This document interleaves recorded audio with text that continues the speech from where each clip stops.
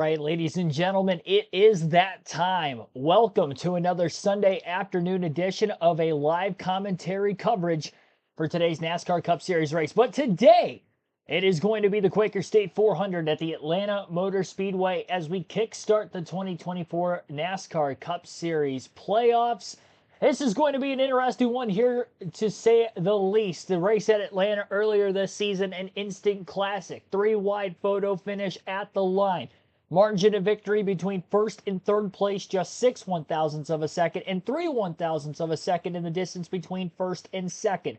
Ryan Blaney going to try to avenge his what looked to be potential race win at Atlanta earlier this season before getting split three wide off of turn 4 on the final lap of the race as he starts on the front row in today's race. He is one of the odds-on favorite to go to victory lane as he begins his title defense in 2023, of course, a year after winning the Cup Series championship last year. As a Blaney fan, I'm personally ready to go. I got my champion hat on. I got the championship sweatshirt on. So the title defense is in full, defense mode coming into this one. But appreciate everybody tuning in here this afternoon. Be sure to hit the like button on the stream if you haven't done so yet. Our goal is 150 likes for these Cup Series live commentary streams, and also subscribe for more NASCAR content. Live race NASCAR commentary streams every NASCAR race weekend for Truck Xfinity Cup Series racing the track qualifying on the channel, as well as other content during the course of the week. We have gaming streams during the week and once more. So be sure to subscribe for all NASCAR content. Again, it's a NASCAR oriented YouTube channel. Appreciate everybody tuning in here in this one. We've got 16 drivers vouching for one spot at a championship. So, you know what that means? That means it's time for playoff predictions before we get into today's race. I'm going to give you my playoff predictions here as we have a little over a half hour before the drop of the green flag for today's Quaker State 400, and then I'll drop my picks in for who I think are going to be the front runners for the win in today's race and ultimately my race win. So, before we get into those predictions, I do have to highlight the Fantasy League. Again, congratulations to Monster Jam X10 for winning the regular season championship on our Fantasy League on the channel. If you are unaware of exactly what that is, you can join our Fantasy League on the NASCAR mobile app or NASCAR.com website. Let me reiterate that again on the NASCAR mobile app or the NASCAR.com website. As you see right here, I'm on NASCAR.com. It doesn't matter whether you're on the home page or in this case, the savings page. You can be on any page on NASCAR.com. There'll be a quick link section at the top of the screen. And if you go to where the Fantasy Live tab is, you would click on that. And you can join our league if you obviously are not already in it. You have a chance to win 2 tickets to the NASCAR race if you're choosing the following season if you win our regular season and or playoff championship. So with the regular season ending, again, Monster Jam X10 did win the regular season championship. So he gets the grand prize for the regular season. We'll have a second grand prize champion. So if you are not in the league already, be sure to join. You have about a half hour before the start of the race today to get your fantasy lineups in. You pick 6 drivers every single week. You can see my team on the screen for this weekend. And at the end of stage 2, your starting 5 will lock. You can only use each driver up to 5 times in the playoffs. And then there will be bonus picks that will be a head-to-head matchup, 10 points per matchup that you predict correctly. So be sure to join the Fantasy League. Again, the name of the league is the KRC League. KRC in all caps, space, capital L on the league. I put the name of it in the chat. So again, KRC League is where you'll want to join for that. Don't want to miss your chance to try to go for that grand prize. Again, the playoffs start today, so we'll have 2 separate champions. Points are reset back to 0. And because last year's champion won the regular season and the playoff championship in our league, unprecedented. I don't think that'll ever be done again. So hard to win one championship, let alone 2 of them in the same season. He actually took his grand prize to go to the Vegas fall race this season, but he is giving up the second winner's choice. He said that he wasn't going to be able to attend another race this season. So, because of his work schedule, needless to say, he is giving the prize back up. So we are going to have 2 winners in the playoffs. Again, the champion, and then whoever finishes second place will technically take the playoff prize from last year as well. So Don't thank me, thank him. Inside Uranus was our champion last season. I don't know if you're watching at this point, or going to watch the replay of this stream, but if you aren't in the league already, the only criteria is that you have to be a subscriber of the YouTube channel. I'm able to look up your name to see whether or not you are a subscriber of the YouTube channel. So that's really the only criteria. Obviously, if you're not 18 years or older in age, you can still participate, but you would need adult consent if you were to win the championship for me to give the tickets to an adult. So I'm not giving them to like a 10-year-old or something and trying to figure it out from there. Those are the only criterias that you have to have when you do join the league. I will also say that it is, again, free to join. And all you need is your email to sign up and create a password. So that is the full detail on that. So good luck to all of you guys going for the playoff championship beginning today.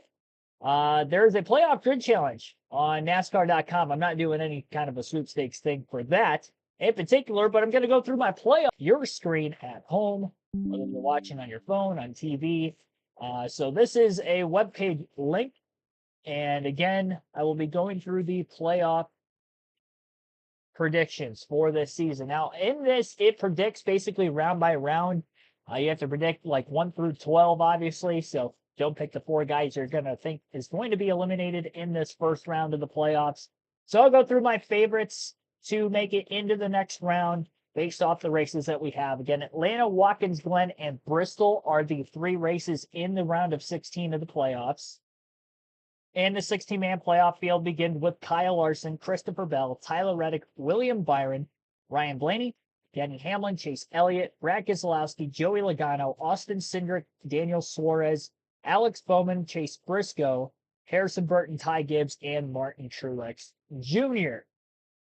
Now, I'm just going to start off right off the rip. A couple guys who I don't think are going to make it to the next round of the playoffs. I don't think Harrison Burton's going to make it. He was 34th in points all season. Pretty much, I think he's going to have to win today at Atlanta if he's going to make it into the next round. He did have great finishes at the first Bristol race earlier this season, and his road course finishes have left a little to be desired. So, yeah, being 34th in points, you're pretty much going to have to win a race in each round, which he did win at Daytona 2 weeks ago in the Super Speedway, and Ford's are really good on the Super Speedway. So I'm not going to say it's impossible for him to get the win today, but the fact that he would get 2 wins in 3 races after going winless his first 96 career races, the stats aren't in his favor, to say the least. But good luck to Harrison Burton today. I don't have him in my next round. Another driver I don't have in my next round is going to be Daniel Suarez. Suarez has been outside the top 16 in the points all season. Speaking, super speedways do not favor Daniel Suarez in his Cup career. Daytona, Talladega, he's had some bad runs, and at Atlanta, although he's had better runs than a win earlier this year, the consistency is still a lack thereof. The Fords look very, very strong. I don't see him necessarily winning the race today. I'd be shocked if a manufacturer outside of Ford does not go to victory lane here today. I will say that there are some outliers, which I'll get into when I get into the actual race predictions, but road courses have not been great for Daniel Suarez this season. Really, trackouts as a whole, both Chapter and Exworth, that struggled on pretty much every road course race we've had so far in 2024. And so with Watkins Glen, Atlanta on there, yeah, I don't like it for Daniel Suarez one bit. Austin Cindric, another driver who's kind of struggled on road courses, which is weird because if you look at his Xfinity Series career, you would say he was going to be a good road course racer coming into the Cup Series. But as for that was 2 years ago too, it's always back there at all. But anyway, to go back to Austin Cindric in the 2-car. Austin Cindric again, Ford, Atlanta. This could probably be his best race of the round. All 3 Penske cars struggled primarily at Bristol earlier this year. Watkins Glen, not a very good racetrack for Cindric in his Cup career, believe it or not. Again, Xfinity races, Xfinity cars, very good. Even the Gen 6 car, when he was in the 33 part-time at Penske, ran really well on the road courses. But this next-gen car, Penske as a whole has not been good on road courses. And Cindric has honestly been probably the worst of the 3. So I'm going to say that Cindric, Suarez, Burton are definitely going to be eliminated from this first round of the playoffs. Now I kind of predict the order of which 1 through 12 are going to be. And I think a driver who can go out, win Atlanta, and be the first driver locked in is going to be Ryan Blaney. He is my pick to win the race today. He was very strong here earlier at Atlanta. We know he's probably one of the better super speedway racers in the Cup Series today. He's got a bunch of wins on super speedway. He's got 3 at Dega. He's got 1 at Daytona. And although he hasn't had up earlier this season, he was leading on the final lap. And he's led a bunch of laps here at this Atlanta super speedway configuration as well. So I do think Blaney's going to win today. If I look at the next seed for Watkins Glen, somebody who could potentially end up winning that race, Kyle Larson's a driver who has ran very well there in the past. If he doesn't get a win there, I think he could get a win at Bristol as well. He's also got the most points, so I'll put Kyle Larson in there as a potential threat to win any of those races. Denny Hamlin was very good at Bristol earlier this season. Therefore, I think he's going to run good in that. Guesstimating that those are going to be 3 guys who can win in this round of the playoffs. Another driver who I think is going to score really good in points and potentially win, William Byron at Watkins Glen. He did win there last season, and he won at Coda on a road course earlier this year. It's going to be very much a track position-based race. Probably only a 2-stop race at the most there. Maybe 3, depending on the stage splits, but because it's a playoff race, I think a lot of these playoff drivers are going to go for stage points. So track position, I think, is going to be key for qualifying. Tyler Reddick, another driver who's really good on the road courses, has been very hot all the way through the summer months of the season. I think Watkins Glen could be a good run for him.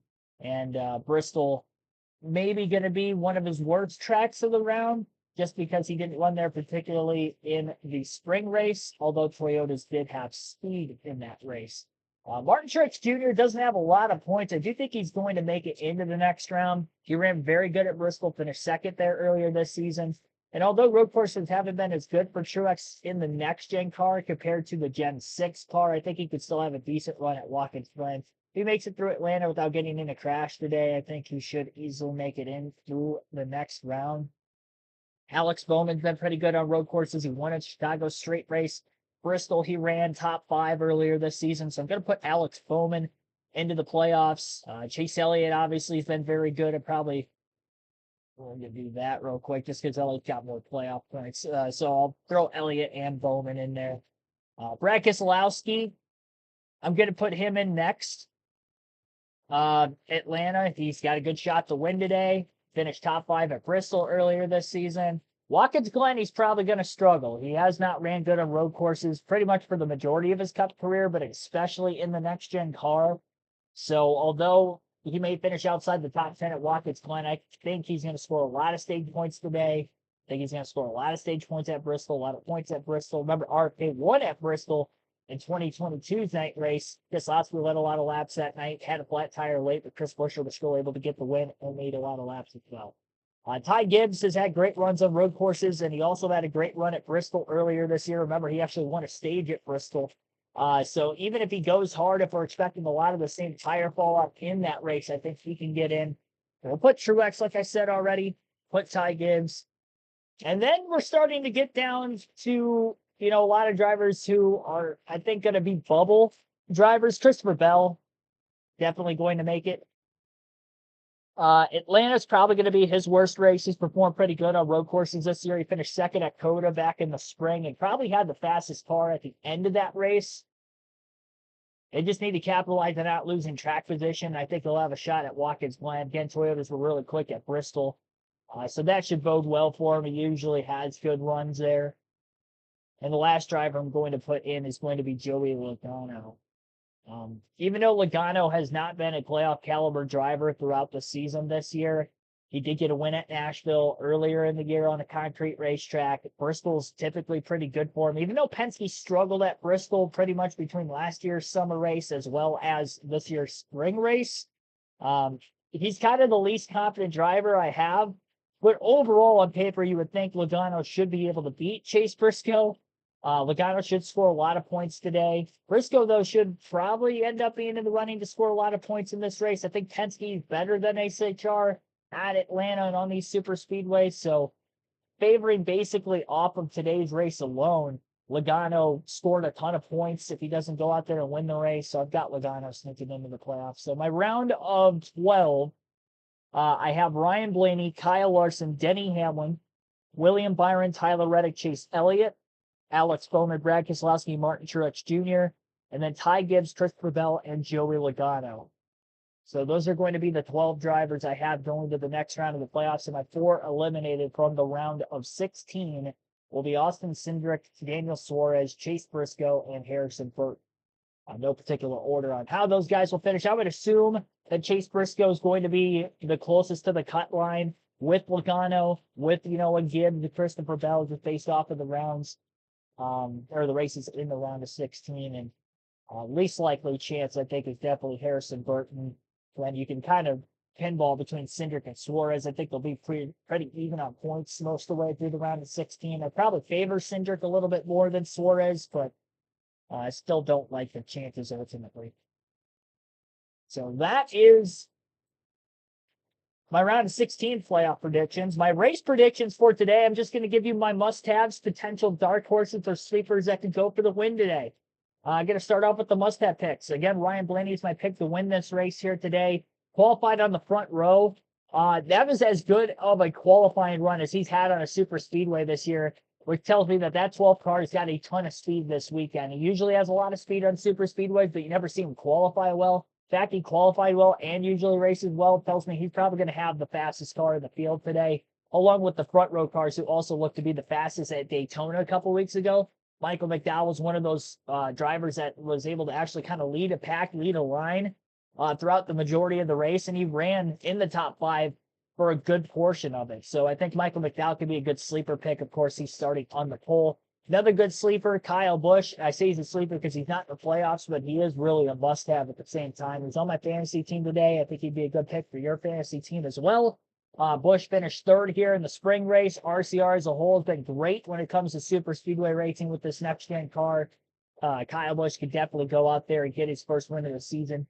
I've been saying it for pretty much half the playoffs. And I said, no, I don't think he's going to make the playoffs. If he does, he's going to win on a super speedway. He finished 2nd at Daytona a couple weeks ago. Came close to being correct on that. I was correct in the sense that he didn't make the playoffs. I didn't think he would, but he needed a win, and he came close to it. I do think that Kyle Busch is going to be very quick today. He was one of the few Chevys that actually qualified in the top 10, so he does have a lot of speed already coming into the race based off qualifying alone. Again, they'll practice this weekend, but I do trust that the 8 car is going to be quick. And he's going to be around the front of the field at the finish of the race if he doesn't get caught up in an incident. I will say that. I would not be shocked if he's running top 5 in the last couple laps like he was again earlier this season.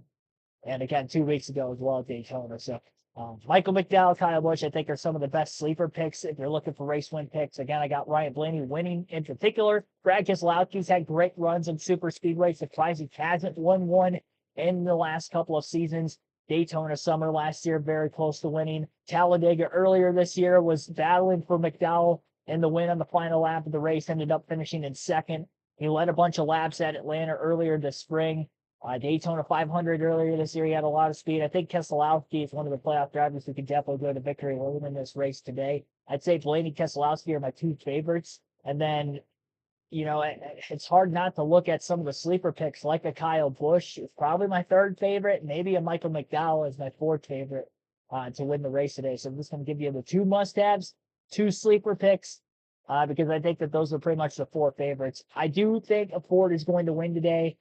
Kyle Busch, if a Ford does not win today, I think he's my pick. So that is my baseline for who I think is going to run well in this race. My playoff predictions. Let me know in the comments section what you think on that ultimately as we get closer to the drop of the green flag towards today's race.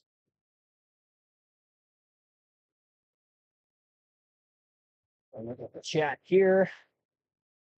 Front row ones to watch out. Yeah, for sure. Michael McDowell and Todd Gilliland. I mean, they had the quickest cars, in my opinion, all weekend at Daytona just 2 weeks ago. I think the quick turnaround from Daytona to Atlanta is really going to help them, as well as just anybody else who ran well and had great speed at Daytona a couple of weeks ago. We got Kyle Busch, too. I think the quick turnaround of super speedways is huge here. Wasn't a lot of time to go back to the shop and try to find something for speed from one super speedway to the next. Gillen led the most laps in February. Yep, exactly. I think he started on the front row in that. Oh no, he started top couple rows because it was Logano and McDowell in the front row. But yeah, starting towards the front just like he did in that race today too.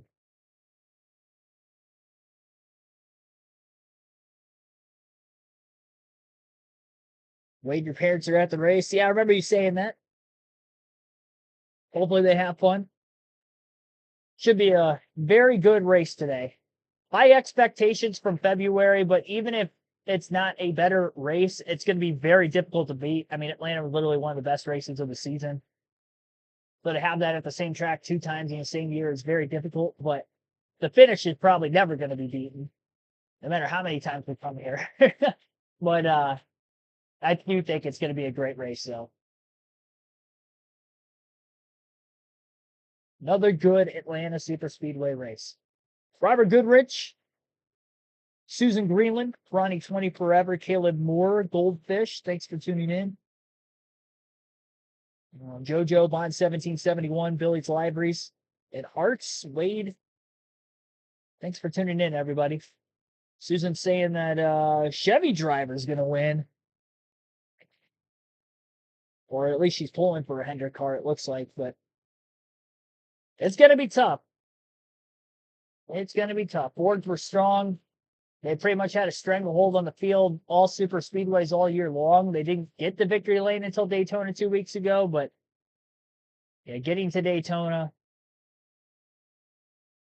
dominating that race, getting the win, it's going to be tough. They have 7 of them starting in the top 10, so they could really put a stranglehold on this field in the early going, especially in stage 1.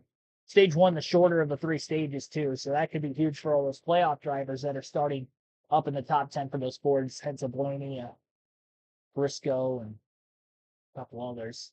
So be starting up there.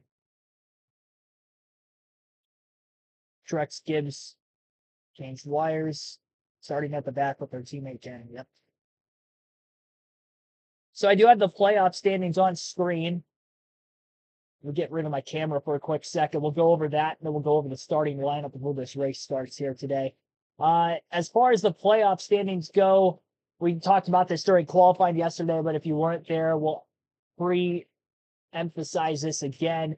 Kyle Larson is the #1 seed, most playoff points with the most wins, stage wins, and a second place regular season points finish combined there. 40 playoff points in total to begin this postseason, and he's 35 points above the cut line. Christopher Bell is the #2 seed, he's plus 27. Tyler Reddick, the 3 seed's plus 23 points. He was the regular season champion, and he does go from having 8 playoff points on the season to an additional 15 for winning that regular season title. That was huge for him, only having the 2 wins he had so far this season. So that gets him to, gets him to 28 playoff points on the year because he had the 15. He would have ended up having 13. So he's plus 23 above the cutoff line. Plus 17 for William Byron is the #4 seed. Ryan Blaney, who was 4th in the regular season standings, was plus 13. Denny Hamlin, plus 10. Remember, he was docked 10 playoff points just a couple weeks ago after the engine issue or penalty that he ended up having from the Bristol race back in the spring. TRD came up to NASCAR, said, hey, we made a mistake. Essentially, they gave them the wrong engine for breakdown. They had ran an extra race on that engine recently, and they didn't break down the engine from before post race. So whatever the case was, 10 playoff points were docked for Denny Hamlin, and that's why he's only plus 10 despite having 3 wins. Chase Elliott plus 9, plus 3 for Brad Keselowski, 2 points to the good for Joey Logano and Austin Cindric, 1 point to the good for Daniel Suarez, and Alex Bowman is the last driver above the cut line. He is actually in a 3-way tie to begin the playoffs with Chase Briscoe and Harrison Burton, but the tiebreaker goes to Bowman as of right now. Tiebreakers in the round are the best finish in the round. So if we do have a tie at the end of Bristol, it will be the best finish in this 3-race round. Ty Gibbs, Martin Church Jr. are the last 2 seeds. They were the only drivers to qualify for the playoffs on points. They are minus 1 point behind Bowman, Briscoe, and Burton on the cut line. So that is a look there. I will get the raw feed up in the live leaderboard. And we'll go over the starting lineup for today's race as they're just getting the command to fire engines as we speak.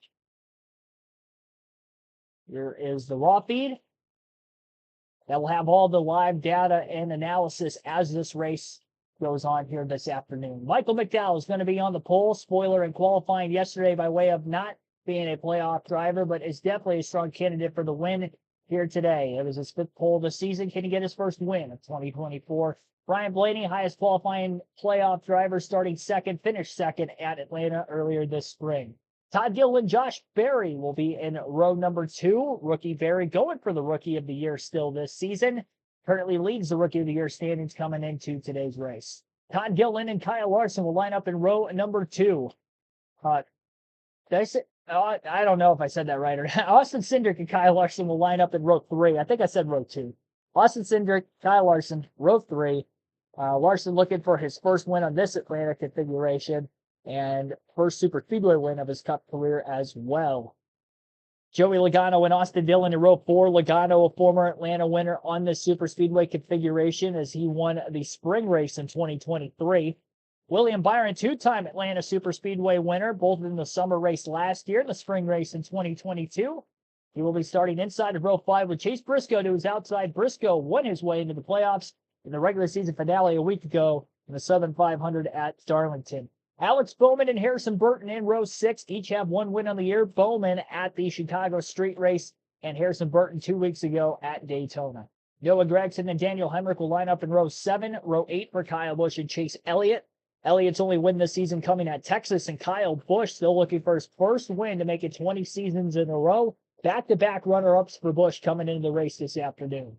In row number 9, it'll be Chris Buescher and Ross Chastain. They were the first two drivers, some of the first couple drivers below the cutoff line on not making it to the playoffs virtue of points. Still looking to get a win before the season is out. Appearance in just his second full-time Cup Series season. And Brad Keselowski trying to go for win number 2 on the season. Hasn't won since the Darlington Spring event. In row number 11, Ryan Preece and Martin Truex Jr. Tyler Reddick and Bubba Wallace, the 2311 Toyotas, will start back in row 12. Reddick, again, is the regular season champion coming into the playoffs. And the regular season champion is qualified for the playoffs in 8 of the 10 years. Should say the championship 4. They've qualified for the championship 4 in the playoffs 8 of the last 10 years. I'm sorry I'm slipping over my speech in the early going of this. I'll get better when the race begins, trust me. Corey LaJoie, Christopher Bell will line up in row 13. Row number 14 for Ricky Stenhouse Jr. and Shane Van Gisbergen. Third straight Cup start for SVG. Justin Haley and Daniel Suarez will line up in row 15. Suarez, again, the spring winner at Atlanta this season.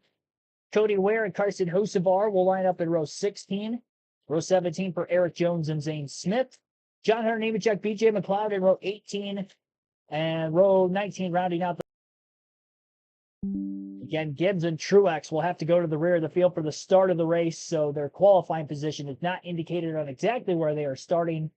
And Denny Hamlin had an issue amidst his qualifying lap yesterday, which is why he is starting at the tail end of the field. If he qualified, did last in 38. Villanova, Chris Davis also won. I'll get the camera back on. Thanks for reminding me on that. Maybe that's why I butchered the starting lineup as badly as I did. I apologize for that. For late-breaking updates prior to the start of today's Quaker State 400, here is the USA Network broadcast. Again, they are covering today's race at the Atlanta Motor Speedway.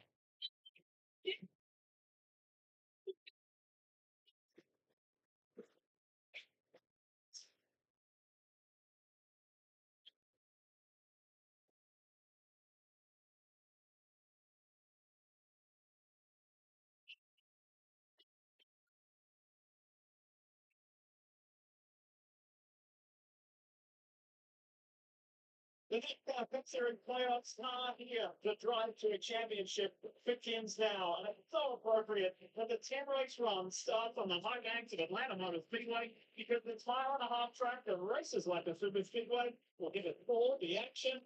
Yeah, I can see. What the can see service to reach the Cup Series playoffs in Atlanta presented by Emirates. It is a terrific night here at the big site, and we are looking out at 10 of the this down. Looking forward to it. 20 26 down, seem to go. I was thinking, on the top, get from the top of city, from the 6th glory, with the consistent player. Look at that. That's what you're doing. Make it real far as you can. You want to be in the co-op, getting not right, you want to be a champion, let's around the TV. It's easy that things go wrong, and they will go wrong. How do you handle it? You propose to go with the mechanic. In those challenging moments that you have to be smart, give yourself confidence. Well, the postseason is more than just a excitement for the fans. It's pressure on the team. It's just possible to reflect behind the wheel. What's the victories that Dave Burns just spoke of for the blue cheese, for Judge here, for the men that's the back kicker, Color they go. Simple case to be the favorite between advancement or ending your playoff hopes. If everyone can blitz the answer, if nerves are not keep about having driving time up how the team can fall. Let's take a look at the celebrate. Considering the playing tricks, by Applebee's, and he done it again. He beat Michael McDowell and Buck on unfortunately you interest earlier this year. And now that's career call number 5. He did a great job yesterday. He'll start alongside the defending series champ, Brian Blaney. And Jeff, speaking of Brian, let's see if we can dial him up. Hey, Ryan, it's guys in the 30 minutes.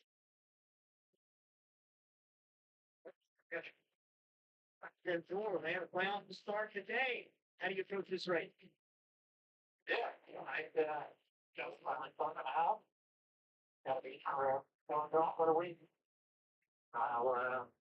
Here comes my war, trying to keep you got a driver right there. It's important.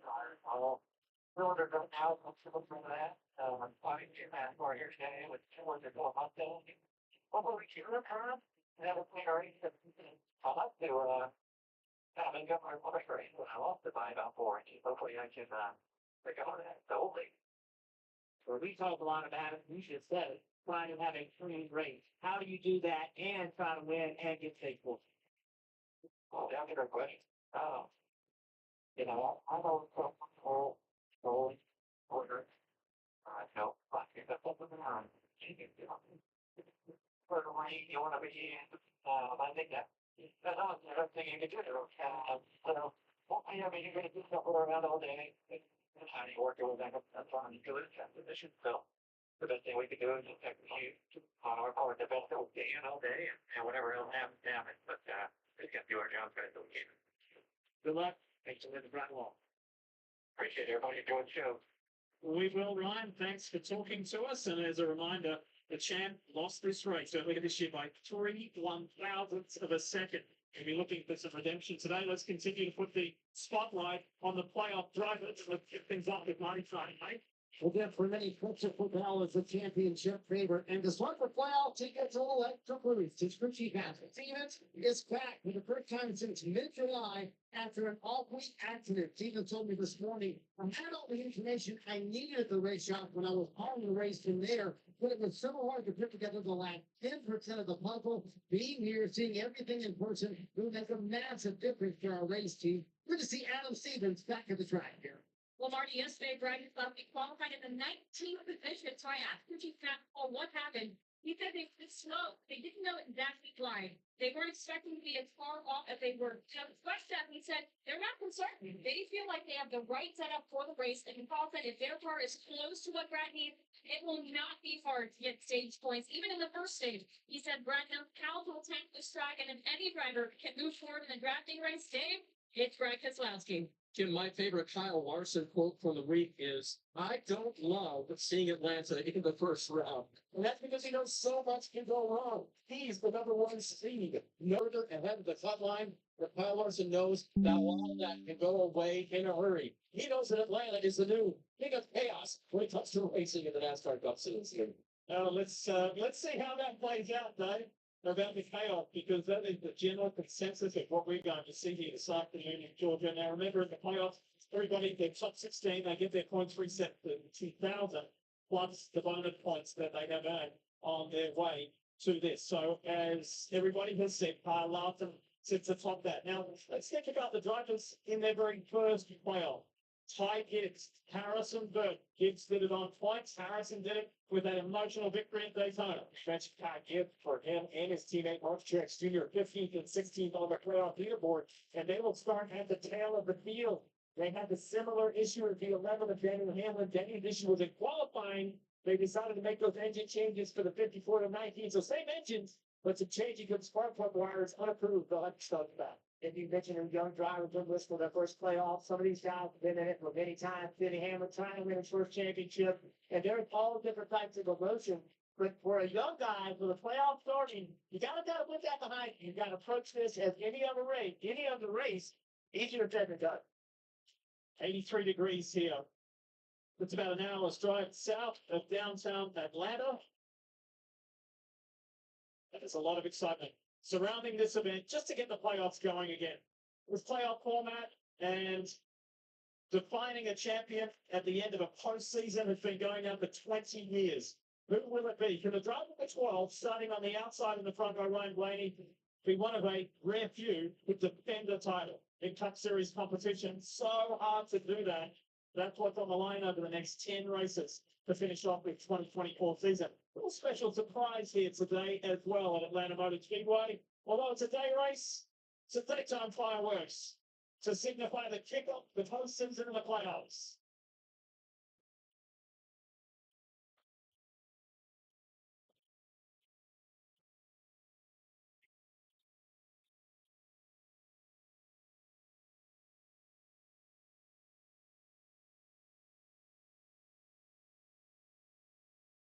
We go for so long for today being the defining moment. Last weekend, Darlington was so eventful, and that massive win by Chase Briscoe. But this is what everybody has been driving towards. This moment to make the top 16 and to go for it. To have that opportunity to be a champion. We always like to bring away this race. Pencil. And let's go inside the 22 of Joey Logano. Two-time champion trying to become a three-time champion. Okay. Oh, yeah. All right. Sorry, buddy. You know what we're going to do. Earlier, we're going to take care. You got that in your driver's side. If you're the first round. Yeah, All right, so we are just a couple of seconds away from the drop of the green flag for this playoff opener at the Atlanta Motor Speedway. A spot in the next round clinched with a win for any one of the 16 vouching for a championship here this season. It'll be interesting to see if one of those 16 drivers can break through. Will somebody who hasn't won yet this season, or maybe never won in their Cup career, get a breakthrough win here today? Fans on their feet, waving their hands, hats, towels, green flag in the air, and we're underway in the Quaker State 400 as Michael McDowell on the inside lane leads the field to the green. He has his teammate Todd Gilliland behind him as the front row motorsport Fords charge towards the front of the field in the first turn of the opening lap. McDowell is clear of the high side, but does not choose to move up yet. Now he chooses to go up with Ryan Blaney in the 12. Blaney getting pushed from behind by Josh Berry. Gives the 34 a shot into the corner. Blaney now down to the bottom of the racetrack to cover the 38. Back to the top to cover the 4. McDowell leading in front of the 12. And Michael McDowell leads the opening lap of the race. Holsitter leads lap 1 here at Atlanta. Second place starter second, and the fourth place starter third. Gillen leads the inside line and is tied by side for fifth right now with Kyle Larson. Austin Dillon also in the mix. McDowell Blaney trying to control the pack in the early laps. And mostly single file through the top 4 positions. Austin Dillon clear for fifth on the high side. Bottom losing numbers like we saw in the beginning of the Xfinity race yesterday. Seems to be a similar start to the Cup race here today. Slicker racetrack than what we saw back in the spring. 83-degree air temps. They were right around 70 for the start of the race earlier this season in February. Gilliland slams the door shut on Joey Logano to finally get to the outside lane in 7th place behind Chase Briscoe in the 14. Single file inside the top 10 positions now. Closest side-by-side battle is Byron Cindric at the moment. Byron, though, quickly goes to the outside, and now about the top 12, 13 cars are single file. A couple cars still door-to-door just outside the top 10. Nobody making a real charge up in the very front of the field. Only 60 laps in stage 1 today, while the final 2 stages will each be 100 laps in length, and that will make up the 3-stage splits for this race. They will not have to pit for fuel or tire purposes in stage 1. Obviously, pit strategy can lend into hand if we get any caution, but if we go caution-free in this first stage, they will not have to pit. Wants to drive this hard tonight. Exactly, and like this help with that playoffs, this championship battle side by side. There's a lot of still the majority of them aren't in the play. Changing, they get career changes, so they're just going to change the way they race just because they're not playing. Nice efficient work from Kyle Lawson as he's sneaking his way closer to Tim Henson's Ryan Blaney. The 5 runs third. Austin Dillon nicely close to the top 5. Pick up. Brad Keselowski on the inside. That is a nice straight field to the top. The racing field is a lineup. So that's it for good for RFK. They were fortunate to get 2 in a year ago. Chris Butcher right there in that blue and black 17, 2 cars behind his owner and teammate, was unable to make the playoffs this year. He was at the right to the bitter end, though. Had a chance at Darlington, but Chase Briscoe's win kind of changed the entire complexion. Like that tank bar on the bottom, he was struggling for a little bit. Trying to get by, see how orderly it is. That first 10 or 12, they're all single file, but that whole race is back here. See that blue right there? It looks like a little bit of contact between spring race Atlanta winner for 99 Suarez and the 41 or 3. The Tyler Reddick on the high line there. Regular season champ. There he is with excruciating last week. Those stomach issues he's had. And he felt from vomiting in his helmet. He said it was so difficult. I had stomach cramps. He said I didn't alleviate it until the early hours of the morning. He said it was one of the toughest things I've gone through while driving into the regular season final. Corey LaJoy in the center of the game, Rich Machine on the low line. But let's see what happens with Corey right here. He can hurt left. He can get underneath Haley. So 19 through that 95 the line up. And that paper making that big. Another side by side down on the top. Yeah. The danger of making the movement is it doesn't work out. And you lose a lot of spots. And that's what all these drivers are learning right now. Can I make a move that can really work out? I'll tell you, pizza brings you good view of Joey Logano. The 3 that started to wait earlier this week, he was very measured. He was very confident. Being here. And Paul Wolf, his crew chief, said, "Phil is a big moment, 50 push-ups, a big managing driver. It actually goes better the higher the pressure is." They're very consistent with that experience speech. That's what he said this week. That's the best talk we heard on the radio just 10 laps ago. He feels like his team, top to bottom, and everyone has thanked him. Who else is here is all again. The team. That bright yellow Bernard Sport of Hopkins Citrus. This reminds me of a Daytona racing industry. They're not side by side in guy, hard on guy. Flexible enough to do that. You hear the truck trying to take a hit on the way to buy. But what happens if he doesn't take this move? Getting shot up behind him. They're going to lock up 40 and he's going to lose a ton of spots. Harrison qualified well. He was on the 6th row, the 12th position yesterday. Now, Alex Farman had to look up the inside of the high 48. They run side by side. Earlier this year, at times there were 3, and a couple of times they were 4. Well, and all the number 1. The track out.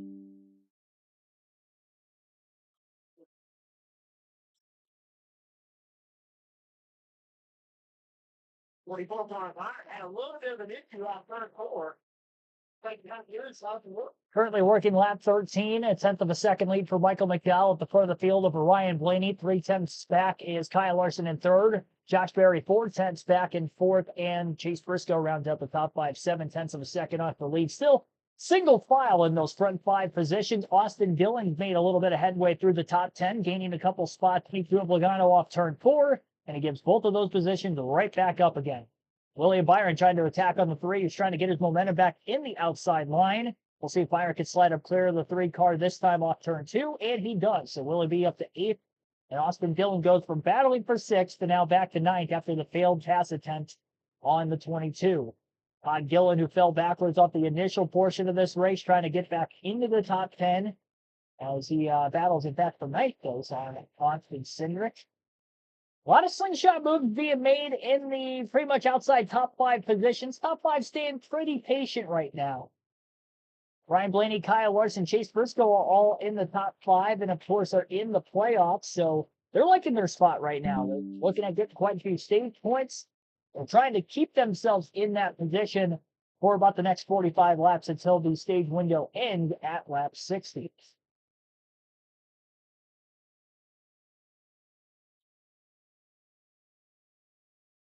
Once again, though, this is a commercial-free race on the USA Network, similar to that of Daytona 2 races ago for the Cup Series. Commercial-free in the sense that they will not. So that will be similar. That will help for the live commentary purposes of this stream to give you the action even during the commercial breaks as well. So far, haven't seen one. I expect there to be one sometime soon as we're already 17 laps in. Caution free in the early going. Austin Dillon ended up getting a little tight, had to lift in the middle of 1 and 2, lost ground and lost the position to Alex Bowman. Bowman up into 9th place, right behind his teammate William Byron. Gives his teammate Byron a big shot going off into turn 3. Byron to the inside of the 2. But with all the cars log jammed on the bottom, Byron's got nowhere to go to try to clear high. Still single file here as Michael McDowell continues the lead. And Bowman now going to go after his teammate Byron and try to get a spot. He clears the 24, but can't quite clear the 2. And Larson looking to make a pass inside the top 5. And Barry not going to give the spot up. Larson better be careful on the bottom because there's a couple cars looking to slip to the outside lane. Larson's able to cover the top in time. He tried to make a pass, but although he wasn't able to make the pass, he was able to get back up into the outside before he lost any more positions. They're still remaining up in the top 5. Michael McDowell has led every lap from the pole to this point. 3 wide in the middle of turn race car as he nearly got sandwiched between the Penske Fords of Cindric and Logano. Briscoe loses the spot to both the Penske cars, the 24, the 48. He's still getting freight trained. Now the one of Chastain's going to get by him. And more disorganization at the front of the field. Larson going for third on Barry again. Now they're side by side. Things are really starting to get racy at the very front of the field for the first time today. Top 2 positions still trying to control the pack. Blaney in second, McDowell in the lead. Side by side still for third for almost an entire lap now between the 4 of Barry, who's on the inside, and the 5 of Larson on the outside. Barry drifts up the racetrack center of the corner. Had to lift to keep it off the 5. 5 trying to keep the momentum up, but still door to door at the start-finish line for third. And side by side behind him as well for Alex Bowman and Joey Logano battling for 5th.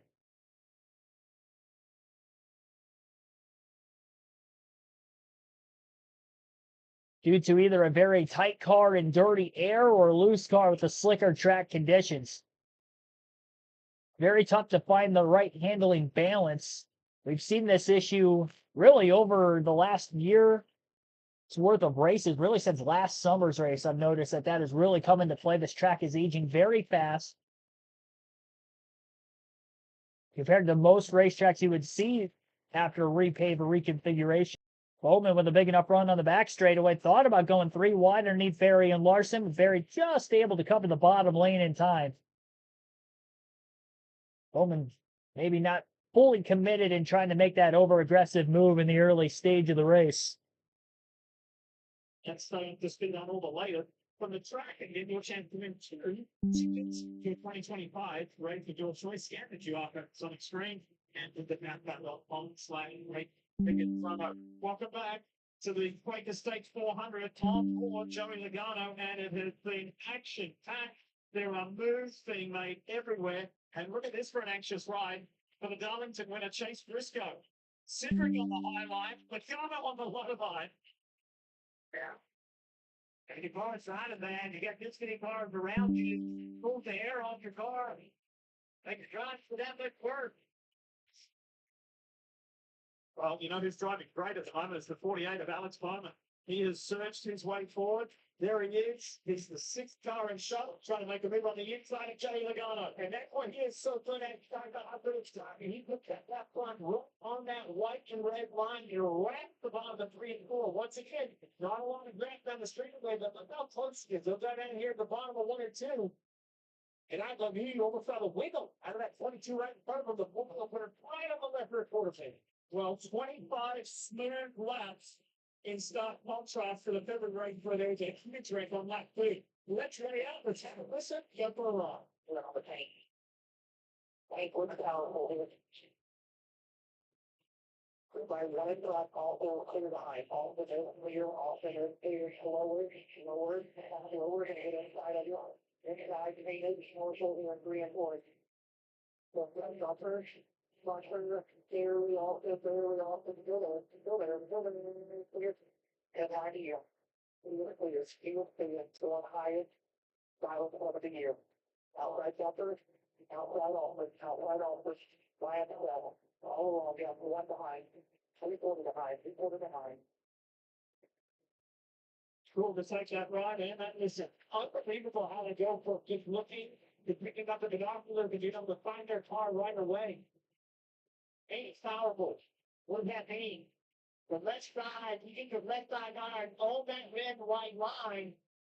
Well, this race track has always been like that. Atlanta, in the left front, right on it. And it helps make the car turn. It actually makes 4 grips right there. That would be information going to the driver. Bobby, what you got? Well, you can also hear Coleman helping the team Austin in that conversation. That's Austin Cinder. You're about a teammate right in front of him in that yellow car right there. See, he's got a great point. Team Michigan really works well together. In fact, they're the only group in the spring here in Atlanta that can make Whitney together work well. Jeff, the drivers that all tell you it's harder to do Atlanta than it is at Daytona and Talladega. Fight the partner and look at what's going on. Why is that the case? Because it's harder to get your car to drive well here than Daytona and Talladega. So the speeds are different. They all look like they're running at the same pace, but one guy's having to lift more than the other in different places on the racetrack. Well, it's just hard to get to someone's rear bumper. And if you get to that rear bumper for the big move right here, you can't push them like you can at Daytona and Talladega. The radius for the corner are so much tighter here. If you push in the corner, you can actually spin the guy out. I look at it like racing at 180 miles an hour at Talladega is kind of like going down a 5-lane interstate, running 180 miles an hour to see Blaney get by McDowell for the lead pretty easily, just turn left. 180 miles an hour here is more like driving to your neighborhood. It's there's just not as much space. It even seems fast. First time we've seen somebody else other than Michael McDowell. Here comes that 48 machine of Alex Bowman again. Larson down low. Here comes Cindric in the 2. We've got some movement after 30 laps here in the Quaker State 400. At 34, McDowell drove right to the rear bumper of Blaney and out of the track. The car looked very loose. Larson now attacking Blaney. What a race. Good stuff. This is awesome. It's super close. Blaney, Larson, and teammates working together here as Cindric pushes Blaney ahead. What a shot. New car in the back of the 12. Teamwork makes the dream work. McDowell works side by side with Bowman. Logano's looking to get a run. Watch the 22 on that low side. And now that 34 car, McDowell has lost the lead. Wondered how his car would drive because it's a trade-off speed between a good heavy car and probably a real bad side throw. Now, while all this is happening up front, if you're a 19th fan, Martin Truex Jr., your guy has made up 21 positions. Lap 33 of 60 in stage 1 and 33 of 260 entirely in this race in the Quaker State 400 at Atlanta. As of right now, Ryan Blaney is your race leader. Austin Cindric second, Kyle Larson third, Michael McDowell fourth, and Joey Logano is in fifth. Sixth place for Alex Bowman, William Byron 7th, Chase Elliott 8th, Ross Chastain 9th, and Josh Berry 10th. Daniel Hemrick 11th, Harrison Burton 12th, Chase Briscoe 13th, Martin Truex Jr. 14th, Ty Gibbs 15th, Todd Gilliland 16th, Austin Dillon 17th, Ricky Stenhouse Jr. 18th, Bubba Wallace 19th, and Christopher Bell is 20th. Daniel Suarez 21st, Brad Keselowski 22nd, Justin Haley 23rd, Kyle Busch 24th, Tyler Reddick 25th, Corey LaJoie, 26th. Chris Buescher, 27th. Eric Jones, 28th. Jonathan Emanchuk, 29th. And Noah Gregson is 30th. Dean Smith, 31st. Carl Gisberg in 34th. Denny Hamlin, 35th. Cody Ware, 36th. Ryan Priest, 37th. And J.J. Yaley in 38th. Every car in the lead lap still caution-free in the early going to the race. Michael McDowell in the first 29 laps from the pole. Blaney has led the last 6. Average race speed of 178.77 miles per hour. 18 minutes tops from the drop of the green flag to where we are right now, just past halfway through stage 1. We're listening live on KRC to the Atlanta Cup Series race for the NASCAR playoffs.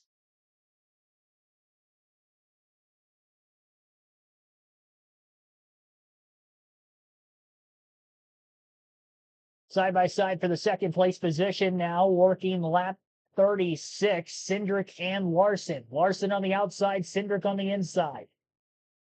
Byron's worked himself up into the 4th place spot. His teammate Bowman wasn't fit, just lost that spot to Logano, who blows around him on the top. Bowman had to lift, got too tight behind his teammate on the bottom line through 3 and 4. And Alex Bowman is in danger of losing another spot. It looks like another car to his outside of the 34 of Michael McDowell. 2 by 2 is pretty much the front 3 rows of cars behind the race leader, Ryan Blaney. All 3 Penske cars down on the bottom. If Logano and Cindric can pull clear of Larson, they will try to control to the end of the stage.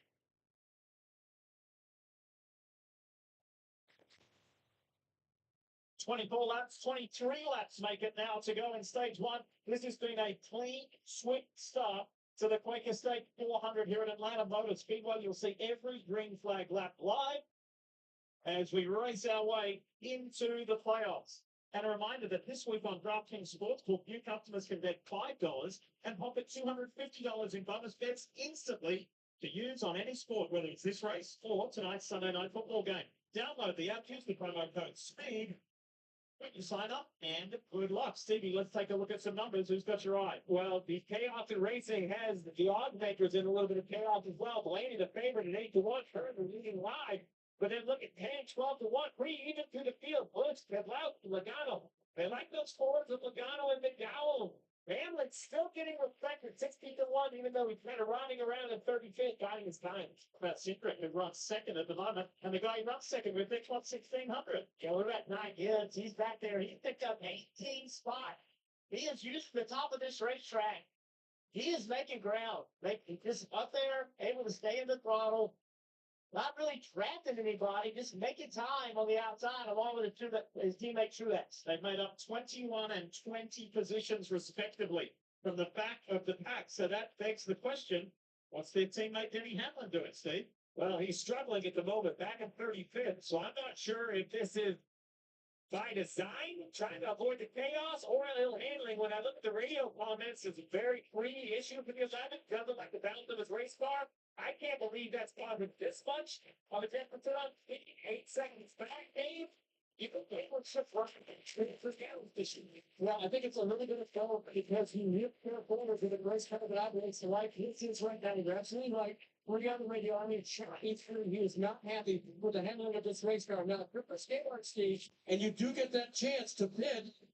What would you do for him? Would you do something as risky as a no tire change stop and try to leapfrog him forward? But a lot of guys are going to be thinking that too for this first stop. Well, with 60 laps burned of an 80-lap gas tank, I think you're absolutely going to take tires because it takes that much time to put fuel in the race car. The question is, can he save enough gas where some of the leaders maybe have to wait on fuel, or Hamlin can try to leapfrog some? But from 35th, you're only going to maybe gain 5 or 7 spots. You're not going to be able to make a huge jump. It is Hendrick Motorsports and Team Penske at the front of this pack. On the left of your screen, on the graphic, the yellow underlining of names, that designates the playoff drivers. As Larson goes high, Blaney continues to lead. That means that Ryan Blaney has led 6 times since the reconfiguration of the Atlanta Motor Speedway. Look at this. Teammates working together. You got the 300 cars on the top, the 3 Team Penske cars on the bottom.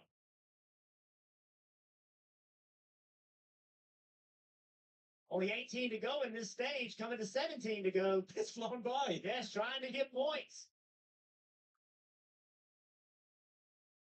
You see all those yellow windshield banners and yellow spoilers. That's just a great reference of who's in the playoffs and who isn't. Ross Chastain, in the one who came so close to making the playoffs, is putting on a terrific show here, and Ross has advanced himself 14 positions since the drop of the green. Blaney told us this week that he thought the best way to avoid an accident was to run in the front two lanes. When he has stuck to that strategy, great qualifying out of the 12th car. Blaney got by McDowell, and he's led ever since. Currently has led 15 laps. It's going to be interesting right now. They're getting side by side about 3 or 4 rows deep. So before you were afraid to make a move on the bottom, but now I think you can be more aggressive with it. And entering the picture, bottom right, is the 9 of Chase Elliott. Here he is. Let's go for a ride. The Coke on board.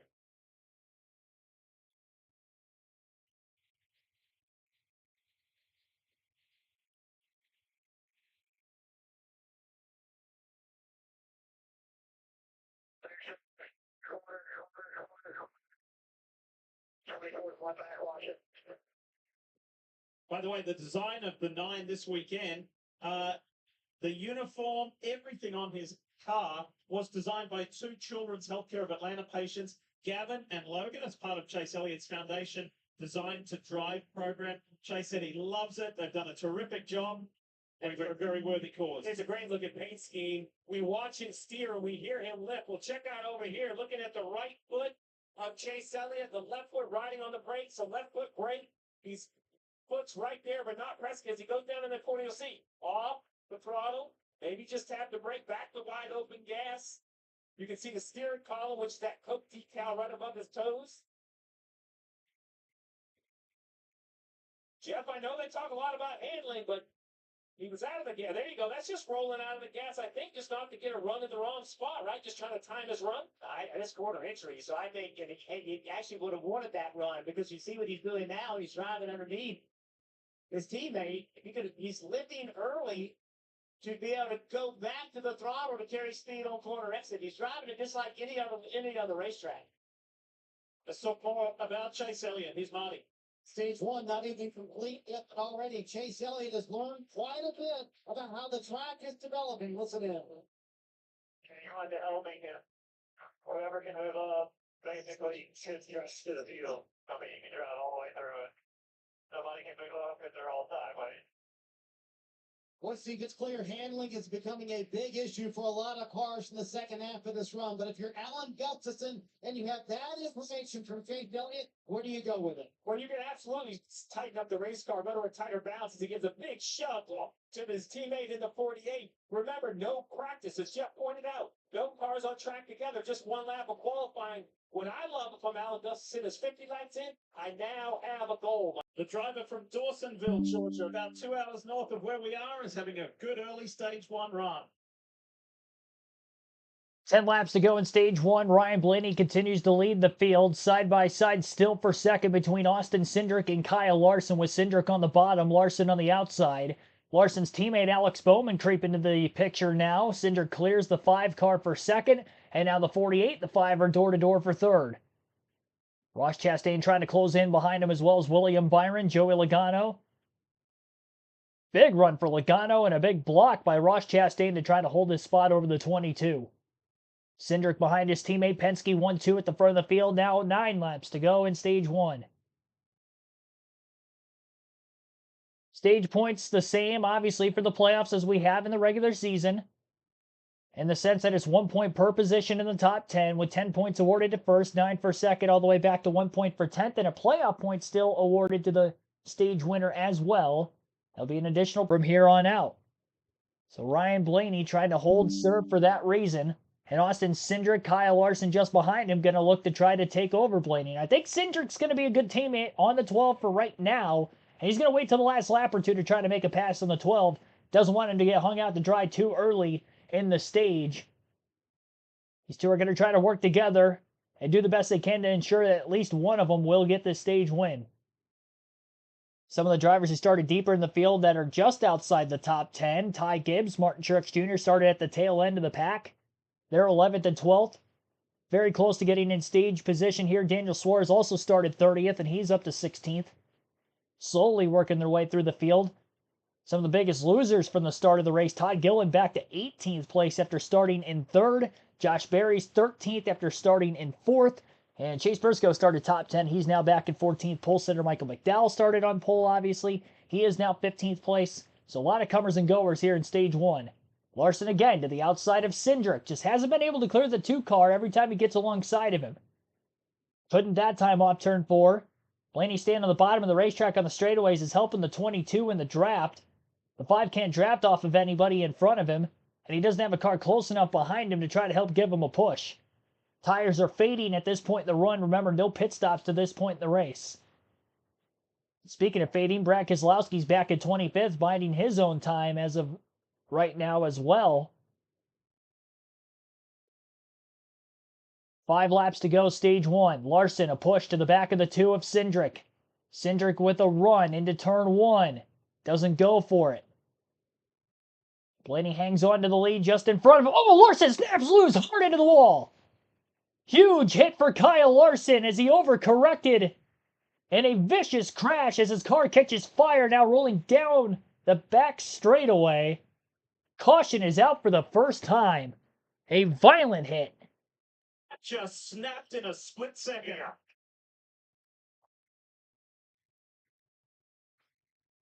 You heard Kyle on the radio, so I don't know if I blew a tire or what. Cliff Daniels has a look of concern on his face, and understandably so. That was purely violent. And thankfully, Kyle is out of the car. See, he's in the corner. Everything looks normal. Back end comes around, and then it went to the right. Now, it appears to me... Oh, he got hit from behind. I didn't even see that. Briscoe, 2 playoff drivers. I didn't even see Briscoe hit him. So watch this thing. The back end starts around first. And when it starts around, he overcorrects it.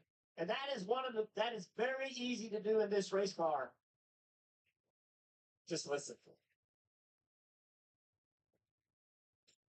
Jeez. Oh.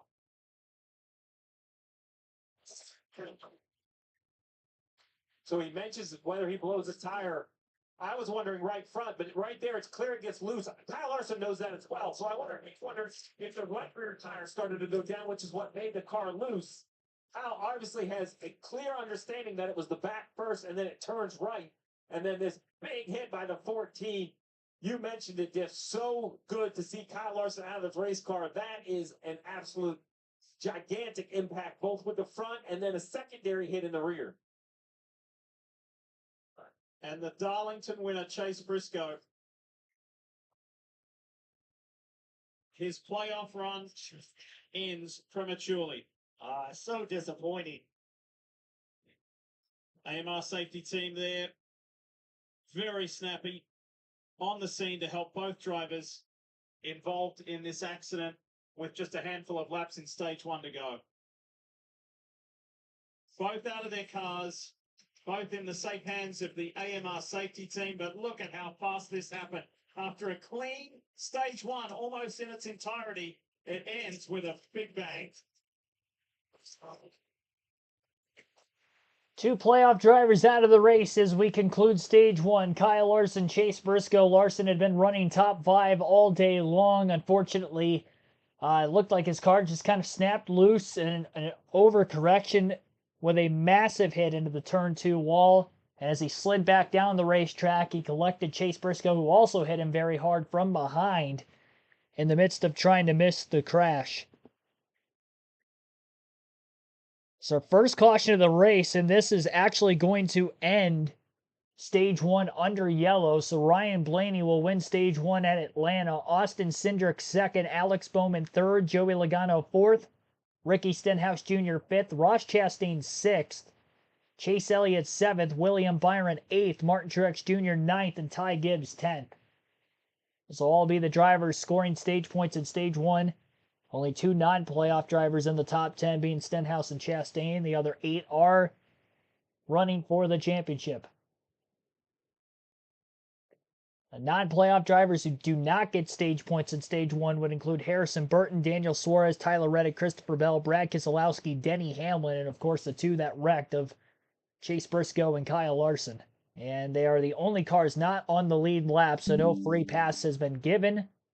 Caution flew at lap 56. Again, a violent crash there for Kyle Larson. Probably the biggest hit we have seen at Atlanta with this configuration. And I didn't even realize that Chase Briscoe had hit him on the way sliding down the racetrack. I saw the damage to the rear of the car, but I thought that might have been from the hit into the outside wall. That was not the case, as Briscoe had cleaned him out from behind.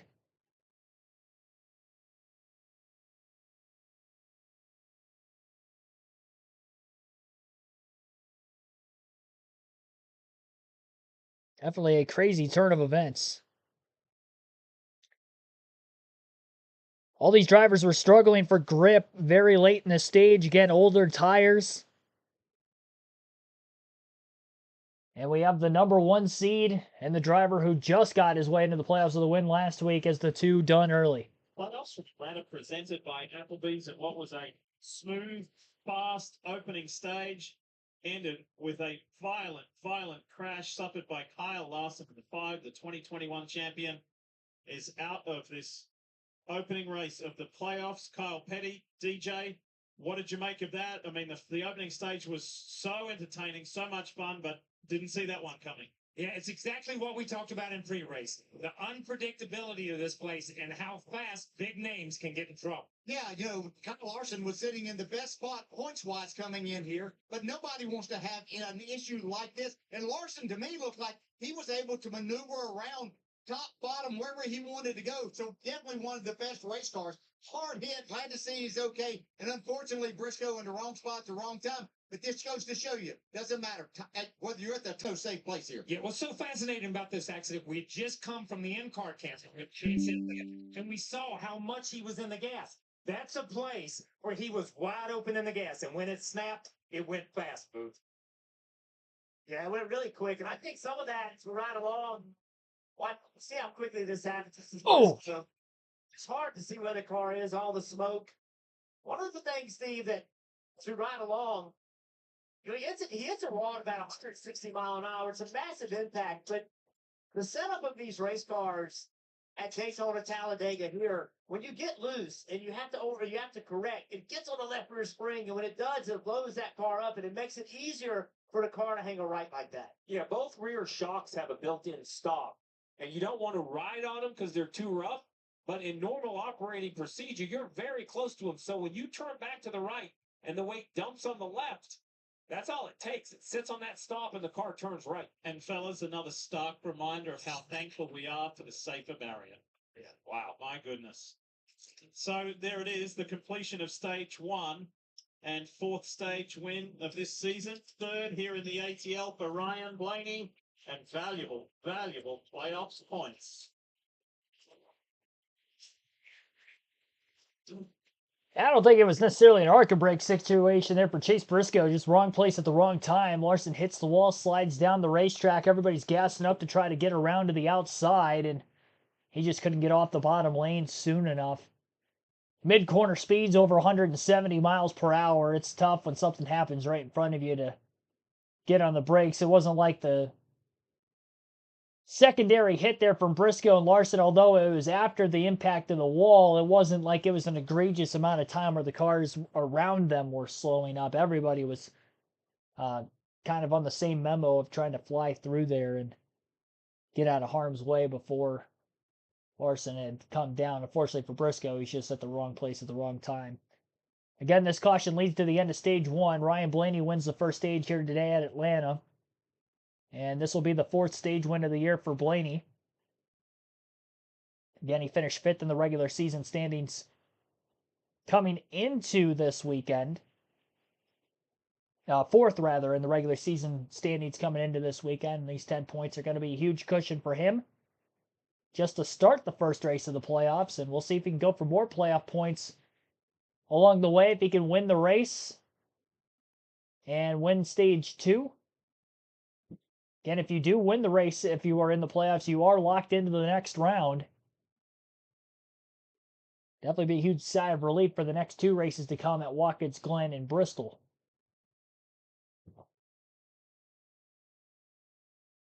NASCAR Vintage 17 Easy E Network also thanks for tuning into the stream.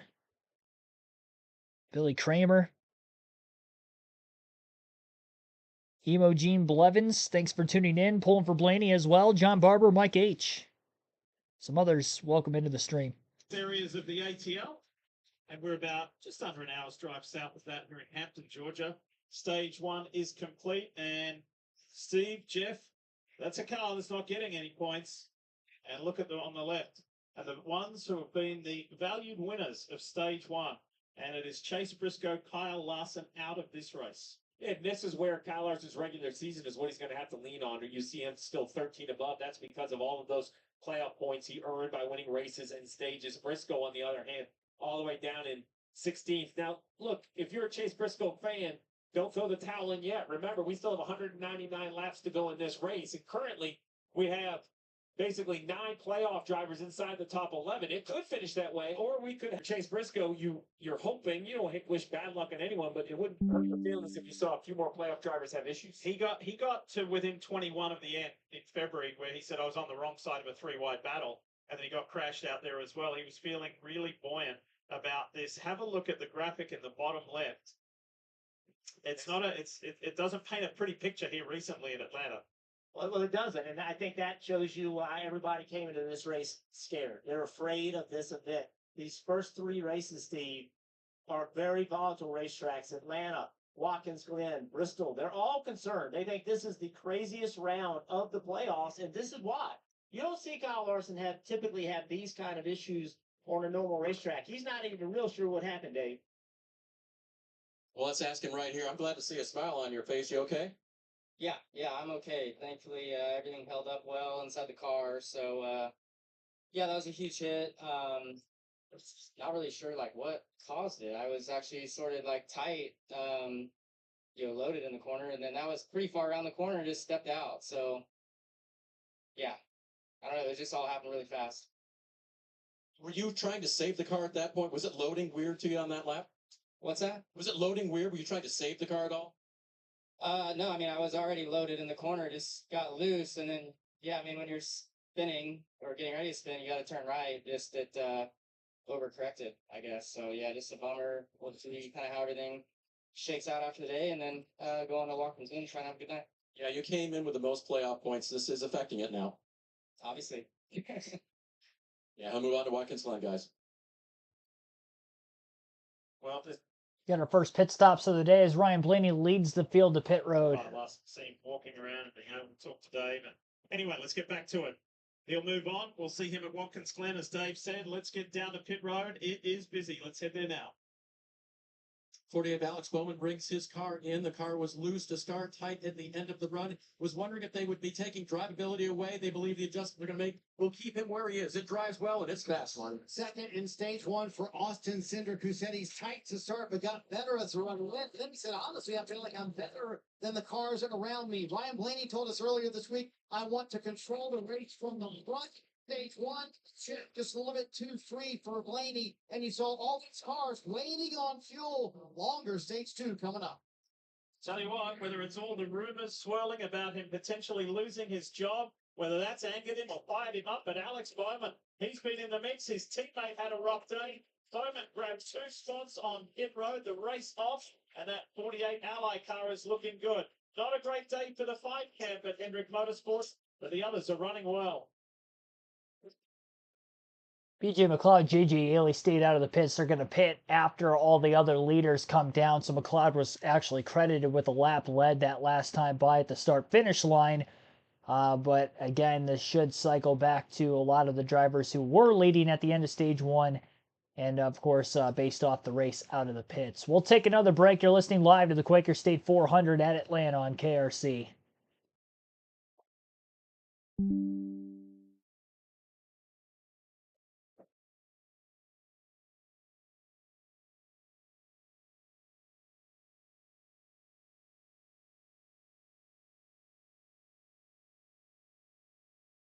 Definitely a wild start to this race at the Atlanta Motor Speedway. Great racing throughout the entirety of stage 1. A lot of slingshots, back and forth movement throughout the field.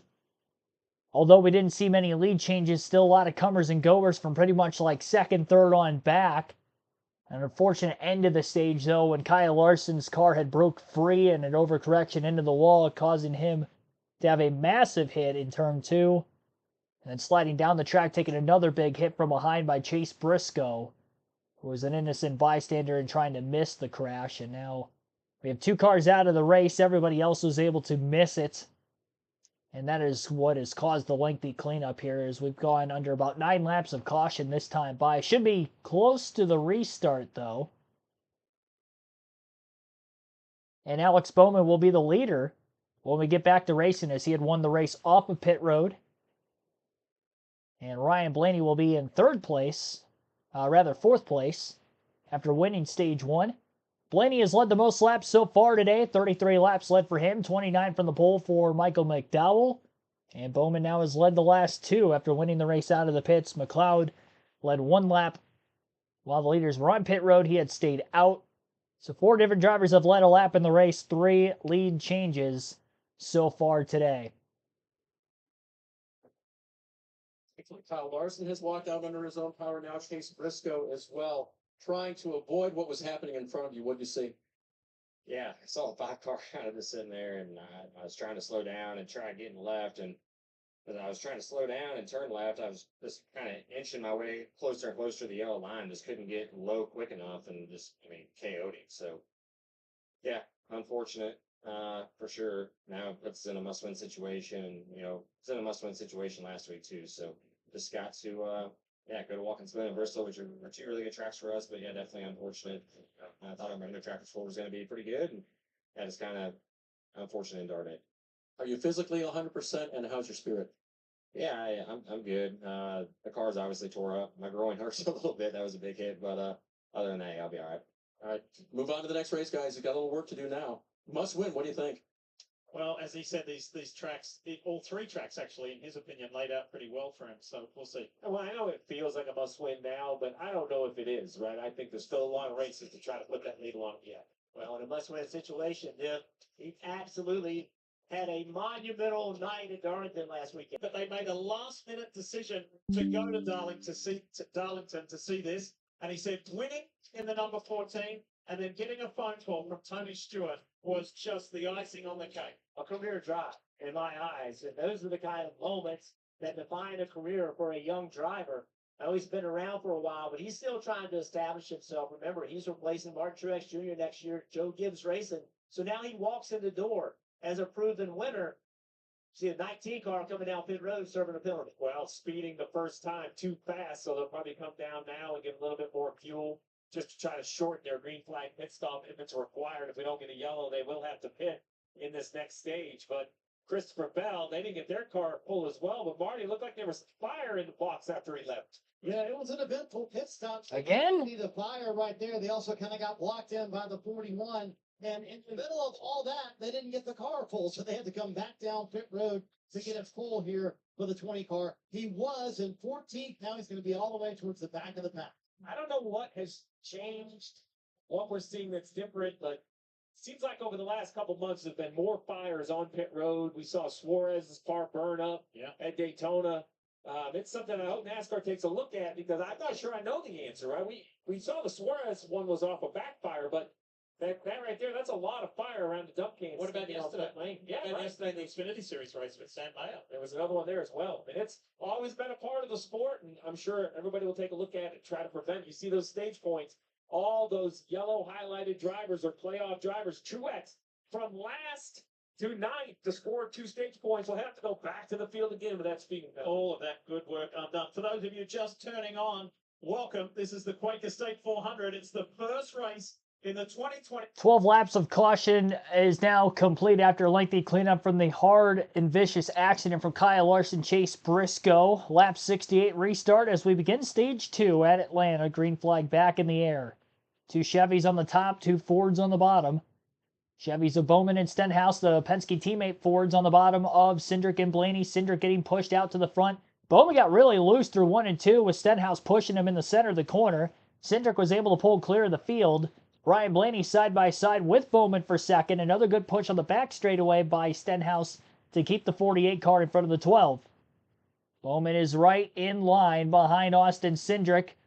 Bobbled just a bit off turn 4. Blaney coming with another run back to the inside. Cindric doesn't cover the top in time, though. Stenhouse is pushing the 48 real well down the straightaways, at least. Side by side for the race lead. 3 wide, much further back in the pack. Right around pole sitter Michael McDowell, Daniel Hemrick. A couple other cars in that vicinity. Cindric and Bowman side by side for the lead still. Bowman going to lead this lap at the line by 8/1000ths of a second. It'll be his first green flag lap led of the day, as Cindric led his first lap on the first green flag lap of stage 2. And now the top portion of the field is gridlocked 2 by 2. Early going, of course, fresh tires for all these teams now. And the first time for them to make adjustments on their race cars after going caution-free for the first 56 laps. Blaney is going to peek into third. He is clear of Stenhouse. Moves up. All the 2 cars are still side by side for the lead in front of him. Blaney with a big run goes to the bottom. Going to try to push his teammate Cindric out in front. Cindric clear into turn 1. And pulls up in front of the 48 of Bowman. I'm sure he would like to get Ryan Blaney up in there behind him, which is why he keeps going down to the bottom of the racetrack, trying to give the 12 car a little bit of help. But not able to get there yet. Cindric and Blaney really controlled the second half of stage 2 for the most part at the very front of the field, and they finished 1-2 as a result of it. Blaney first, Cindric second in that first stage. So trying to do the same here. 3 wide just in the back half of the top 10. A big time move to the bottom by William Byron in the 24. No, that was Chase Elliott, the other Hendrick car, who was on the inside picking up some positions in the back half of the top 10. He had a big push from behind from somebody. Launched his car forward. One car almost bouncing into the wall off turn 4 in the outside lane. Right around that battle may have been the 38 of Todd Gilliland. Up in the marbles. Blaney and Cindric controlling the pack again. Blaney does move to the outside. And back down to the bottom into the corner in 3 and 4. Bowman clear for third in front of Stenhouse. Big run to the back of the 12 car. Blaney blocking for second place behind his teammate. Lap 14 of stage 2. Time of the season, and Stevie, look at him out in front and leading well. And I like, he purposely said he takes a lighthearted approach. He said other drivers, they have to look all serious. And he said, that's just not my style. I do my best when I'm enjoying my job, and it's easy to enjoy when you're leading.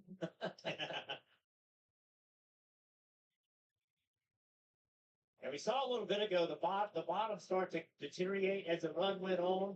Early, about this time, the bottom started to go away. You can see several drivers trying to make something happen on the bottom. If it doesn't work out, they lose spots.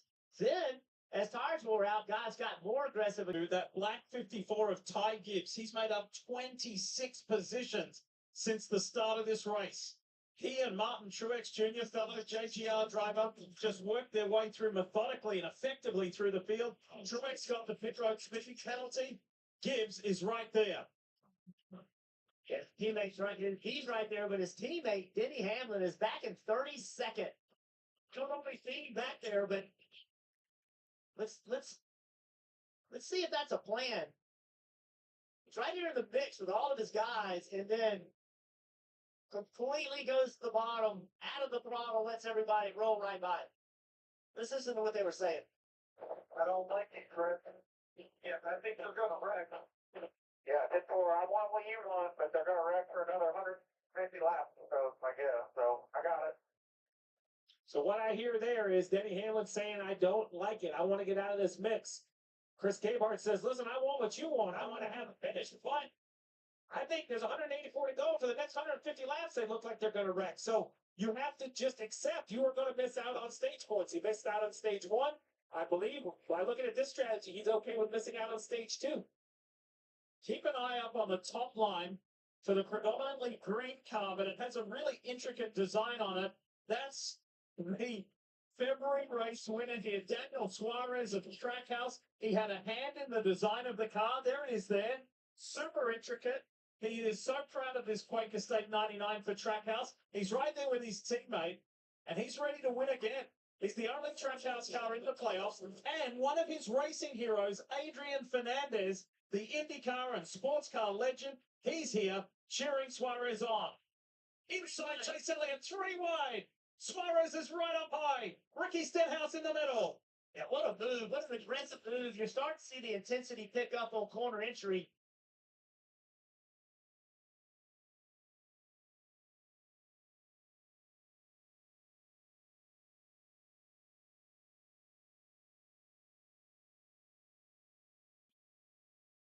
Go on board with Elliott.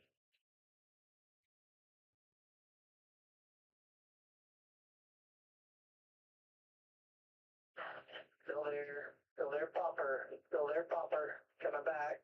Back even. There's 2 lines, 3 back of y'all, whatever you want. All clear there. 22 is going to shoot bottom here. All right, you shut him off. You're all clear up behind the 99.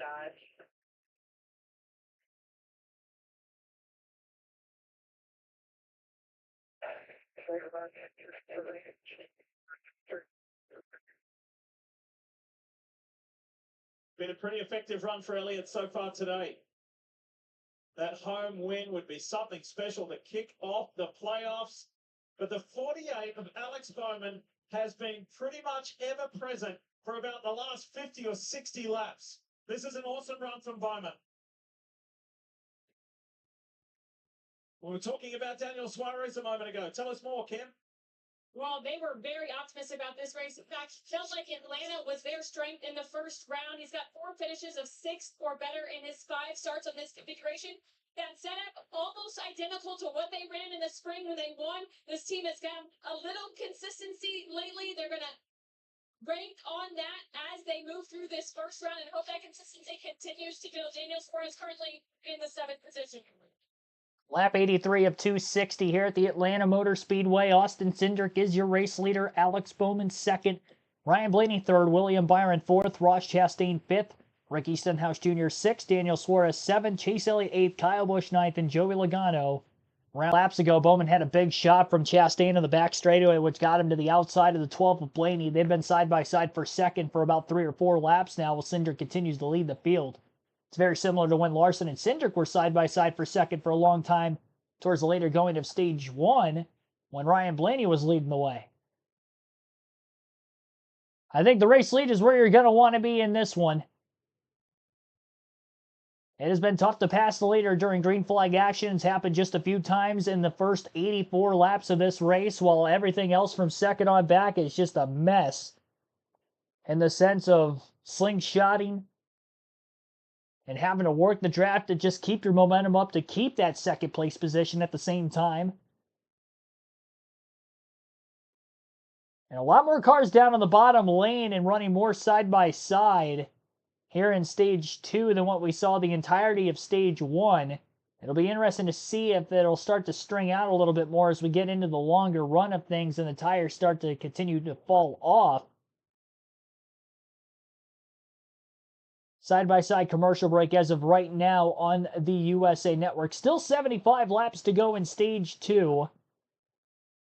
140.98 mile per hour average race speed. 12 laps spent under caution during the stage 1 break, which was bled into, of course, after the crash from Larson and Chase Briscoe. A little less than an hour from the drop of the green flag to where we are currently. Ryan Blaney has still led the most laps in the race with 33 laps led after winning stage 1. Our current race leader, Austin Cindric, has led 2 times for 19 laps. Alex Bowman led for 5 laps early in the stage.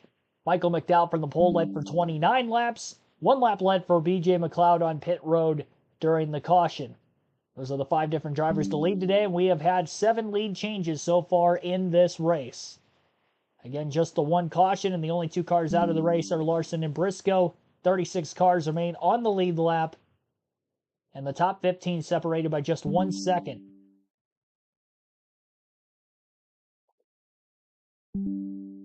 Again, top 5, Austin Cindric in the lead, Alex Bowman second, Alex Bowman second, Ryan Blaney third, William Byron fourth, Ross Chastain fifth. That is the top five. We'll take a quick break. Continue the live commentary coverage here on KRC of the Quaker State 400 at Atlanta.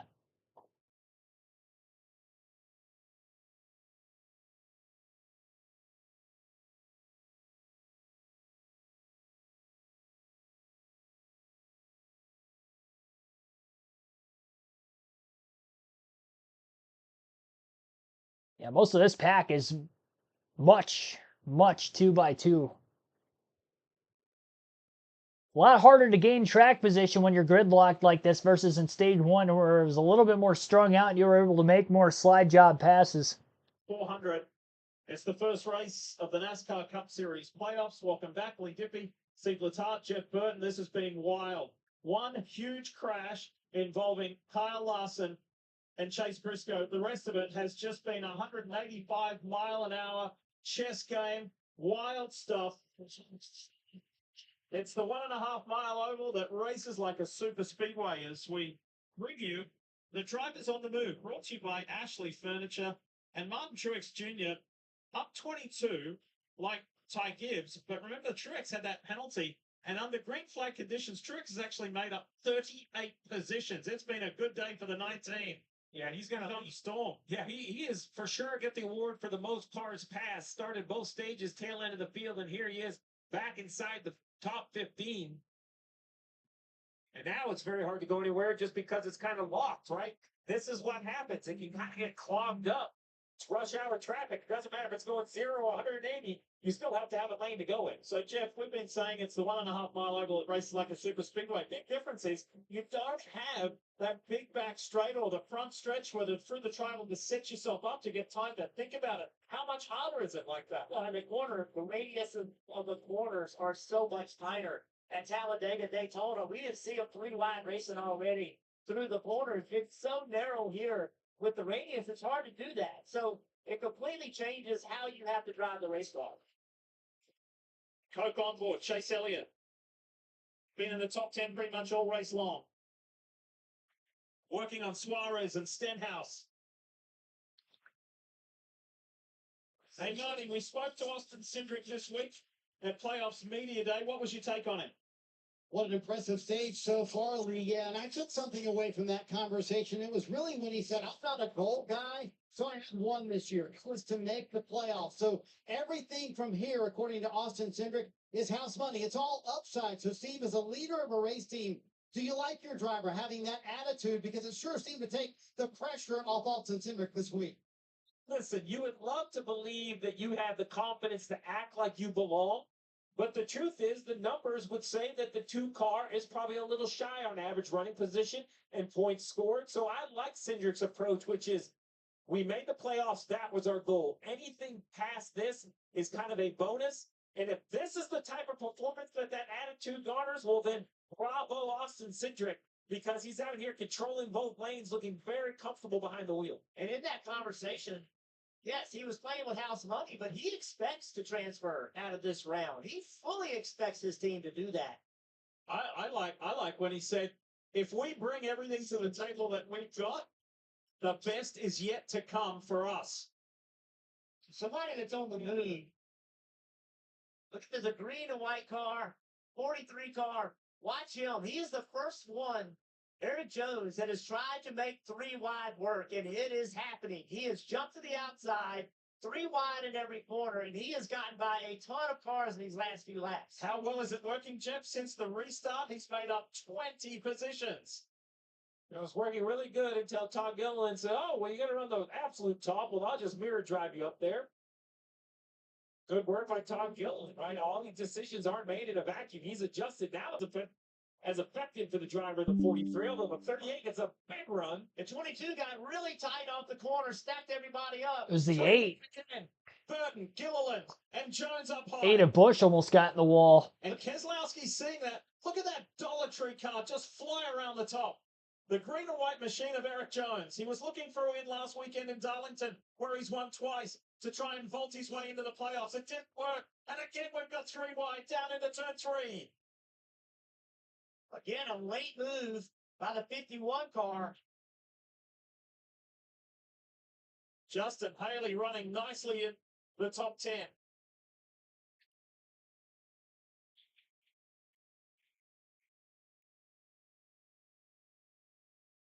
Haley has had an extraordinary run this year as far as the percentage of laps completed. He's third overall prior to this race starting today, and he's the best of the 4 drivers in the entire field. His conversion rate has been exemplary this year. 51 had a look down the backstretch. The one of Chastain blocked it. Kind of stacked up the bottom lane. We'll see once again. There you go. The one very defensive on corner entry, right that shallow entry. The 51 of Haley, 4th car in line, the all black car at the bottom. That's the car I'm referencing. He still tries to find a way. Now he's under attack. Suarez will turn left, take the bottom lane, drive it 3 wide. And Jeff, what's it like to be the man in the middle? I can't imagine it'd be too comfortable. It's not comfortable at all. And I spent some time before the race with the spotters, and that's where it's really important for that guy to be telling you, you're 3 wide, 1 on the bottom, 1 on the outside. That tells you you are the middle driver. What a drive in that Grady Health Systems Ford. Justin Haley duking it out in the top 10. Meanwhile, Martin Truex Jr. continues this forward power flex. There he is there. Made up 20 plus positions, then got a pit road speeding penalty, had to go further back, and has just stormed his way forward. And he told us earlier this week, make no mistake about it, I'm not on some glorified retirement tour. I want to win not only a race, I want to win this championship and sail off into the sunset. Every year when he sits down in that media room before the playoffs start, he says, I know I don't give you guys anything to talk about. I'm not really good on quotes. I'm not really good at information. He did this week. Well, what this is his attitude and his body language. When he walks in, he doesn't have to say a word. It's clear to me that even at this point in his career, he wants it as much now as he ever has without saying anything.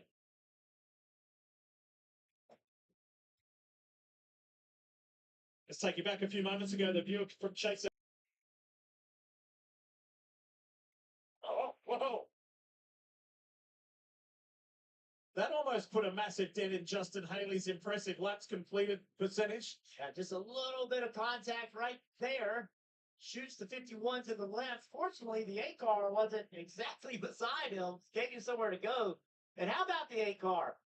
We've seen him lately, Kyle Busch, we've seen him lately with chances to win races, and now here he is, worked himself up into the top 10, 11th actually. Oh, there's that humorous saying, Rick Ware is everywhere for all of the different motorsport series that Rick competes in. His driver, Justin Haley, is doing a terrific job. Lap 104 of 260. Cindric continues to lead, middle going of stage 2. About 57 laps left in the second stage, and we still have to see a pit stop at some point in time in stage 2. It'll be interesting to see if that will be under green or if we'll get a caution before that potentially takes place. Probably looking at about 20 to 30 to go, somewhere in there. We'll probably end up seeing pit stops. So a little over 30 laps away from now. These drivers on the edge of control, having to work the throttle in the middle of the corner just to make the corner and stay in the draft, keep the momentum up as much as possible. And that is why you see so much movement lap over lap. There's just so much action happening every single corner around this racetrack. It's just so hard for both TV and myself to just document every single pass that's going on because there's so many being made. And there's so many things happening at once. By side commercial break. Again, Austin Cindric is your race leader. Alex Bowman second at the line that last time by. Ryan Blaney third. William Byron fourth. And Ross Chastain is fifth. Sixth place for Ricky Stenhouse Jr. Daniel Suarez seventh. Chase Elliott eighth. Martin Truex Jr. ninth. And Eric Jones is 10th. Justin Haley in 11th. Joey Logano 12th. Kyle Busch 13th. Tyler Reddick 14th. 15th for Bubba Wallace. Brad Keselowski 16th. Todd Gilliland 17th. 18th for Ty Gibbs, Chris Buescher 19th, and Noah Gragson in 20th. Gregson's dropped to 22nd. I believe Harrison Burton's up to 20th now. 23rd for Daniel Hemrick, Austin Dillon 24th, Corey LaJoie 25th, Michael McDowell 26th, Jonathan Nemechek 27th, Zane Smith 28th, Ryan Preece 29th, Shane Van Gisbergen 30th, Josh Berry 31st, Carson Hocevar 32nd, Denny Hamlin 33rd, Cody Ware 34th, BJ McLeod 35th, J.J. Yaley 36, Kyle Larson 37, Chase Briscoe 38. That rounds out our 38-car field. Again, only 2 cars out of the race. The other 36 that are in the race still remain on the lead lap. Austin Cindric has now led the most laps today, 40 laps led and counting for your current race leader. Average speed of 147.39 miles per hour to this point, just over an hour from the start of the race to where we are right now, as we are still a little over 20 laps away from the halfway mark here this afternoon. The poll that has been open in the chat since before the race began at the beginning of the stream will remain open until the end of Stage 2. I asked you who you thought was going to win today's Quaker State 400 at Atlanta. 45% say somebody other than Kyle Busch, Ryan Blaney, or Brad Keselowski. Those are my three favorites coming in personally. So put those in the chat. So again, 45% of you saying somebody other than those three will win. 23% saying Kyle Busch, 20% taking Ryan Blaney in the poll, and 12% saying Brad Keselowski. So be sure to vote. Again, we will close that poll at the end of Stage 2. And also, if you are in the Fantasy League, be sure to set your lineups, which will be lap 160, 50 laps away from now as we're officially halfway through Stage 2. Blaney Bowman have been side by side for probably 20 laps or so at this point. Chastain and Byron just can't get behind the two cars in front of them to give them enough of a push to try to clear one another, and that has allowed for Austin Cindric to really remain in the lead and be able to manage the field and the pack at the front very nicely. Now, I will say, Cindric having as quick of a car and the Fords being as quick as they are, seeing a Penske car up at the front of the field, or maybe if it was a front row car like earlier in the race up at the front of the field, it'd be a lot easier to control. It'll be interesting to see if we see a Chevy or a Toyota up at the front, if they're able to do the same thing Cindric's doing as of right now. Everybody's going to have to make 3 more pit stops more than likely in this race. There's a possibility they can make it on 2 if they wait till the very end of the fuel window to pit during green flag action here in Stage 2, and then they end up pitting again as soon as the window opens in Stage 3. I would imagine most of these teams will top off during the stage break because you don't want to have to pit under green here. You can lose 2 laps under green flag conditions if a caution comes out. The pit entrance is right on the entrance of turn 3, and it is 45 miles per hour as the pit road speed limit. Pretty much all the way around from there until you get to the exit of pit road just before the entrance of turn 1. It is the longest pit road now in NASCAR, and it is a very slow speed with very high speeds around this drafting style racetrack. The top lane and the bottom at this point. Cindric still out in front of the field and still gridlocked between Blaney and Bowman. Lap 54 at the line in Stage 2. Went off into turn 1.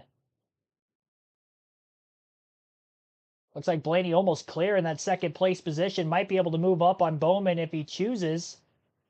Outside lane stacked up just a bit. And into turn 3. Looks like Bowman was able to keep that outer lane going. I believe he might have actually been a little bit behind Blaney as we have a caution out for debris. I believe Blaney was able to hold second place before Bowman got back alongside of him.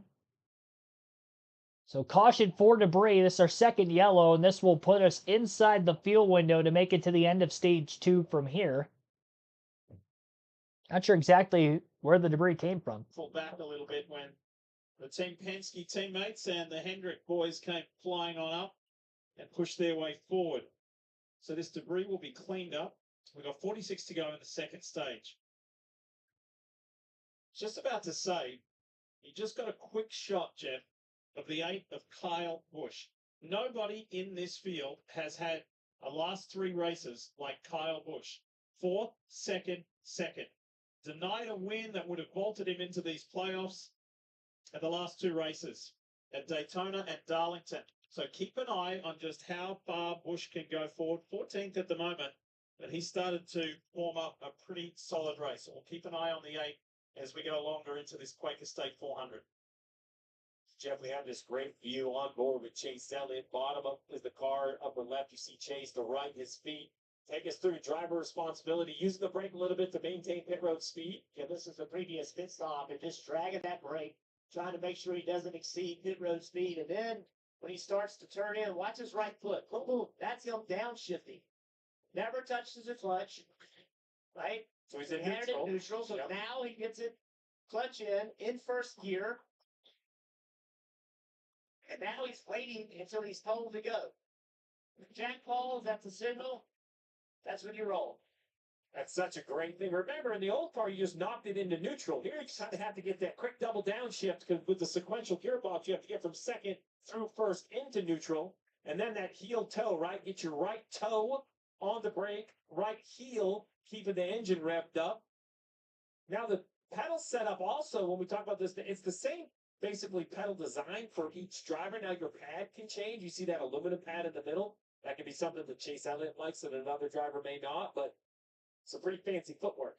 Just had a quick shot of your old colleague, your old teammate, Alan Gustafson, crew chief for the 9 in his 20th season as a Cup Series crew chief. Yeah, with these crew limits, the crew chiefs have to get off the pit box and help with the pit stops. I wasn't very big on up and down the ladder. I kind of just hung out up top, watch the action. Sit in the Tower of Power.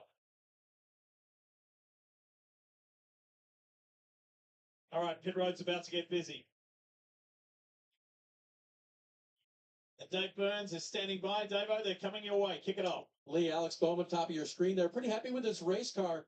Was told to max save before that run. If you save fuel even before you're coming to pit road, you can lessen the fill time for the race car. So Fuel Man definitely going to work here. We'll see if they put any new tires on the 48. I don't think so, Marty. Very short conversation between Austin Cindric and Brian Wilson. He said no complaints with the car, going to be fuel only for him, as well for his teammate Ryan Blaney, who said I need another half step on the last adjustment. You know, I will, but William Byron's car is still too tight, but the rear grip is way better. So an interesting diversion point here, Steve. Couple of teams deciding to take right side tires. We'll see if those tires make a difference.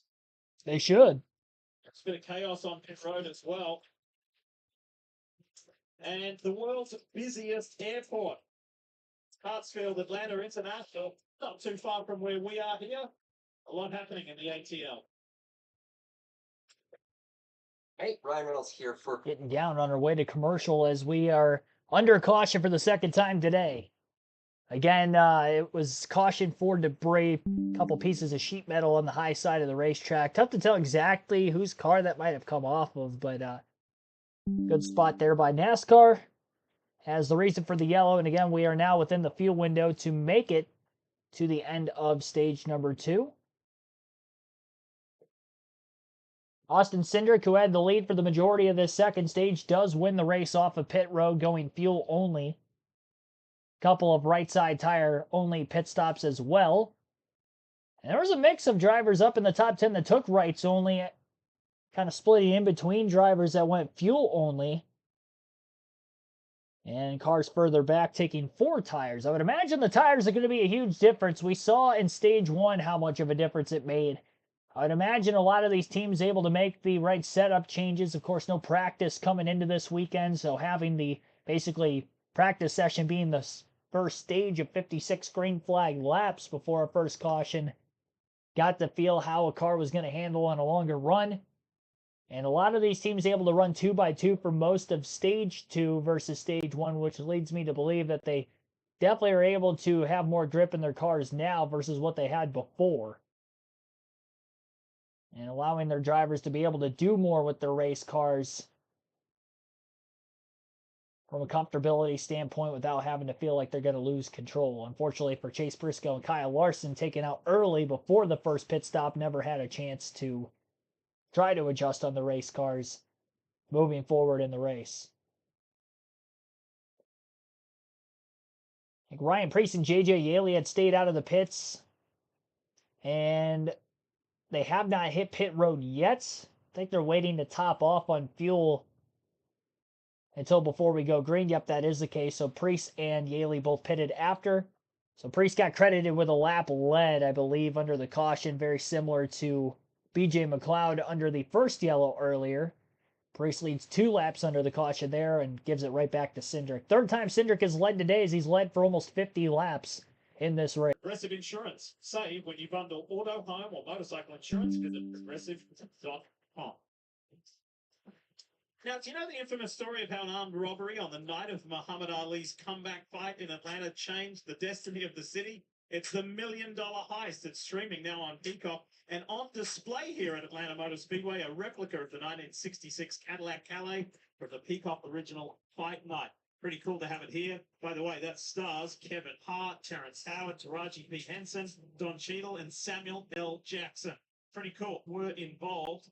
Let's show you a replay, Jeff, of what went down with Tyler Reddick. Yeah, Tyler Reddick got in his pit box and everything was fine. Gets in there, follows Logano, comes in a little bit deep in his box. It's been difficult to get around Logano, but when he leaves, 77 car, Carson trying to get in his box, and there's contact, Steve.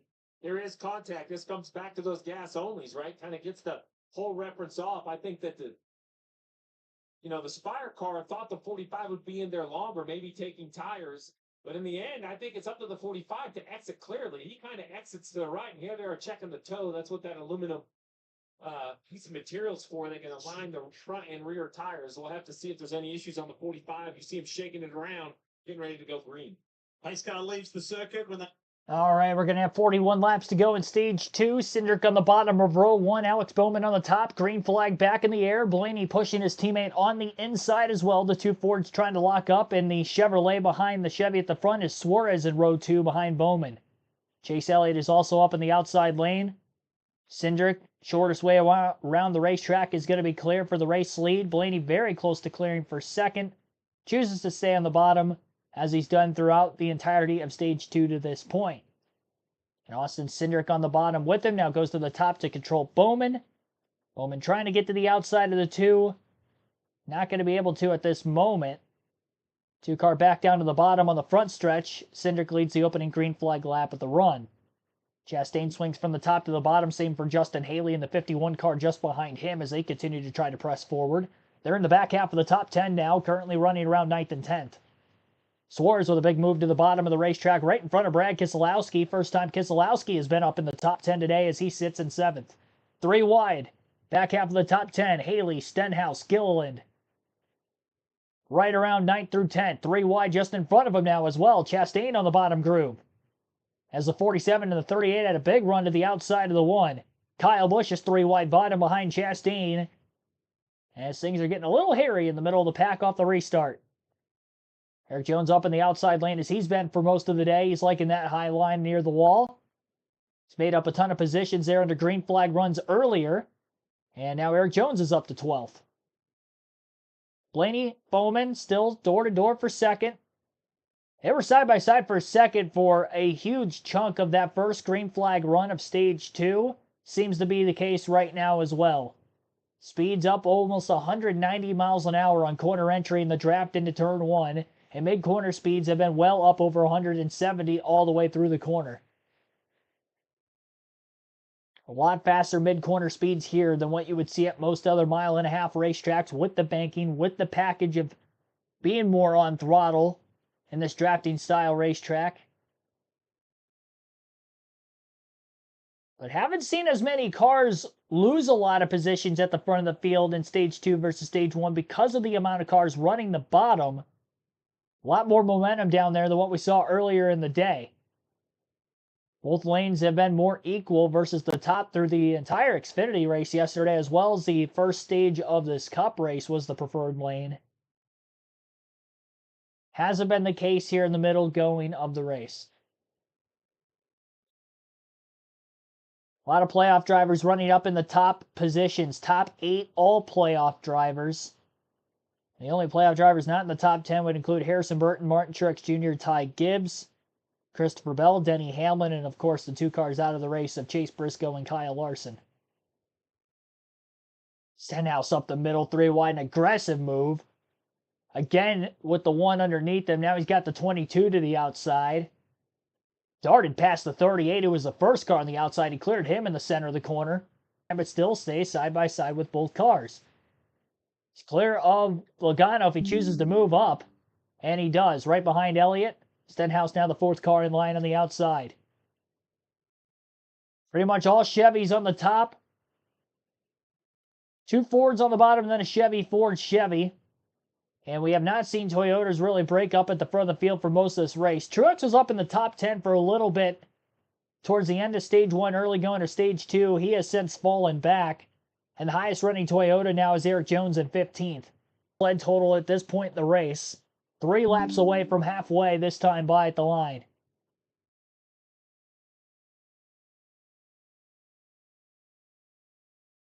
Kyle Busch up the middle. Was in the top 10 for a brief moment earlier in the stage. Fell back a little bit on pit road and during this last restart. Still trying to hang in there tough on the bottom. His teammate Austin Dillon, 3 wide bottom, a little further back than that. Haven't seen Dillon up in the top 15 or so in this race yet today. Not for a long enough period of time to notice, at least. Big run by Eric Jones and an aggressive move to get to the outside of Ross Chastain to go 3 wide in the middle of 3 and 4. Justin Haley on the bottom couldn't stay door to door with both cars, and he gets freight train now in the front straightaway with cars whizzing around him.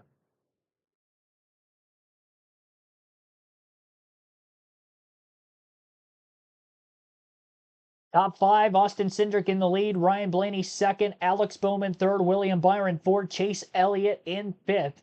That last time by at the start-finish line, 2 Penske's and 3 Hendrick Chevrolets up in the top 5, trying to gridlock the field. You're listening live on KRC to the Quaker State 400 side-by-side commercial break currently on the USA Network.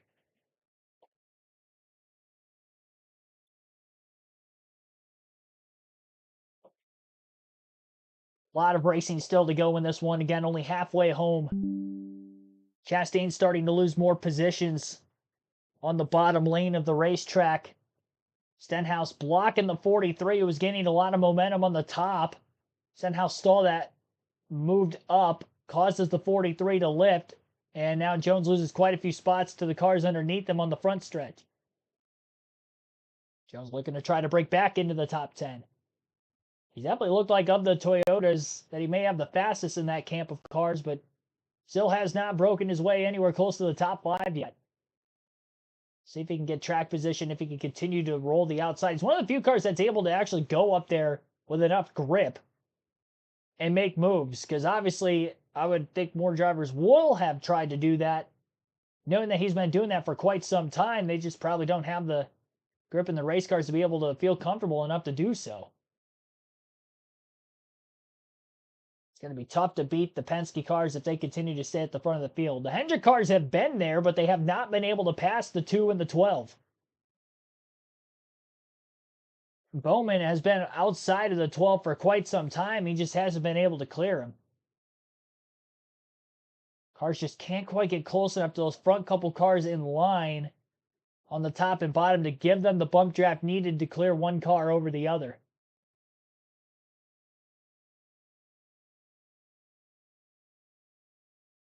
Three wide again, back portion of the top 10.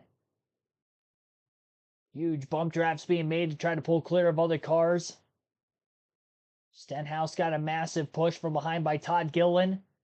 Gilliland all over Stenhouse's back bumper off of turn 4. He gives him another push on the front stretch. 3 wide for 4th. Headed into turns 1 and 2. Looks like Joey Logano in the 22 car making the move on the bottom. Underneath William Byron, Daniel Suarez, again, all playoff drivers at the front of the field. It's going to build a gap between 3rd and 4th on back. Logano trying to slide up. Both the 24 and the 22 clear the 99, but the 22 did not quite clear the 24. Good enough move by Logano. He at least got a spot out of it. Had the lift, almost got into the right rear corner panel of Ross Chastain right around 12th, 13th place. He also has the Xfinity fastest lap. That was set back on lap 74 in the Quaker State 99 for Trackhouse Racing. The speed and the skill and the decision-making that has been displayed today has been unreal. This is fun, but this is fast and it's risky, but the respect that they've shown to each other, there's only 2 retirements after 135 laps of racing. That's Kyle Larson and Chase Briscoe, and one of the most spectacular drives today, Kim Kuhn, has been that of Eric Jones. Yes, it has. Currently in the 8th position. It's been a long year for this team, though, for a lot of different reasons. Only one top 10 finish for the year that came at the Daytona 500, but there's been some restructuring behind the scenes. So with that, there's been some growing pains. The team trying to get better for next year, but over the next 10 races, Dave Allen said, we can play spoiler. It's a lot easier for us to take risks because points at this point for the team do not matter. So Eric Jones taking a lot of risks here this afternoon. I like how Eric Jones, once again, Jeff, you pointed out time and time again, he just really opens the wheel in the middle of the corner and lets that car run up to the third lane. We'll see if he does it to Suarez right here. Green and white car of Jones, solid green car of Suarez. Oh, Suarez this time going to go all the way to the top of the racetrack. And Suarez has said, look, you know, yes, we made the playoffs by winning here, but mid-season, we maybe weren't at our best, but we're starting to trend back in the right direction now. As right around goes Todd Gilliland, flies around the top side of the one of Ross Chastain, who kind of got stuck and left in the middle. Yeah, Chastain looked like he had a moment. He was going so slow, he must have had to get out of gas because of the handling situation. We'll be able to see here. Looks like he's built confidence back up in the one car, full throttle here on corner exit. That's what the lap before that. Watch the 51. I'm sorry, this is the one car. He just has a problem with his car, really loose. Todd Gilliland's like, oh, please stop coming up, please stop. That was close. And then the lap before that, I thought there was a big wreck getting ready to happen on the back straightaway. 51 completely lost his car, got up the racetrack. He did a nice job of saving it. Then he put a big block on Kyle Busch. That's what's crazy about this kind of racing. You make a move and it doesn't work, and you have to be willing to put that guy behind you in a situation that he doesn't really want to be in. And that was my point a little earlier, Jeff, like the decision making, the split-second decision making and the respect. This has been unreal. It's been so much fun. And we're only in stage 2. First race of the playoffs has given us one to remember already. And what's not lost on me is the ability of Cindric to just quite easily lead the field. He's just running wide open. Big move down the straightaway. Down below the white and red line with the left side tires. I have to get another look to see if he just how low he went. Remember, that is out of bounds. Much like Daytona and Talladega, you can't go down below that white line to advance your position. This is heading straight down the backstretch. Coming at you, he swerves left. I think NASCAR is going to look at that. Left side's clearly below the white line to advance his position. And race control has confirmed they are looking at it. The only reason there won't be a penalty is that they feel like Logano blocked him and pushed him down below that line. And there was no contact, though. Was there room for both cars? I think the block from Logano is inbounds for me. I think we've seen that sort of racing. Yeah. We'll have to wait and see what the officials say. And think about the extra motivation, too, for Suarez. Quaker State is the naming rights sponsor of this event. He's driving the Quaker State car. He'd love to get 2 wins here at Atlanta Motor Speedway and solidify his position in the playoffs going forward. Logano tucks it behind, then comes back up again. Same 2 cars going down straight over that time. Suarez puts a nice block on Logano. Austin Cindric, to your point, Steve, who's led now 73 laps. He's never led that many laps. He's a 2-time NASCAR Cup Series winner. He's never led that many laps in a single race in his career. Yeah, back here, it's total chaos. But up front, I'm not going to say it's easy, because I'm sure Cindric is working hard at it. But there really hasn't been a lot of attackers. And Bowman and Blaney just ride side by side, kind of blocking both lanes. He's making it look pretty easy. Somebody else has done a nice job at this stage is Christopher Bell. He's only gotten up to 16th, but we haven't seen much of him today. No. He started moving forward. Oh, we've just got an update. We just got an update from race control, and Jeff, you are on the money. No action on the Suarez below the lines because there was a reactive move from Logano. I think that's a right call. I think that, Suarez, to prevent from getting penalized, could have not turned and just turned the 22 car, to say, hey, I can't go below this yellow line and hook the 22 and spinning and cause a big caution. I think that's a right call. I think he got forced below that line. Well, look at this. 3 wide. Eric Jones right up against the fence as well. Keep in mind, Jones started 33rd at the drop of the green today. Steve, he has done nothing but fly forward. Impressive run out of that 43, though Cindric continues to lead playoff cards, the top 4 spot. 14 laps to go in stage 2. Top 10. Austin Cindric in the lead that last time by at the line. Ryan Blaney 2nd. Alex Bowman 3rd. William Byron 4th. Daniel Suarez 5th. Ross Chastain 6th. Eric Jones 7th. Joey Logano 8th. Chase Elliott 9th. Todd Gilliland rounds out the top 10. Quick reminder, again, fantasy lineups will lock at the end of stage 2. So if you don't have them completely put in, you have a little over 10 laps to do so before that locks up. And also vote for who you think is going to win the race in our chat poll. We have 107 votes so far. That will also lock at the end of stage 2. And we will have our diecast showing during the stage 2 break as well. As we are currently sitting, again, 12 laps to go now. Austin Cindric is holding the field at Nay behind him. A lot more three-wide action in the top 10 with the slingshot moves have been engaged later in this stage. We saw one from Suarez on Logano, Justin Haley up the middle, picking up spots. Ty Gibbs, Christopher Bell. Martin Truex Jr., Haley's trying to get around. That's just outside the top 10. Jones still the only Toyota in the top 10. Stage points awarded to the top 10 positions, and a lot of playoff drivers are up there at the moment.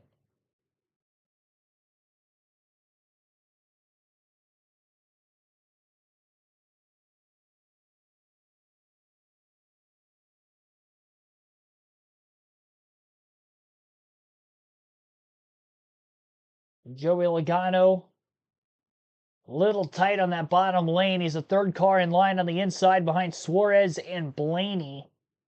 He's got Ross Chastain in the one car to his outside. One of the few races we've seen over the second half of the season where Chastain has been up in the top 10 for most of the day. Still trying to get a win before the season's out.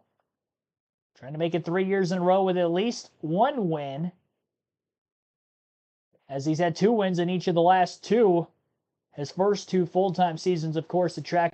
We tend to see cautions towards the end of the stages on these super speedways. We had one with 4 laps to go in stage 1. What will happen here in stage 2? 3 wide again around Logano, Chastain. It's Stenhouse up the middle. He's made several 3 wide up the middle moves in this stage. Another clean one there, and that time he had a little bit of a push from behind to allow him to pull clear of both cars at the moment. Denny Hamlin still waiting at the back of the field, surrendering stage points all day today, thinking that there could potentially be a crash, but there hasn't been one yet. That's going to make his drive in the final stage a lot tougher to try to get through this pack of cars. We haven't seen as much movement in stage 2 from cars starting further back to get to the front and into the top 10 compared to what we have here through stage 1.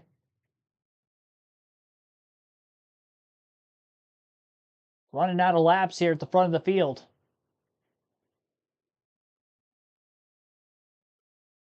Cindric leads with 7 laps to go in the stage. 3 wide pass for Chase Elliott under Brad Keselowski, Todd Gilliland. Great move by Elliott. And he gripped that painted white line, on the bottom of the racetrack. And he's also able to get underneath Joey Logano on the back straightaway. And Keselowski gave him a push into turn 3, but Logano was able to side draft the right side of Elliott's car enough to stay alongside of him.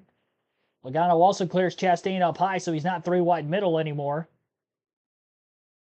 Not as many cars all of a sudden down on the bottom lane of the racetrack.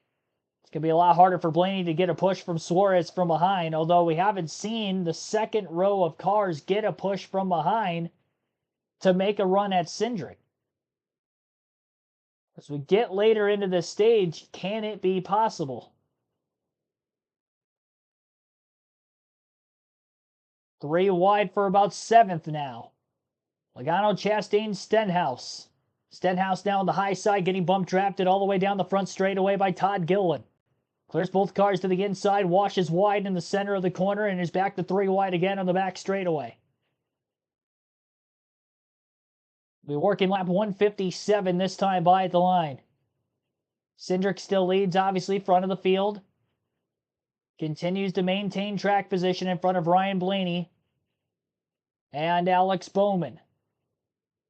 Cindric leads. 3 laps left in the stage.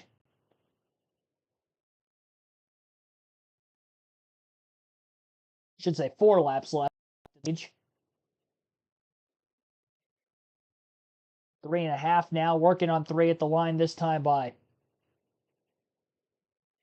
Now Byron would like to get up to his teammate, give Bowman a shot to try to win this stage, but just hasn't been anywhere close enough to give that push. And the same for Suarez behind Blaney. And even when Logano was there behind Blaney, he wasn't able to do it earlier in the stage either. Logano has since dropped back after Suarez was able to get around him in line. And Logano is now trying to battle for that last stage point around 10th place. A lot more spread apart single file outside the top 10, which is why there's been a lot more passes back there over the last 10 laps of the stage or so. 2 laps for Cindric in the number 2. He was second at the end of stage 1. If he wins this stage, he'll end up with the most stage points of any driver today. Tied for the most if Blaney ends up second after Blaney won stage 1. We'll see if Penske can end up 1-2 again. And all 300 cars that remain in the race have ran top 10 through stage 2. The only one obviously not in the race right now would be Kyle Larson, who crashed out at the end of stage 1. Fed. Another 3-wide dive bomb by Logano on the front stretch to get underneath Elliott and Gilliland. Joey looking for more points. Gets tight, has to lift. The 9 clears him. Right around 7th. The 9 clears high as well. Contact Logano, Gilliland back straight away. They almost crash. And they'll both lose a couple positions. Gilliland more than Logano. And off the exit of turn 4, Austin Cindric easily wins stage 2 at Atlanta. And Ryan Blaney by a nose ends up 5th. Ricky Stenhouse Jr. 6th. Ross Chastain 7th. Chase Elliott 8th. Ty Gibbs 9th. Christopher Bell 10th. That is the top 10 at the end of stage 2. And again, stage points awarded for the top 10 positions.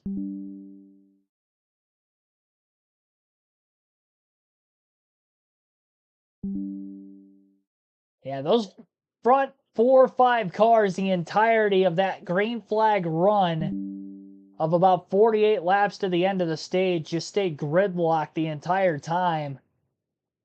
I think track position is going to be key to try to find yourself up in those front couple positions, especially in the lead. It's going to be very difficult to pass the leader when it is either the 12 or the 2. This Penske car is so fast. You get one of them out there, they're just able to control the pack the entire time.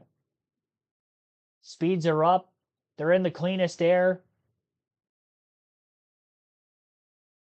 More on throttle time. It's going to be a lot harder to make that pass on that car. Trying to find who has ran the fastest lap of the race today. It appears it might have been Daniel Suarez to this point at least. 183.893 mile per hour average, a 30.148 lap time for Suarez. It's amazing that these Cup cars have so much more speed than the Xfinity Series cars. I mean, they're like a second and a half faster a lap than what we saw the Xfinity Series on the same Atlanta Motor Speedway just yesterday afternoon.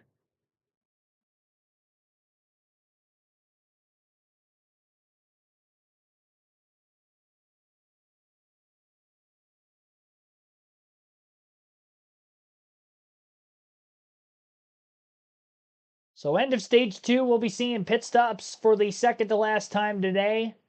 Very shortly. I think most of these teams probably going to take tires here so they can go fuel only on the final stop. Again, to try to get that track position into the home stretch to the finish. Take a quick break. You're listening live on KRC to the Quaker State 400 at Atlanta.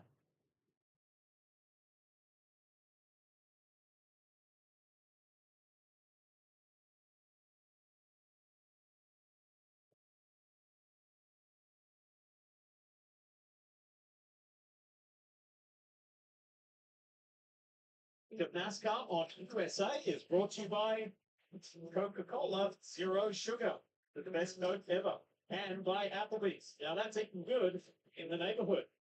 If we do a Coca-Cola promo or in the heart of Coke, Atlanta, Georgia, just about an hour up the road from where we are here at Atlanta Motor Speedway. Welcome back.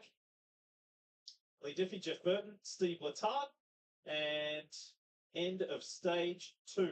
Big important reset here with 98 laps to go in the race. I believe it's going to be 4 tires up and down pit road, full of Sunoco fuel. You'll have to pit in the final stage, but you may not want to take tires. So I think now is the time to put 4 fresh Goodyears on. Long way around. 90 miles an hour under green, but under yellow, you have to creep along at 45 miles an hour. So just jumping to the back of the pack. When does Chris Gabehart and Denny Hamlin make their move? When do they stop sitting back around 30th place? Well, we haven't had that wreck yet. Right into the wreck, Kim. And for Daniel Suarez, he said the car's not bad, just got a little snug the last 15 laps of the run. You see him at the top of your screen. His helmet hose came unplugged. They are going to try and hand him a new one. If it doesn't work, 4 fresh Goodyear tires. Dave, they'll wait 2 seconds on fuel. Stage points on offer today. Alex Bowman has grabbed 16 of them. He'll get 4 fresh Goodyear tires here and a fill full of fuel, Marty. Could today be Austin Cindric's day? Already 19 stage points in the bank. Handling wise, he said no complaints about the car. Ryan Wilson told him, in essence, we're out of fuel here today. Had to wait a long time on the fuel. Several cars will but likely the last fresh Goodyears that a lot of these teams will see all day long. There's the important numbers. The race off pit road as we reset. Everybody regroups and gets ready to go again. That's the biggest moment of the race there. Kyle Larson thrashing out heavily. He is okay. Switch. Chase Briscoe with him. Get ready for stage 3. It's coming up. Third stage win of the season for Austin Cindric here in stage number 2. And he ties for the most stage points today with Ryan Blaney, his teammate, as they both split for 1 stage win apiece and 1 second place stage finish apiece. So Justin Haley stays out of the pits, it looks like under caution, or maybe led that lap on pit road under the yellow.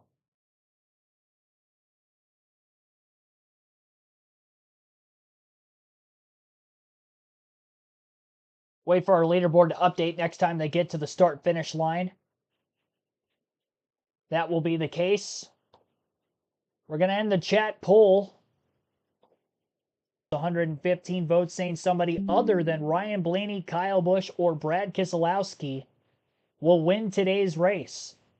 24% of you taking Kyle Busch, 19% with Ryan Blaney, and only 12% of the votes taking Brad Keselowski. Well, Cindric winning stage 2 falls under that other category. Pick was Ryan Blaney to win the race today. He's been up in the top 2 the whole day, top 3.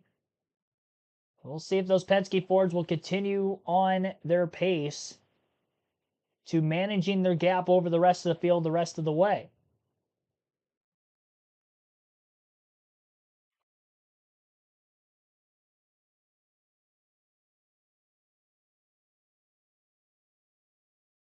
A little over an hour and 45 minutes from the start of the race to where we're at right now, 144.02 mile per hour average race speed. As we await the next restart with a little less than 100 laps to go as we begin the final stage of the race. Still 14 playoff drivers remain in this race. A win locks them into the round of 12.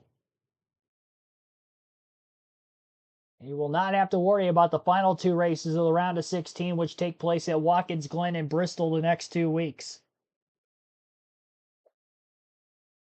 Lovely to have you with us here today at Atlanta Motor Speedway. You're watching NBC's presentation of the NASCAR Cup Series playoffs presented by Applebee's. Cruising around at a slower pace than the frantic 185 miles an hour that we have been so far. I want to show you this replay in a topic of conversation. Jeff, what are your thoughts on this? Yeah, Justin Haley is black flagged here, penalized for blocking to keep the advance from the 45 from getting by him. So let's talk about the rule. It simply states vehicles must race above the double yellow lines around the entire racetrack. If in NASCAR's judgment a vehicle goes beneath the double yellow lines to improve its position, it will be black flagged. If in NASCAR's judgment a vehicle forces another vehicle beneath the double yellow line in an effort to stop the advancement, the vehicle may be black flagged. So in NASCAR's judgment, he put the 45 car below the yellow line, and that's why the penalty. So we head to Kim Coon for more on Martin Truex Jr. What's the latest? Well, despite Martin being able to move through the field multiple times today, not happy with that race car. Take a listen. Drives like a fleet, and it's slow. I don't get it. How can it be so slow and it drive bad? Yeah, I'm not sure about nothing on with Florida. Team, I don't know. We'll find out. Well, I know he's not happy, but he's definitely passed a lot of cars. He has, but he hasn't got into that top 10 to Mark's point. All right, get ready to start stage 3, Ross Chastain. Here we go. 94 laps left. Green flag back in the air. Chastain, who won the race off pit road, will be the leader. Michael McDowell, who took 2 tires to gain a bunch of track position from outside the top 10, will restart in second. First time he's been up in the front couple positions since the start of the race today. Chastain clear on the bottom lane of the racetrack. No Fords at the very front of the field outside of McDowell for right now. So we'll get to really see what kind of speed the Fords have in the middle of the pack for the first time. Especially those Penske cars of Cindric and Blaney. We'll see what the Chevrolets can do at the very front. Blaney trying to work his way forward. He's the highest running Ford in 6th on the restart. Chastain leads the first green flag lap of stage 3. Long way still to go in this one. One more pit stop yet to make it to the end for fuel purposes. Back straight away. Continuing their work into turns 3 and 4. McDowell to the outside of Chastain for the lead, side by side. Off turn 4, McDowell leads this lap at the line, but he is not clear yet. And now the runs can maybe come from behind with a Ford not leading the pack, and that seemed to be the case there on why McDowell was able to get to the outside of the one of Chastain. Chastain maybe not quick enough to keep control of both lines. Contact into turn 3 between Stenhouse and McDowell. Up the track goes the 47, sideswipe the 34. McDowell somehow held on for second, no wreck there. Stenhouse remains door-to-door for 4th on the high side of Alex Bowman. Byron got to 3rd. McDowell still kept enough momentum up to get to the back bumper of the one of Chastain into turns 1 and 2, and now McDowell back to the outside of the one in the center of the corner. A lot of speed out of that pole sitter McDowell, who ever since losing the lead back at stage 1 has pretty much been hanging out the back with Denny Hamlin for most of this one. Be interesting if he can keep the track position in the final stop of the day. It was going right sides only. That's going to ask a whole lot out of those left side tires to the end of the race if they top off for fuel only again on the final stop. Especially with the contact of the left side tires, which took place from Stenhouse just a couple laps ago. 90 laps remain. Side by side for second, Chastain leads. Byron and Bowman, the two Hendrick Chevys down on the bottom, trying to lead their way forward to the Trackhouse Chevy of Chastain at the front of the field. Ty Gibbs, the only Toyota in the top 10. He sits in 6th. He's outside 3rd row.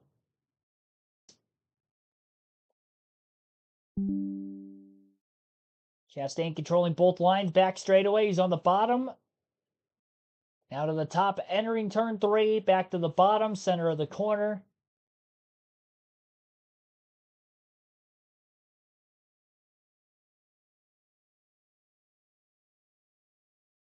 Stenhouse has a run to the back of the 34. McDowell was very close to being able to clear William Byron. Stenhouse now up the middle, 3 wide. Ricky Stenhouse puts himself in a gap. Will anybody go with the 47? He's still 3 wide middle, but Byron's clear for second off of turn 4 rather. And Byron's got a clean shot to try to go after Chastain for the time being. Big shot from the back of the 34, from the front bumper of the 54. Launches McDowell forward. And now Michael McDowell has moved up side by side again for second with William Byron. So for a very brief time period, Byron was single file right in line behind the race leader Chastain, but couldn't get enough of a run to get around him. Lap 175 of 260. Cindric back around 20th place, by far as deep as he's been in the field. His teammate Joey Logano just in front of him. Logano has got a big run. Oh, one car sliding into the inside wall, tail end of the field. It's John Hunter Nemechek, and this will bring out our 4th caution of the race today.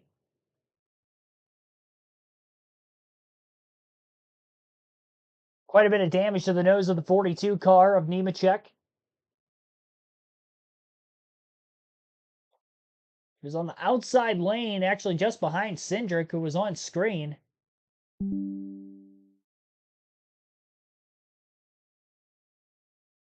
Broke loose and into the inside wall he goes. And that was right off the exit of turn 2. We had seen a lot of races at this Atlanta configuration. It's the first time we've seen a wreck like that here today. Nobody directly behind him either, and that was a big hit to the inside wall. I'd imagine that Nemechek's day is probably going to be done after that crash. Be the first non-playoff driver to retire from the race. And he is out of his car under his own power, and that car will be headed to the infield as well as Nemechek. So he'll be going to the infield care center under his own power. So quickly out of the car, good to see. 35 cars are now left on the lead lap. Ross Chastain, the race leader. We're right at the edge of the fuel window. It'll be interesting to see if anybody comes in to top off now, as we have about 75, 74 laps to go under caution. Full field running order right now under the yellow. Ross Chastain leads. Michael McDowell second. William Byron third. Ty Gibbs is fourth. Alex Bowman fifth. Ricky Stenhouse Jr. sixth. Daniel Suarez seventh. Ryan Blaney eighth. Kyle Busch ninth. Christopher Bell's now 10th. It looks like Stenhouse has scored 7th under the caution. Chase Elliott in 11th. Corey LaJoie 12th. Austin Dillon 13th. Martin Truex Jr. 14th. Tyler Reddick 15th. Herrick Jones 16th. Chris Buescher rather in 17th. Joey Logano 18th. Todd Gilliland 19th. And Austin Cindric 20th.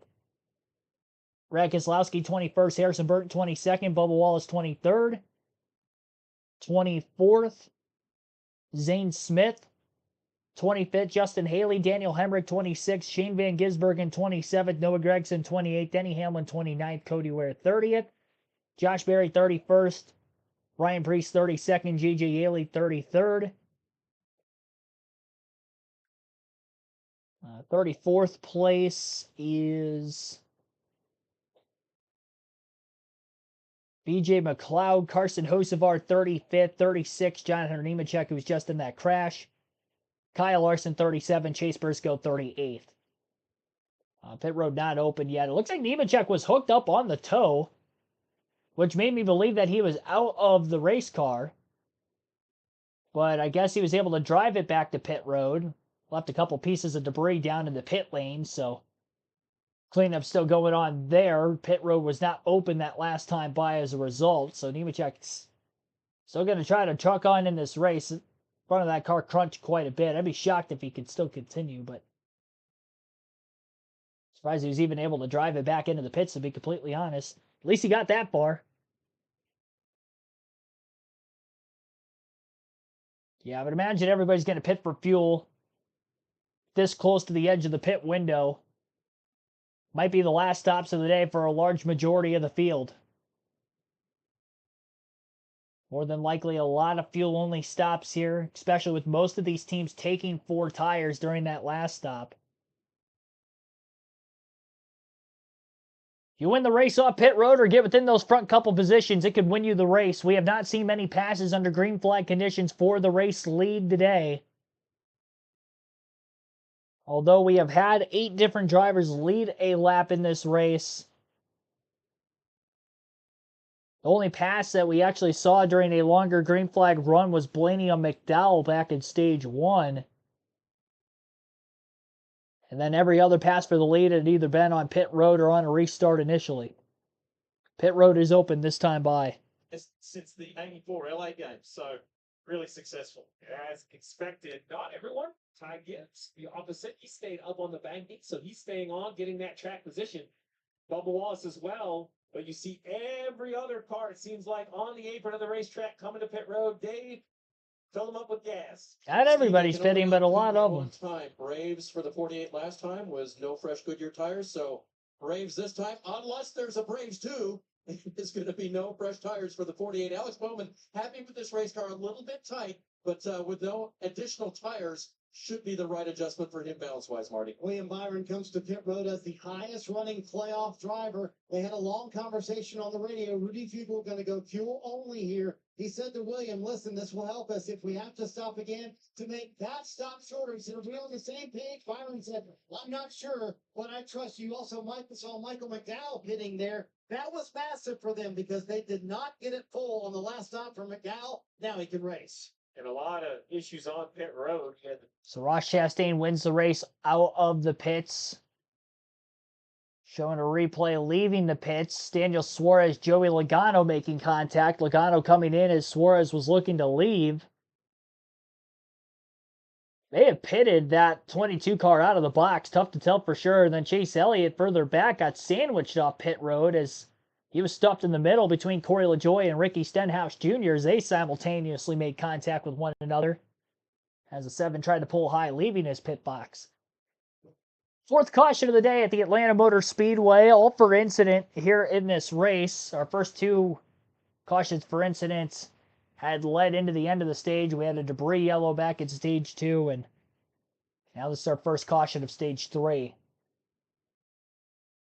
So we are left in the late going of this one. I mentioned that we had about 74 to go, and they pitted. It was about 84 to go, so it was even tighter on fuel, which is why we saw several cars stay out of the pits. Not everybody pitted.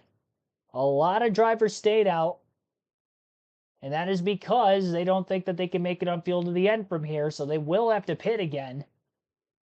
At least for those that didn't pit. And I think for those that did pit, they're hoping that we see more caution so they can save fuel that way. So if they're having to save during green flag action, it's gonna be tight.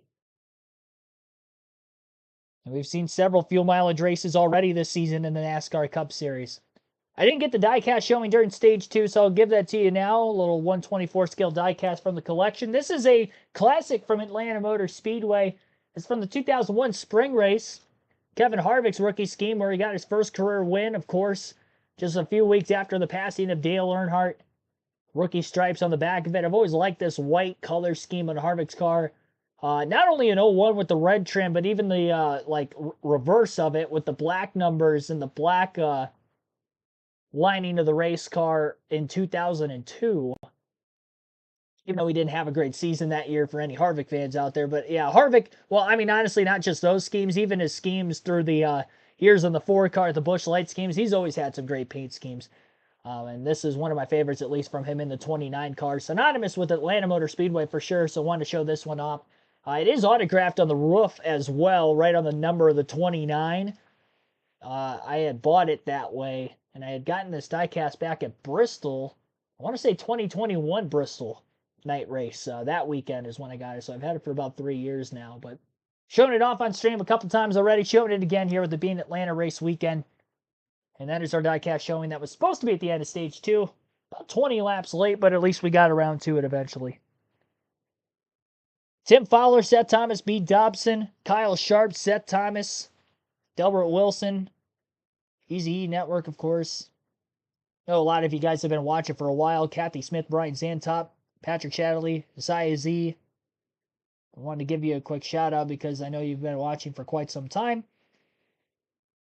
Bubba Davis, Ethan Chua. Just over 100 people concurrently watching this stream. 86 likes to this point. Be sure to hit the like button if you haven't done so. Subscribe for more NASCAR content. About to get to the restart, so after pit stops had cycled through, when they did, our top 10 for this upcoming restart will be Ty Gibbs in the lead, Bubba Wallace second, Ryan Blaney third, and then fourth on back had pitted. So Ross Chastain fourth, Alex Bowman fifth, Michael McDowell sixth, William Byron seventh, Kyle Busch eighth, Corey LaJoie ninth, and Austin Dillon 10th. That is the top 10.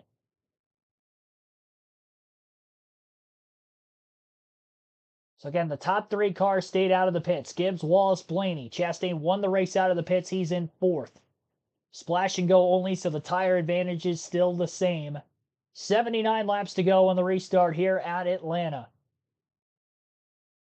Green flag back in the air. And Gibbs is the controlled car. First time we've seen a Toyota lead today. 2 of them on the front row. Blaney pushing Wallace into the first turn. Bottom lane has been the preferred lane on the restart. Surprise Gibbs took the top. Wallace clear in the middle of turns 1 and 2 as they get up to speed. Down the back straightaway, continues on. Moves to the top in front of Gibbs. Blaney now leads the bottom. Wallace back to the inside. Gibbs to the outside of the 23. Side by side at the front of the field. Best chance to pounce on the leaders is when they're door to door or single file for the first few rows. That has been the biggest passing opportunity, so this restart is vital with the leaders side by side still. Wallace was clear initially down the backstretch, but Gibbs got back to his outside in turns 3 and 4 in the opening lap after the restart. And on the second lap, they're side by side as well.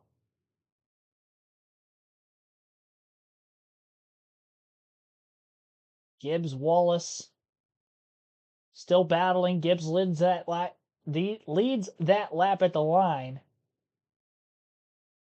Couple hundredths of a second he led that lap. 77 to go. Wallace out in front in the middle of turns 1 and 2. Gibbs very wide off the exit of the corner. He's trying to get the straightest corner exit he can. The biggest transitioning from the banking to how flat the back straightaway is with 0 degrees of banking. And it also keeps him away from the potential side draft from the 23. Which is why he's been able to pretty much lead by a nose all the way down the backstretch. And has led him to leading these last 3 laps now. Despite not quite being able to clear the 23 car underneath him. Leaders in front of him. The Toyotas have probably had the weakest speed of any manufacturer here this weekend. And the Ford's the strongest, especially of the Penske cars between the 12 and the 2. Primarily in this one. Cindric's still a little outside the top 10. You can see that lime green car. A neon green. It is outside the top 10 in the bottom lane of the racetrack currently.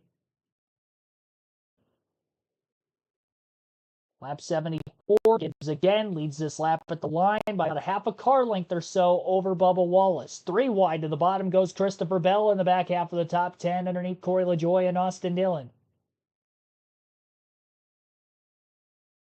Have a chance to make the move, you got to make it. It's so difficult to pass here today at Atlanta.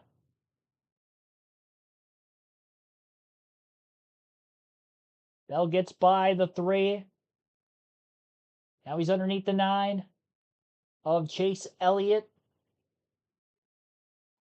Blaney started to fall back on the inside of row 2 on the front stretch that last time. Outside starting to get around him more. Gibbs still holds clear. And now all of a sudden, it is Bubba Wallace and Chastain who are side by side for second. So Ty Gibbs trying to control both lanes at the front of the field. But he doesn't jump to the bottom, so he wasn't aggressive with it. Gives the 54 a push down the front stretch. Keeps the 54 car out in front, and now Gibbs goes to the bottom in 1 and 2 with 72 laps to go. Chastain Wallace still door to door for second.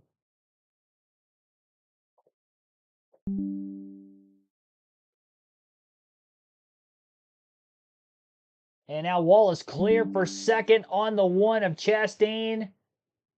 But he does not move up. He stays on the bottom. Cindric 3 wide to the bottom. Gets by Austin Dillon, Daniel Hemrick. Picks up at least 2 positions on the front stretch. Still hovering around 18th. Eric Jones back to that 3rd groove up on the outside near the wall for center 3 and 4. He marches to the outside of Gilliland and Keselowski. Haven't seen the RFK4s up near the front of the field like we usually do in these super speedways here today. LaJoie almost blocking the 43 of Jones into the wall off turn 4, and Jones gives him a push all the way down the front stretch as he stays in the gas. LaJoie again trying to crowd the 43 car, and again Jones almost gets against the fence.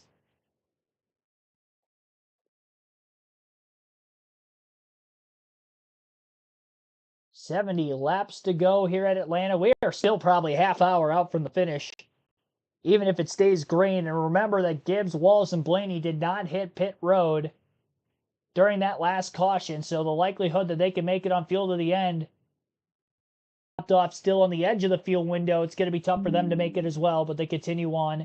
Top 10 in the running order with 68 laps to go has Ty Gibbs in the lead. Bubba Wallace second, Ross Chastain third, Michael McDowell fourth, William Byron fifth, Alex Bowman sixth, Ryan Blaney seventh, Kyle Busch eighth, Chris Buescher ninth, Christopher Bell 10th. Single file for about the top 6-7 cars now up at the front of the field, so we may start to see some slingshots be engaged at the front of the pack. LaJoie almost blocks the 43 into the wall a third time. That time there might have been a little contact between the two cars.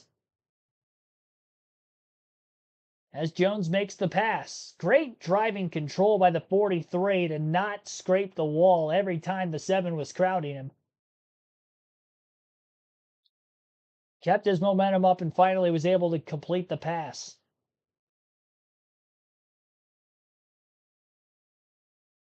Tenth of a second margin of a lead at the front of the field. Top 13 cars within 1 second of race leader Ty Gibbs.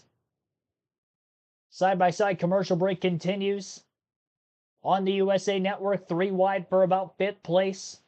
Top 4 cars single file at the very front of the field. William Byron trying to break through. Kyle Busch in the middle. Michael McDowell right around that 3-wide battle. McDowell pulls clear. The gaggle of 3-wide cars continue on in line behind him. Take another break for the moment while they're under this side-by-side commercial break. You're listening live on KRC to the Quaker State 400.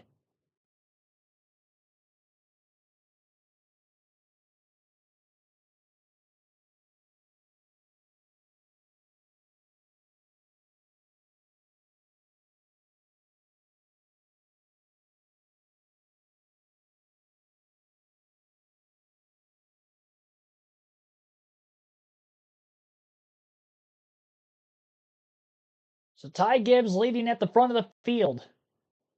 Couple car lengths of a gap between himself and the side-by-side battle, which is on again between Bubba Wallace and Ross Chastain. They get 2 by 2. It's just so hard for them to get a run after the leader when they're like that. And we just haven't seen it happen yet today when they're side-by-side for second on back. There's so much lifting going on in the corners that by the time they get their momentum back up at the end of a shorter straightaway at Atlanta versus what you would have at a Daytona or a Talladega, with this track being a mile less in length, they're not able to get to the back bumper and get the push to the cars in front of them.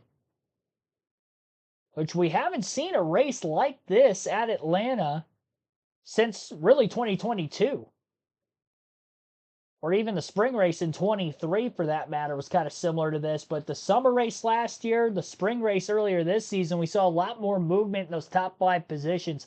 Haven't seen that really at all today. Outside of that one moment in stage 1, 62 laps left for Gibbs at the front of the field. Again, single file, top 4 or 5 cars in the positioning order. It's hard to tell how hard they're pushing at this moment, especially with pitting towards the edge of the fuel window. How comfortable do these teams feel on fuel? Gillen almost blocking Logano into the wall. You want to get to that outside as quickly as you can. With the field strung out, they'll string out, then they'll get side by side back together, then they'll string out again, they'll get side by side again. Ryan Blaney's actually lost quite a few spots. He was initially about 3rd or 4th for a large majority of this green flag run at the beginning of the stage, but he's now fallen back to about 9th. Bubba Wallace, meanwhile, takes the race lead away from Ty Gibbs at the front of the field, and a little contact on the backstretch as well between Busch and Byron for 4th.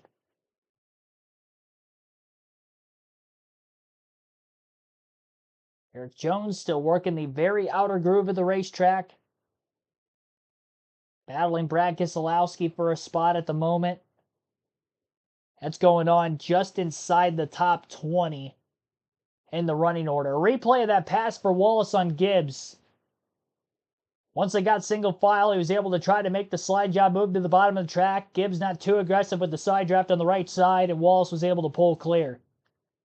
Gibbs also probably not able to save quite a bit of fuel if he is a fuel conservation mode while leading. So maybe it was a part of the plan to do that, but that is one of the few green flag passes we have seen for the lead today. And again, it was single file, just like it was back in stage 1. It wasn't when they were 2 by 2. Get a much bigger run. Bump drafting is more possible those front couple cars single file in line versus what we've seen side by side, side drafting, running door to door in the middle of the corner. You can't hit your arc to run more on the throttle. Kyle Busch with aggressive moves, sliding his way past Ty Gibbs for second. And again, he's single file. He topped off of fuel during the last stage. He's going to want to go for the lead, but Gibbs will slingshot his way back into second, into three before Busch has a shot to go after Wallace. Chastain moves up in front of the 24 car of William Byron. Alex Bowman right around him, battling for position yet again. Busch slingshots for the second consecutive lap in turns 1 and 2 into second place to get by Ty Gibbs in the 54. And Busch with a run after Wallace. Looks to the outside. Now back in the draft in the center of the corner. Bit of a gap being built up between second and third, though. Busch can't get enough of a run to get after Wallace quite yet. 56 laps to go at the line. Busch looking a little bit wider. In the first half of turns 1 and 2, back in the draft center off. Trouble! Blaney backs it into the wall. Down into Truex, back straightaway. Caution's out. Big saves by the 12 and the 19. There might be quite a bit of damage to the back bumper of the 12, who had gotten into the wall. Damage on the 17 of Buescher also, with 55 laps to go now under caution.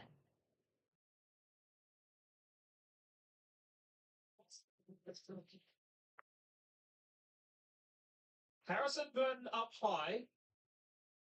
Noah Gregson's in there. Yeah, that's behind the accident. That's Shane Van Gisbergen in the wall and Haley. Yeah, that's behind the accident. They were all slowing down. Here's the accident. The 12 of Blaney, the 17 of Buescher side by side. Oh, the 17 gets loose, comes right up the racetrack, catches the 12 of Blaney right in the Where when he got loose, he overcorrected. And honestly, he got saved by that car being on the outside of him. Yes. If he hadn't hit that car, he would have. Watch this. So Blaney's on the outside, gets loose. That slowed him down and made it so the back of the car hit the wall. That was a fortunate break for Buescher. Blaney was riding along. Watch this. He thinks everything's fine, and then all of a sudden, Not fortunate for him. yes. But, and Truex behind it, he got caught up in it. One of the big winners in this is look down to the left, Suarez. He avoids it, ducks through down on that low side. Yeah, It zooms on by. 20 of Bell as well, to your point, Diff, right? Look at the 12 right here. Look at the 20 of Christopher Bell. They're banging in front of him, and he kind of sneaks by. How was that? As well. Yeah. How was that not a bigger wreck? I mean, that was very fortunate. That wasn't a big one that took out about 10 or 12 cars. Yeah, I think Chris Buescher has the most damage, although he was the cause of the accident. Take a look from Logano. He's going to sneak by on the flat. Watch this. And bang, he gets back in the gas.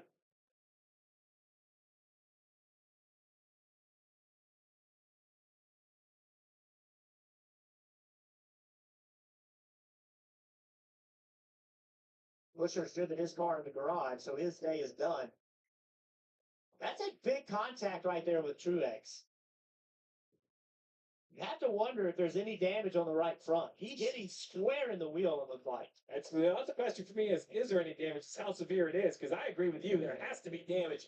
As hard as he hit, you see right here, like the hood doesn't fit anymore, right? That's that hook vent. That should seal all the way around it. It's not, which tells me that there's some sort of shift or wrinkle in the bodywork. You would think they would want to tape that down. The steel of that hood, very important. Hey, if there's no major damage on that Get Wizard Ford, the Prime Blaney, that's a miracle. That's magic. Well, look where he got hit, right in the middle. Check how the car feels. Well, they know who can fix it. They got the right partner this week, that's for sure. But again, this story thread of the playoff drivers having some adversity here in Atlanta. Everybody predicted this to be a wild card race. In fact, the first of 3 wild card races in this first. I would think that Blaney's car is fine. That door is full of foam between the roll bar and the outside of the door. An energy absorbing foam that in a massive impact, it just takes the G's out of it. And that gets in the door, but I don't think it did anything other than that, Steve. You can see some body damage, but I don't think any aero disadvantage by that. I don't think there's a lot of damage, but with the Goodyear missing on the left rear tire, I think he might have to come to pit road. All right, troubles for the playoff drivers. Let's start in the most harsh way with Kyle Wilson. And then, as a result of this, Chase Briscoe had nowhere to go. Wrong time, wrong place. So that makes 2. Both drivers okay, by the way. Both them out of their cars. Then Tyler Reddick on pin road. Boom. Carson Hocevar. Christopher Bell. You're about to see a big fire here on the 20. And this was a pit penalty. He had a fire earlier. Crazy pit road contact. It was wild. And playoff drivers seem to be in the middle of it. Chase Elliott right there. Christopher Bell. It has been an eventful day, and as Jeff said, very much in the same vein as Kyle Larson, Chris Buescher lost his RFK Racing Ford. That collected Ryan Blaney and Martin Truex Jr. So it has been eventful.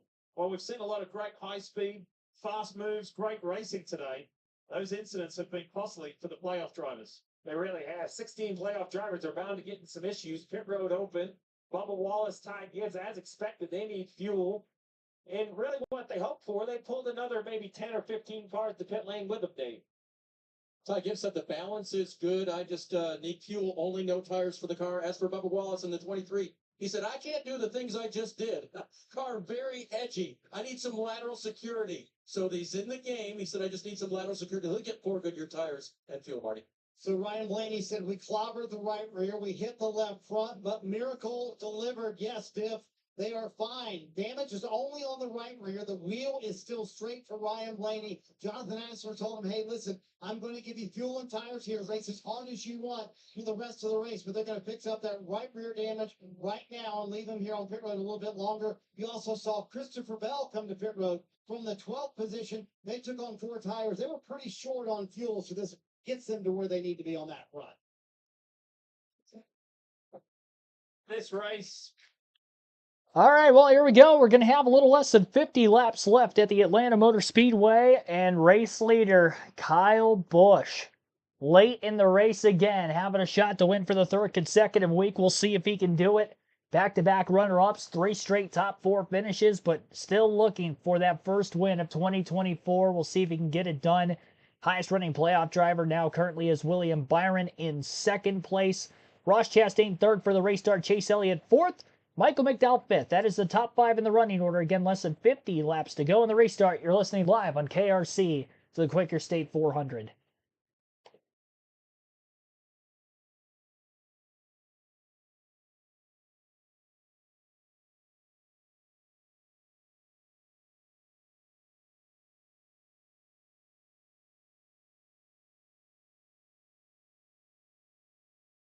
NASCAR Cup Series, NASCAR Penske Cup Series racing. Race Sparky 388. Silent Owl Scribe, thanks for tuning in here recently.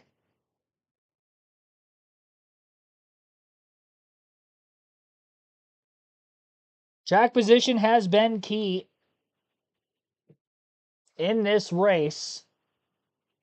And now we have a bunch of Chevys all of a sudden at the front of the field, and a lot of those stronger Fords now back in traffic. Blaney involved in this incident, had to come down, take tires. He was going to have to pit for fuel again anyway because he did not pit during the caution before that. Ty Gibbs, Bubba Wallace just came to pit road because they could not make it on field to the end. Several others in the back half of the field topped off, so they're plenty good to the finish. Still in somewhat of a fuel-saving mode for all the leaders that stayed out of the pits. Looks like the top 16 stayed out. So Busch, Byron, Chastain, Elliott, McDowell, Bowman, Suarez, Logano, LaJoy, Gillen, Reddick, Cindric, Zane Smith, Haley, Gregson, Barry all stayed out of the pits. So they still last pitted with 84 laps to go during the second to last caution. You're currently working our 5th caution of the race as of right now. Jonathan Nemechek gets the free pass with the caution coming out. He did actually remain in the race prior to his wreck, or post his wreck. Chris Buescher has retired from the race following his accident And I believe Shane Van Gisbergen also has exited from the race. It looks like he might have broken a toe link as he had scraped the outside wall trying to miss the last crash. Truex is back on pit road again to make repairs prior to the green flag as he is in 33rd. Blaney coming back down to pit road as well. We'll have 49 laps left on the restart. Still working on the right front of the 19. Steering doesn't seem to be accurate for Truex's liking. Truex, remember, very little playoff points going into the postseason. 4 playoff points total. He started as the last seed, the 16th seed when we began this. And he did not score any stage points today. So that is also big in the disadvantage side of things here for Martin Truex Jr. if we look at his points circumstance. Remember, Truex is working under the DVP clock. Team has 6 minutes to try to make their repairs. About to get to the restart. Again, Kyle Busch will be the leader. The controlled car. He's on the inside of row 1. Green flag back in the air. William Byron on the outside of the road. Chastain on the bottom to push Busch. Busch with the nose out in front. 2 by 2.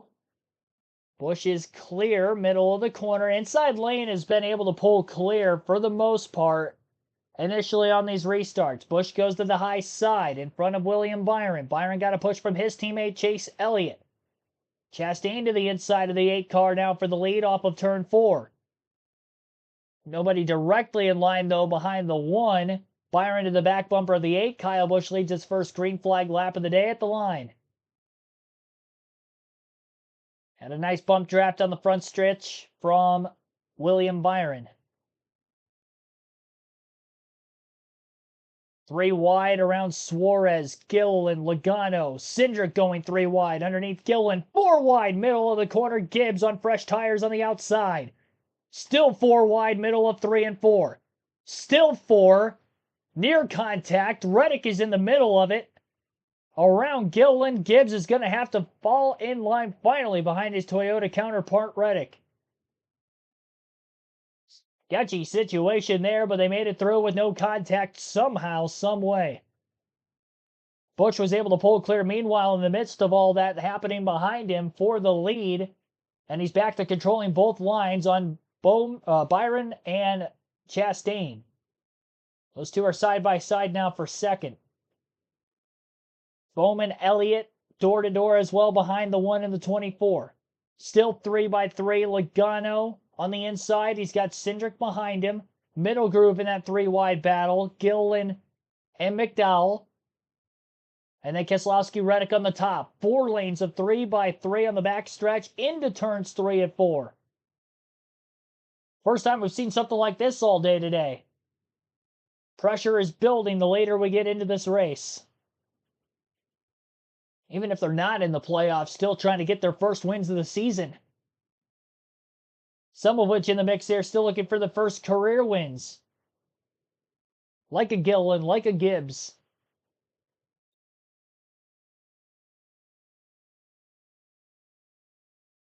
And of course, Kyle Busch at the front of the field trying to keep his winning streak alive. 3rd place in that photo finish at Atlanta earlier this spring. 2nd at Daytona, leading laps late. Led laps late in the Daytona 500 at the beginning of the year. It's been so close on these super speedways just this year alone. That's not even counting last year. He won at Dega last year. He was leading on the 200th lap of the Daytona 500 2023. He knows how to lead laps and lead laps late on these super speedways, but can he lead the final lap this time around? By the way, they were 4 wide on the back straightaway again that last time by. Oh my gosh. 2nd time we've seen 4 wide today, and it's both been within the last few laps off of this last restart.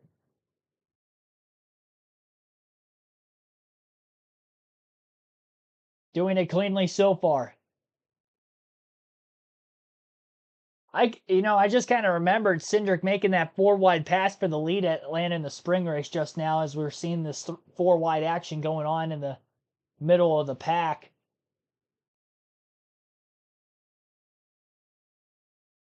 That was a badass move. We'll see if somebody can make a move like that today. Not a lot of room between Gragson and Austin Dillon in those outer lanes near the wall off turn 4 that last time.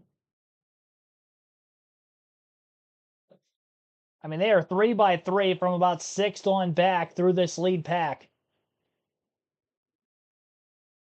Cindric going to push Logano in the bottom lane on the back straightaway, but couldn't really get their momentum moving forward enough.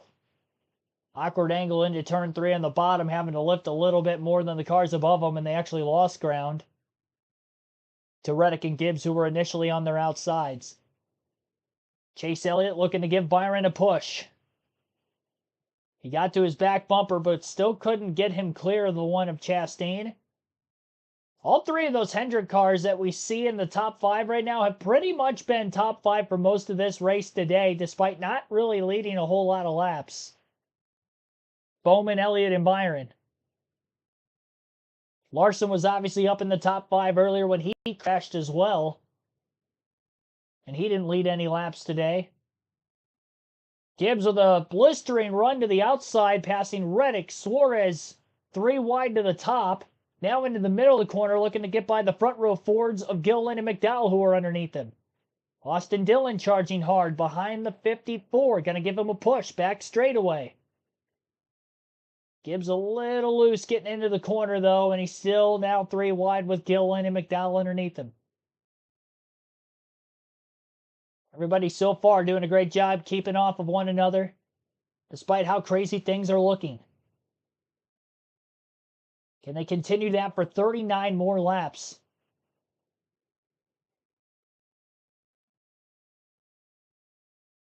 Suarez in the Joey Logano Austin Dillon sandwich. Gilliland in the Reddick and Gibbs sandwich. McDowell was actually able to break free from the bottom lane initially when he was 3 wide. Pushes the back of the 48. 48 transfers the run to the 1 on the inside. And Chastain still not able to pull clear of Byron above him. Remember, Gibbs pitted for 4 fresh tires, so he's the first of those that pitted that last run, and he gave Elliott a huge shot. And Elliott to the back of the 24, and we're side by side for the lead all of a sudden in the middle of 3 and 4. Busch gives Byron plenty of room at the start-finish line this time by Busch leads the lap, but not by much. Here comes Byron. Nose to nose for the lead with 37 to go into turns 1 and 2. Can Busch get the momentum enough in the center of the corner to clear high off turn 2? He is clear but doesn't move high. Stays on the bottom in front of Chastain, and again Byron gets alongside of him. Gibbs 3 wide to the top again, looking to make some moves. As he sits in line now behind the 38 of Gilliland, clear of the 99 road. And he will continue to lose laps.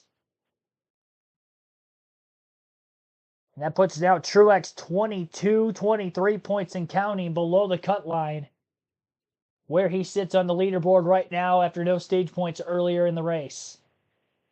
Hamlin, who had been hanging out at the back for most of the day, is still back there, 31st. Near contact between Reddick and Suarez off turn 4 in the bottom 2 lanes underneath Gibbs. Just utter pandemonium at this point. Busch doing a great job holding on to the track position, not being over aggressive. Byron's gotten above him twice now, but he hasn't gone up to block, and he still held on to the lead both times.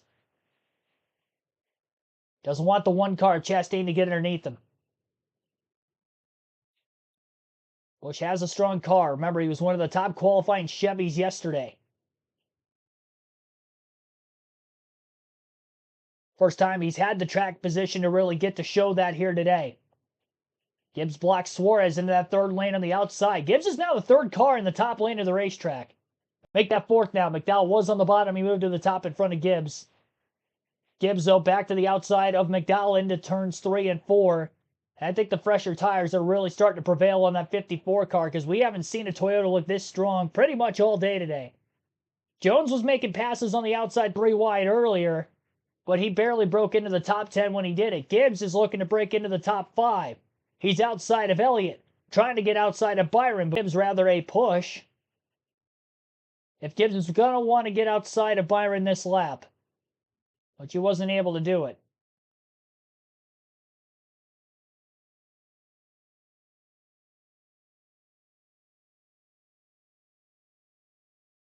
Big run for Elliott in the middle. Chastain up to try to block the 9. 24 staying in front of the 54. And Busch staying in front of everyone. 31 laps to go. Side-by-side commercial break on the USA Network. We'll go through the full field running order one more time in this one. Again, Kyle Busch, your race leader. Ross Chastain second. William Byron third. Alex Bowman fourth. Ty Gibbs fifth that last time by at the line.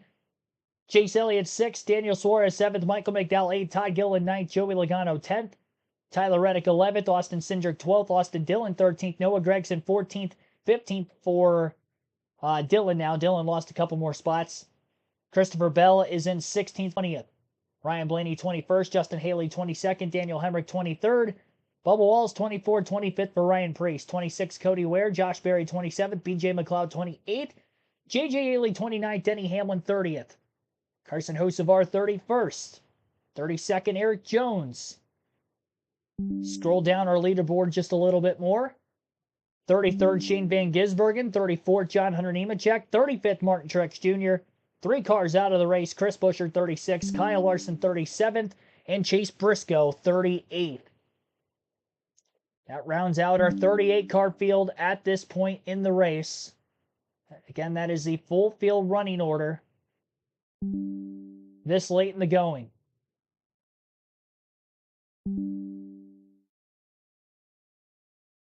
Less than 30 laps to go for race leader Kyle Busch at the Atlanta Motor Speedway. Can he get a win before the season is up? Even though he is not in the playoffs and eligible for the championship, it'd be a historic feat to win 2 decades in a row, 20 consecutive years. He will have a race win in the top level of NASCAR competition. If he can break through here today.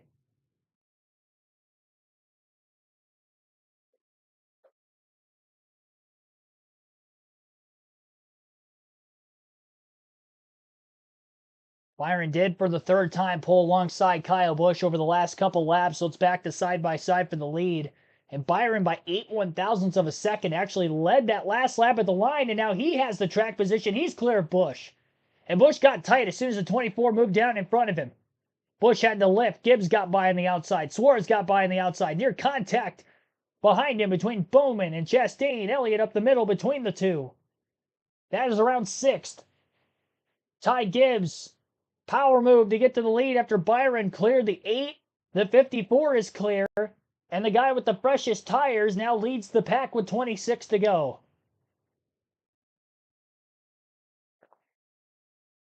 Three wide still for 6th. Bowman on the bottom. He's been strong all day.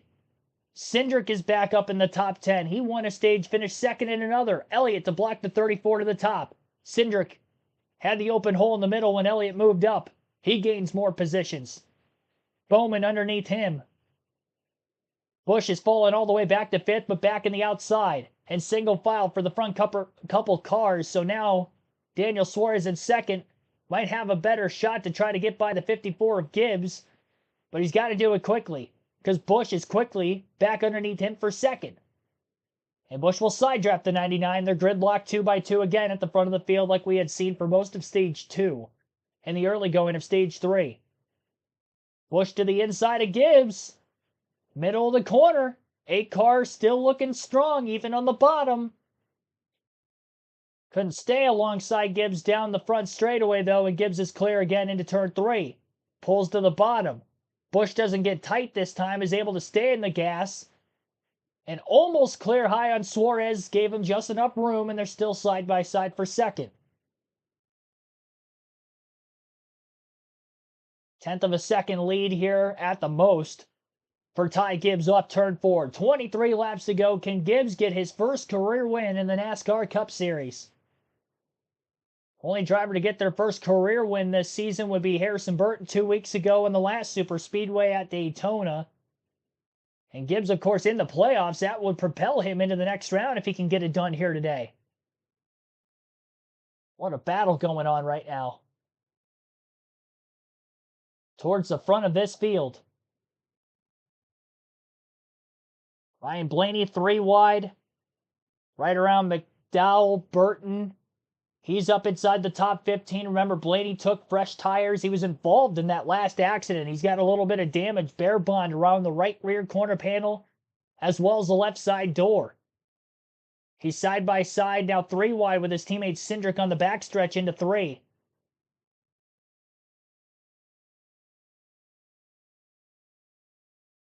Gibbs still controlling the pack, 21 laps to go. Almost contact between Bowman, Chastain. In the middle couple grooves, a big block by Cindric on LaJoy for about 12 to get to the high side. Blaney Bell passed both cars to the bottom couple lanes, and now Blaney slingshots back to the top in front of his teammate Cindric.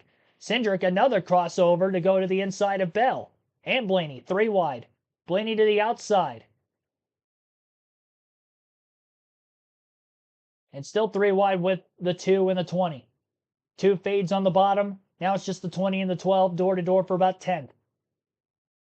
Back to the front of the field again. It's Gibbs leading. And it's still Suarez and Busch, door to door for second. 2 of the 3 cars that were in the 3 wide finish back in the spring.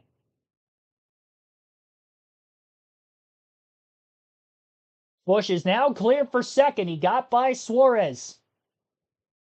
This is big for Kyle Busch. It might make a clear path to try to make a run at Gibbs for the lead. Big run coming by Busch. 19 to go. Busch trying to get to the outside of the 54, this time into turn 1. Couldn't get there, and in fact, he actually got tight. Had to lift in the middle of the corner. Suarez got back to his outside for second. And I think they're side by side again down the back straightaway. Yep, that is the case. Like Nemechek coming back onto pit road on the bottom of the racetrack. Already a handful of laps down. Ty Gibbs leads another lap at the line. Busch was scored second by a nose over Suarez.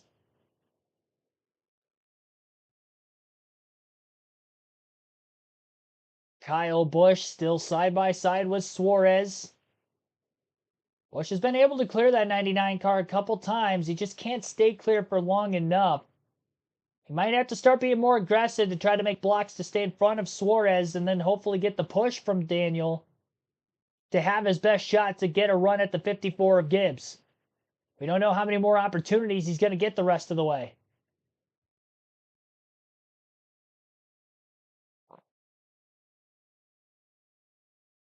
Gibbs controlling both lanes. He's on the bottom all the way down the back straightaway. Into turns 3 and 4. He remains on the bottom groove of the racetrack. Not going to make a run to try to block the high side at the moment. 16 laps to go. Be sure to hit that like button. Subscribe for more NASCAR content if you haven't yet. Our goal was to get to 150 likes on the stream. We are currently at 95. Let's at least get to 100. At the very least here today.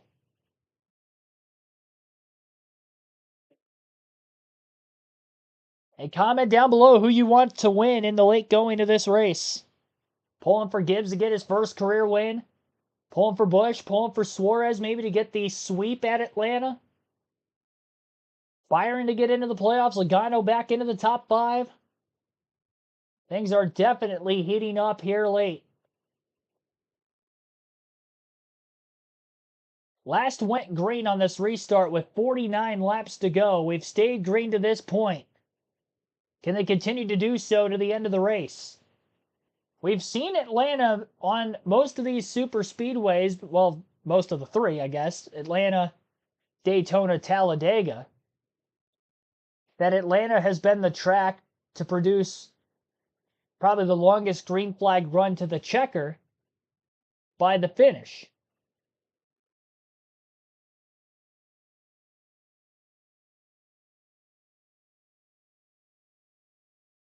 Ty Gibbs trying to hold on. Big moment, 3 wide middle off turn 4 that last time by.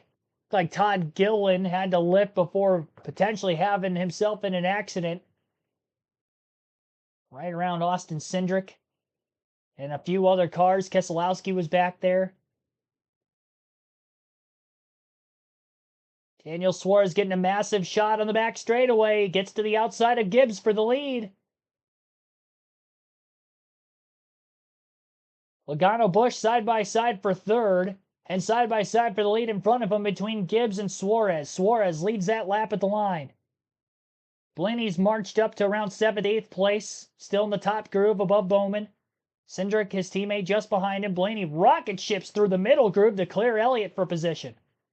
And Logano with a rocket ship gives a massive push to the back of the 99 on the backstretch into 3. You can see the runs are really forming up majorly when these cars are side by side up at the front of the field. Chastain lifts, causing Blaney to lift. Bell back to the outside of Blaney around the 7th, 8th place position. Blaney then goes to the bottom 3 wide. Underneath Byron, Chastain is for about 5th place now. Kyle Busch trying to clear for 3rd to the high side, and he is clear. And now he pushes Suarez down the backstretch to get to 2nd. Suarez clear for the lead. Busch clear for 2nd.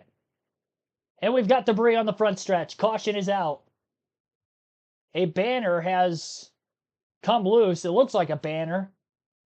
A Walmart sign on the racetrack. I don't know where that banner came from. It thinks that that's the reason for the caution. Right as things were heating up with about 10 laps to go. I don't even know where that came from.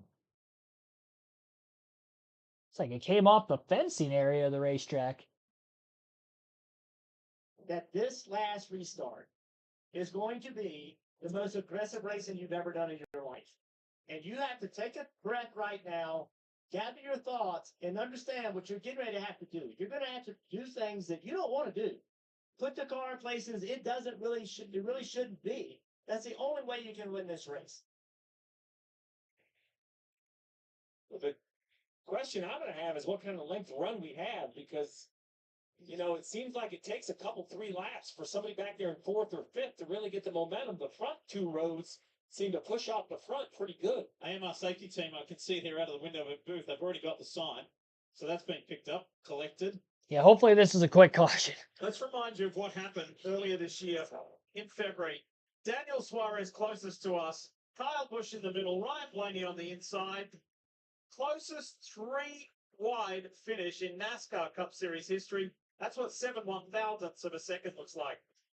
And that was the moment Daniel Suarez guaranteed himself a spot in the playoffs. And that's what began a pretty special year for Suarez, who got married, became a U.S. citizen. He won in NASCAR Brazil competition. It's been an awesome year for him. It could get That was all in the last month and a half that this is all taking place. Again. So we are going to have just a thriller of a finish to this Quaker State 400.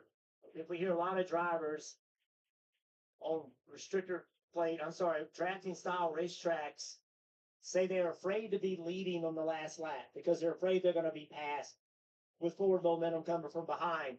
I don't think you can think like that. I think you have to assume the caution is going to come out with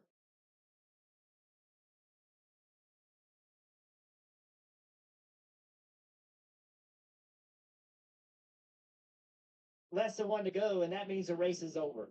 Because so many times, all to be leading this race, I am not laying back thinking I'm afraid to be leading. They're going to gang up on me and take the lead. I'm going to make them have to take that away from me.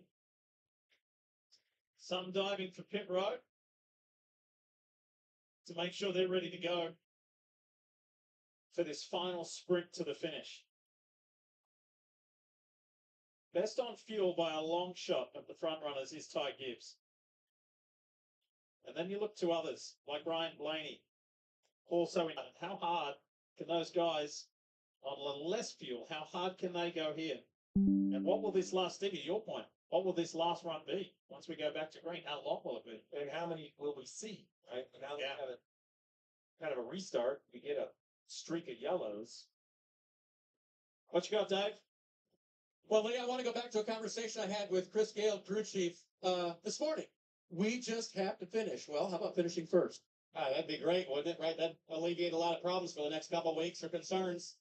Really had a strong car all day, right? Come from the back, flew forward all day, led laps, got stage points in both stages, which, starting in the back, we weren't sure we were going to be able to do that. So, got more fuel than most up front, too. So, feel good about that. So, really just executing the blocks here up front and let's avoid a late race wreck. And even if we can't win, let's get all the points we can to make it easier for the next 2 weeks. I don't see teammates up there. I see Bell back there and Nate. I mean, seems like he's doing it all on his own. Yeah, I think, right, we knew that some of those guys were saving. There were 10 cars up front that were saving fuel, right? And we knew we didn't have to. So he was making it 3 wide there going hard while those guys were saving fuel and able to get back to the front. And I think that was the difference. All right, good luck. Thanks to Chris for speaking to us. And Yeah, just take it down. Here to make sure this doesn't happen again. So we can race cleanly to the finish without any further odd interruptions. All right. That dude in the back DJ, seat. Kyle, what do you reckon? That dude in the back seat was absolutely crammed with the banner stuffed like between him, his legs, the rest of his body in the back seat. Already looked like he didn't have a lot of room in there. I think the person in front might be taking all the leg room. Then you're making a plan. That plan may have to go out the window depending on what's going on in front of you. If you're leading the race, you're going to drive this by the mirror and block all that you possibly can. Everybody's going to have it to the floor, and it's whoever can keep it there the longest and make the right moves here. Blanky's been impressive coming up through here and making things happen. But I don't know if anybody can handle Ty Gibbs right now.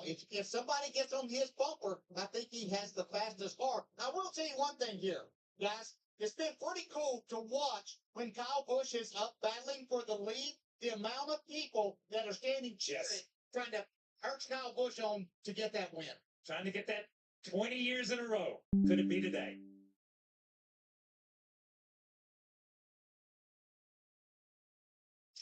So, That's right, and he's won on this configuration of Atlanta. So Logano currently 8th, crew chief Paul Wolf. What are you telling your driver for this restart? Well, obviously, we've had to be patient all day. Track position is tough to get, just like anywhere we go. And we get into the fuel game of topping off or not. And he's done a good job saving fuel. So we're in a good fuel situation here now. Tires have cooled off. The turn 1 and 2 shaded up now. So there's going to be a lot of grip. So everyone's going to be going hard. And just hope we come out on top. Sounds like an exciting finish in store. sure is. So just looking out our window, everything looks pretty clean and clear. Lights are still on the pace car, so we're going to do at least one more before we can race. We should be coming to the choose right here, right? The number 1 to go, so be 5 to go when we take the green. All right, Jeff, where do you go? Who do you line up with? Who do you trust? Yeah, that's the problem. I don't trust anybody, and nor should I. So if you're Suarez, Wow.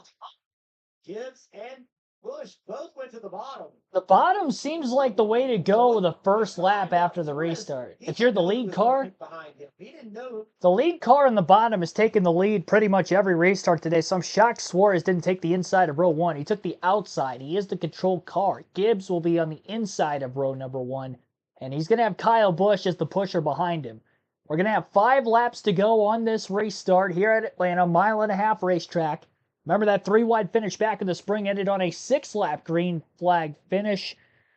This one, just 1 lap less than that. Of course, that is if we stay green from now to the end of the race. It has been intense from pretty much the final restart, or what is now going to be the second to last restart on, when that took place with about 49 laps to go. But now we're going to get another one. Again, just 5 laps remain. A win for any one of these playoff drivers locked them into the round of 12. And we've got some non-playoff drivers up there still trying to get their first win of the season and spoil the party for the playoff competitors. Pace car headed to pit road. Suarez, Gibbs on the front row. Green flag back in the air. Suarez gets a good launch. Gibbs did not get a good launch. And Suarez is clear even without a push from Logano, but he does not move to the inside. He stayed high a little too long, and now the bumpers are aligned for Gibbs and Busch. Gibbs is clear off turn 2. Logano finally gets to the back of the 99, gives him a shot of the back straightaway. Gibbs pulls high. Suarez is going to look to the bottom. Gibbs blocks, but couldn't block soon enough. Daniel Suarez looking for the lead. Logano into the back of the 54. Another push to him, and that keeps him alongside Suarez. Side by side for the lead. Gibbs, Suarez off turn 4. Push to the bottom. 3 wide for the lead. Kyle Busch is going for it. To the inside of the racetrack. Gibbs up on the high side is clear of everyone. Still 3 by 3 from second on back. Logano outside of the 99 and the 8. The 8 on the bottom, the 99 in the middle. Gibbs blocking 3 lanes at once. Blaney with a push to the back of Logano. The Penske Fords are going to work together. They've had the speed all race. Now to the middle goes Suarez. 3 wide again for the lead. Suarez and Logano to the outside of the 54. Gibbs couldn't block either lane. Logano leads that lap. 3 to go. A race for a trip to the next round of the playoffs is on the line. And a lot of playoff drivers are up at the front of the field. Blaney and Logano lock bumpers on the high side again down the backstretch. 2 to go this time by at the line. Suarez still underneath the 22. Haven't broken free yet. Great comeback by Ryan Blaney from the spin with just over 50 to go to where he is at right now, which is in position. Still side by side for the lead. Back straight away, lap and a half to go. Blaney another push to Logano. A massive shot. Bell underneath Chastain. Caution out behind him. Gregson has spun into the inside wall in the back straightaway. Caution is out for the 7th time here at Atlanta. It just is so aggressive. There's just no way they can be that aggressive and someone not make contact. It's so much different than what we've seen at Daytona and Talladega. I made the comment that 3 wide behind wasn't going to give a run, and instead it went to 3 wide for the lead. As you see what happens, there's a stack up. Looks like the 21 of Harrison Burton got into Cindric and then came down, got the 10, pitched the 10 of Noah Gragson around right here, and it's just kind of beating and banging. And Noah gets the worst end of the deal. But as I was saying, that's a run that you wouldn't see at Daytona and Talladega. You would, but it may take 2 miles. Yeah. Here in Atlanta, a quarter mile. I mean, these cars go from slowing down to speeding up just so quickly. And watch Harrison Burton. He's in the side of the 2 car. He's got the 2 car checked up. He makes contact with the wall almost, and then Harrison comes down and gets into the right rear quarter panel of the 10 car. Or that close to the white flag. You see the big hit into the inside wall. That was working into turn 3 with 2 to go. At the time of the caution. Too bad Noah running pretty decent. You see another car up against the wall in the back. I think that's Eric Jones in that green and white 43 car. That's just nobody willing to lift, right? Coming to the end of the race.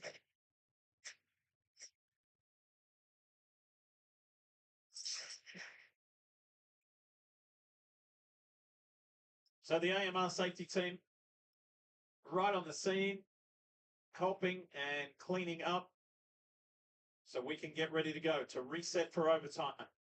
And all those drivers with 83, 82. Yep.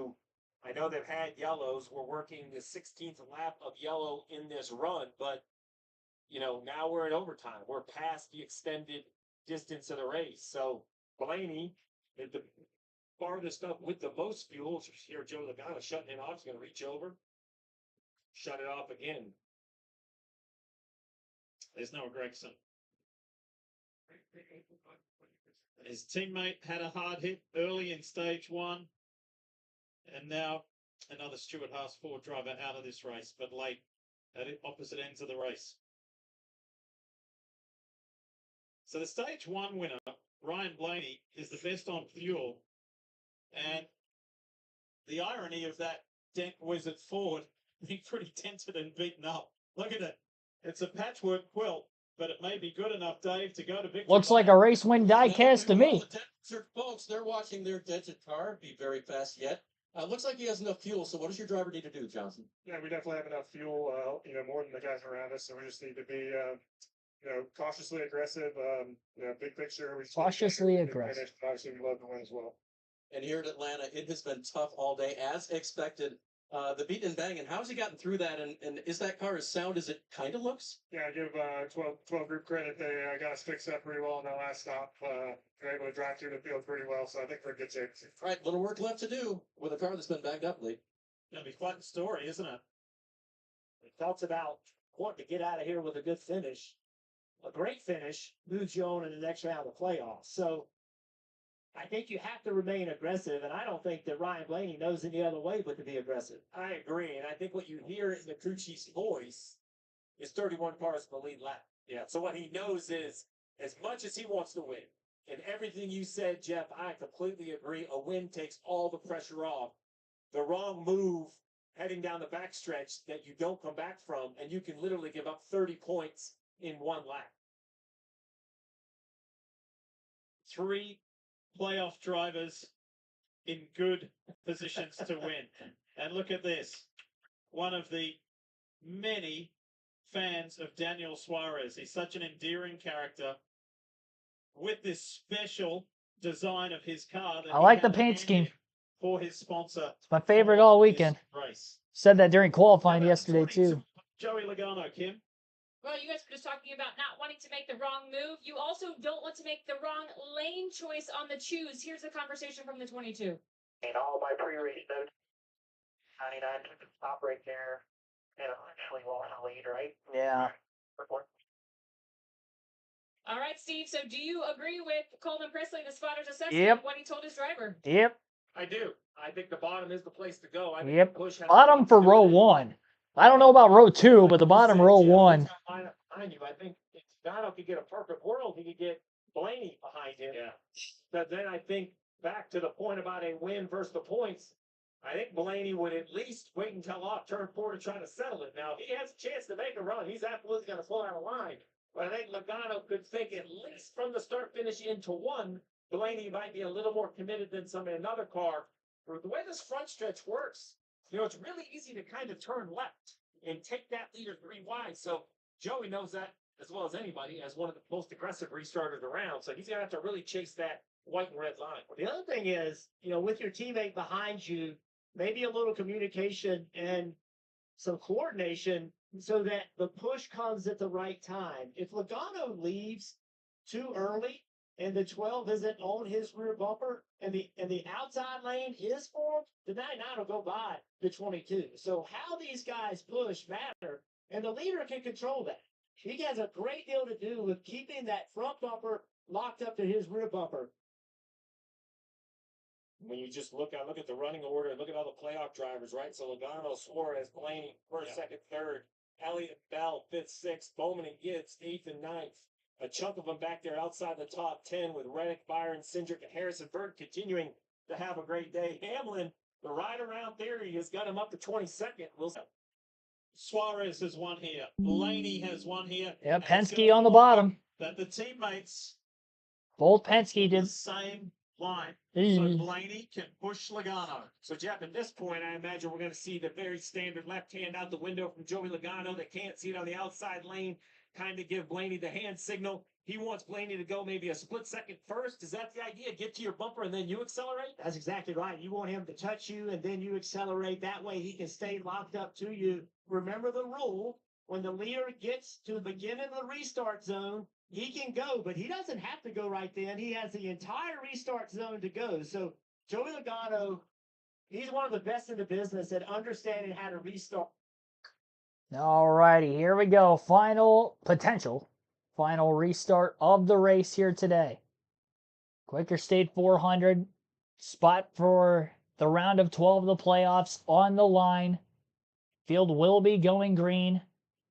This time by Logano on the inside of row 1, Daniel Suarez on the outside, Ryan Blaney to try to push his teammate to victory on the bottom.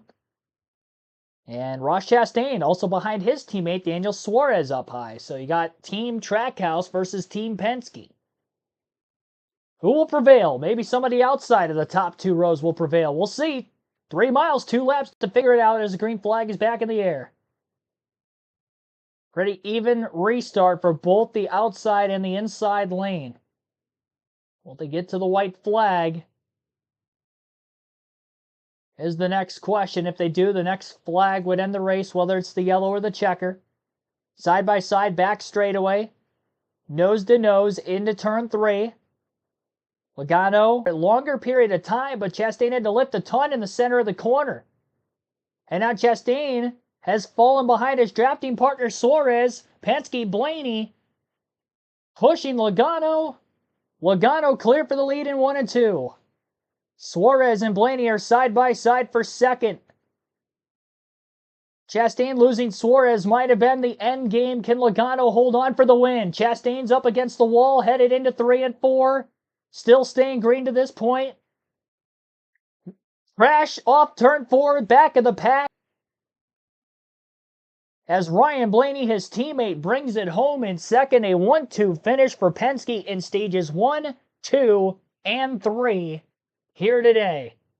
Execution at its finest from Team Penske. Joey Logano has advanced to the round of 12 with his win.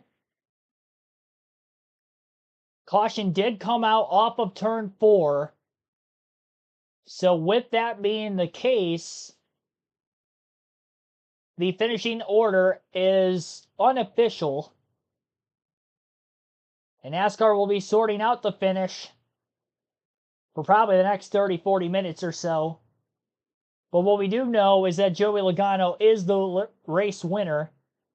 Logano was leading by quite a bit off of turn 4. He was clear off turn 4 with the lead when the caution had waved. So Joey Logano is the race winner.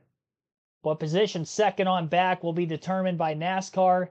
Field frozen at the time of caution.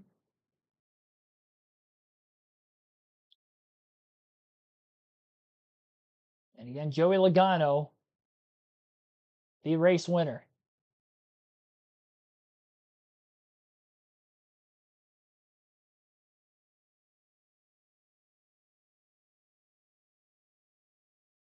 Crash kind of started when Suarez got, or rather Chastain got up against the wall, entering turn 3.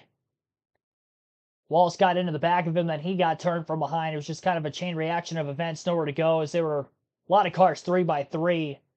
Actually, around 4 wide, really, where Wallace and Chastain had made the contact initially. Harrison Burton involved in the crash, Cody Ware, Josh Berry, Todd Gillen, Denny Hamlin, Eric Jones, BJ McLeod, Zane Smith appeared to all be involved in the crash, if not more drivers than that. Gillen was involved. Joey Logano burning it down on the front stretch as this caution ends the race here today. I believe that gives us 7 cautions total in this race. 8 cautions total. And an overtime finish as we went 5 laps past the scheduled distance, 6 laps past the scheduled distance. We went 266 laps today, originally scheduled for 260. Total time in the race, 3 hours, 6 minutes, and 11 seconds. Average speed of 134.45 miles per hour. This is the second win at Atlanta for Joey Logano on this configuration. He won the spring race in 23. And now this race here today, the fall race of 2024. 31 cars finished on the lead lap. And we'll go over the rest of the race finishing results and other race statistics following this interview from race winner Joey Logano. Facing Bandolier, is it Legends? And now he's victorious here again.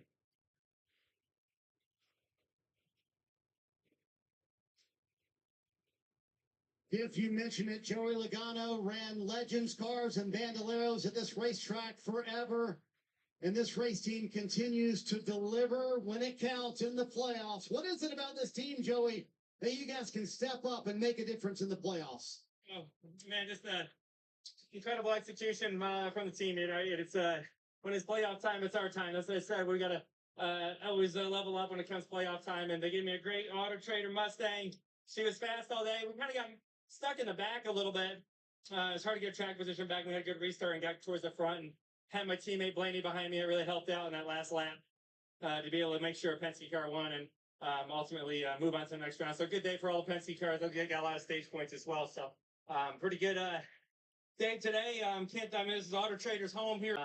And there's a lot of memories right here on this start finish line from me racing Legends cars as a kid. So this is a really cool feeling to be out here in the Cup car again. I was going to say, for a kid who ran Thursday Night Thunder for years here at the Atlanta Motor Speedway on the quarter-mile track, how much does a win, much less in Atlanta, period, but in the playoffs mean to you personally?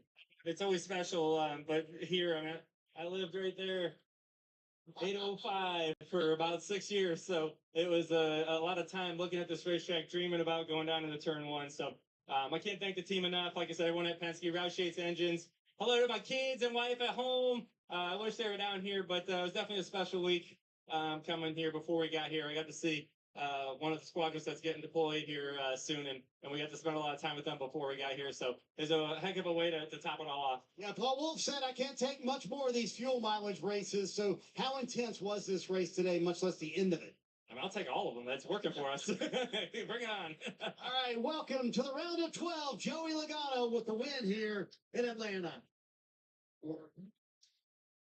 Top 7 positions based off the unofficial results, all playoff drivers. Highest finishing non-playoff driver Kyle Busch in 7th place. He was the only one of the 9 playoff drivers to finish in the top 10. We'll go through the full field finishing results. Again, unofficial, based off the time of caution is when the results are technically supposed to be in place. So again, time of caution, we could see the running order change, but unofficially, Joey Logano, race winner in 2nd. Looks to appear to be a 1-2 finish for Penske. Again, they were 1st and 2nd at the end of stages 1, 2, and 3, though it was Blaney and Cindric in stages 1, 2. Logano here at the end of the race getting the last lap and getting the win. Daniel Suarez finishes in 3rd, Christopher Bell 4th, Alex Bowman 5th, Tyler Reddick 6th, Kyle Busch 7th, Chase Elliott 8th, William Byron 9th, and Austin Cindric 10th. 11th for Daniel Hemrick, Justin Haley 12th, Ricky Stenhouse Jr. 13th, Ross Chastain 14th, Corey LaJoie 15th, and Carson Hocevar 16th. 17th for Ryan Preece, Ty Gibbs 18th, Brad Keselowski 19th, and Austin Dillon 20th. J.J. Ailey 21st, Michael McDowell 22nd, Zane Smith 23rd, Denny Hamlin 24th, and B.J. McLeod 25th. Eric Jones 26th, Ty Gilliland 27th, Josh Berry 28th, Bubba Walls 29th, Cody Ware 30th, Harrison Burton last car in the lead lap in 31st. Shane Van Gisbergen 2 laps down at 32nd, John Hunter Nemechek 4 laps down at 34th. Noah Gragson ended up DNFing, finishing at 34th, the 33rd for Nemechek. 35th place finish for Martin Truex Jr., Chris Buescher 36th, Kyle Larson 37th, Chase Briscoe 38th. And I do believe that every car that was in that crash finished the race and crossed the start-finish line other than Harrison Burton. But the caution did end up coming out anyway, so I don't know how that's going to necessarily dictate the finish, but looks to be Burton was the only one that technically would have DNF'd from that last lap crash off turn 4. So in total, we ended up having 6 drivers DNF in today's race. It's pretty low for a super speedway race, so all things considered, especially with 31 cars still finishing on the lead lap in this one. Joey Logano led just 9 laps in today's race. His teammate Austin Cindric led the most laps today. Cindric won stage 2, Blaney wins stage 1. So all 3 Penske cars won a stage in this race today. Blaney led one time for 33 laps. Great comeback to finish second after getting in that second to last wreck with just over 50 laps to go. 37 laps led for Ty Gibbs in the final stage. 30 laps led for pole sitter Michael McDowell. 24 for Kyle Busch. 13 for Ross Chastain. 8 for Bubba Wallace. 9 for Daniel Suarez. 5 for Alex Bowman. 2 for William Byron. 1 under caution for Carson Hocevar, B.J. McLeod, and 2 under caution for Ryan Preece, all during yellow flag pit stops when they led.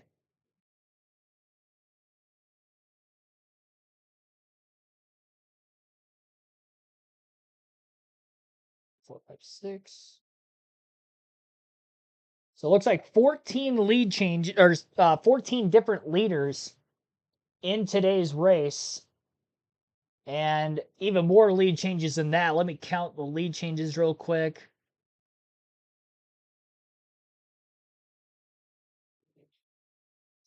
"26. 14 different leaders, 26 lead changes. And now we'll go over the playoff standings exiting the first race of the round of 16. So 2 races to go. Watkins Glen, Bristol. Joey Logano, again with his win, is locked into the round of 12. Second win of the season for Joey. Ryan Blaney won a stage today, finished second in the other stage, and finishing second. Actually scores the most points of anybody in the race. He's now plus 45 points above the cut line. Plus 40 for Christopher Bell, plus 33 for William Byron and Tyler Reddick, plus 27 for Alex Bowman and Austin Cindric, plus 24 points for Chase Elliott, plus 22 for Daniel Suarez. Kyle Larson still 15 points to good, even after crashing out and having no stage points today. Denny Hamlin only plus 2, no stage points, and he was also in that final wreck. Ty Gibbs and Brad Keselowski tied for the final cut spot in 12th. Gibbs with the tiebreaker, having the best finish in the round. Obviously coming today at Atlanta, where Ty Gibbs finished. Let me get this real quick. Scroll back up to the leaderboard. Gibbs finished at 18th, Keselowski 19th, so really close on that tiebreaker, but Gibbs does have it. Harrison Burton minus 15 points, caught up in the last wreck, didn't score a lot of stage points today, but did have a few. Martin Truex Jr., no stage points, ends up finishing well outside the top 30, 35th for him. He is now minus 18 points and minus 20 points for Chase Briscoe, who was also caught up in that same Larson incident back at stage 1. So that is the point standings exiting this race here today.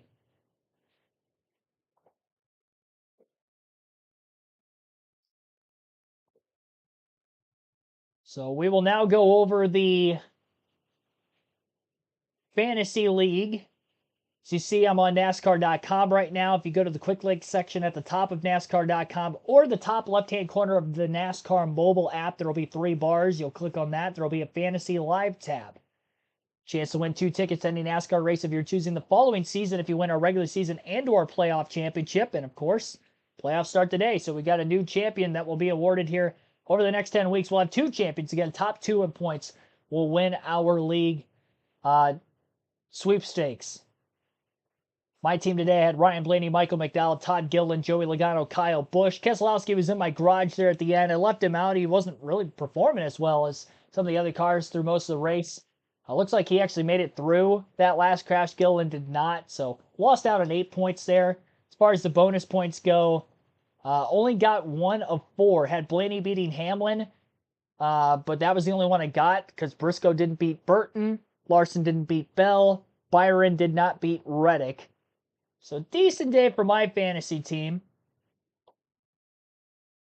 Our week 1 playoff winner for fantasy, not sure. Doesn't show the league standings on screen. Let me refresh the page real quick.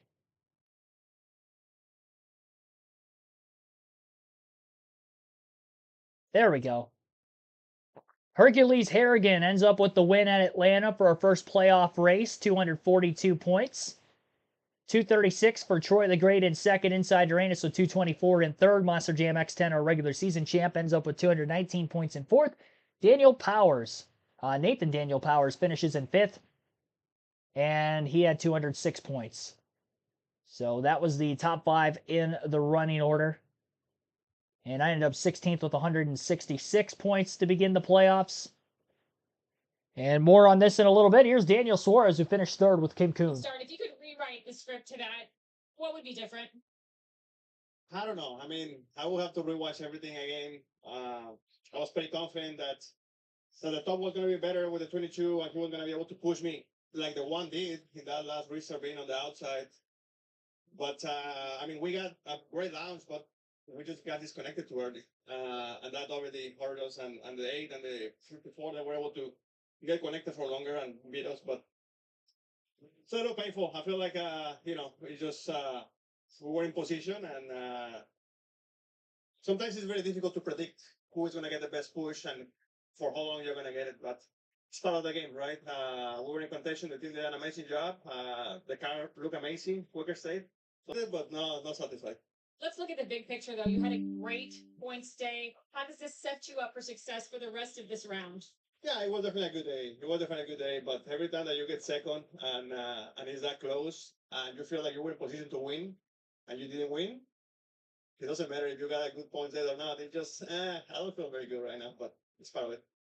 A bittersweet race here for Daniel Suarez. Yeah, tough hurts today, Kim, by not getting the win, but it helps in the big picture for the playoffs. That Yeah, it hurts today, but I don't think it's going to hurt when he goes into next weekend's race at Watkins Glen to see that he's plus 27 points above the cut line. Looking at Hercules Harrigan's team, all of the players on that team ended up finishing in the top 6 in points for today. So William Byron, Austin Cindric, Joey Logano, Ryan Blaney, Alex Bowman were the starting 5. And as far as the bonus picks go, looked like had the same bonus picks as me, so ended up only getting 1 of 4, but it was enough for the win, 242 points. So good start there. Congratulations to you. Again, congratulations to Monster Jam X10 for winning the regular season championship last week. Again, we will have 2 champions in the playoffs. So take advantage of it as you will. That is going to end up finishing our stream. Unless we get any other interviews here in the next couple minutes. It's going to be tough because they're on a full screen commercial break currently on the USA Network. Trying to rewind. Or fast forward, I should say. I had to pause it to get the playoff standings out to you guys. As they showed, and they're just showing that again, it looks like.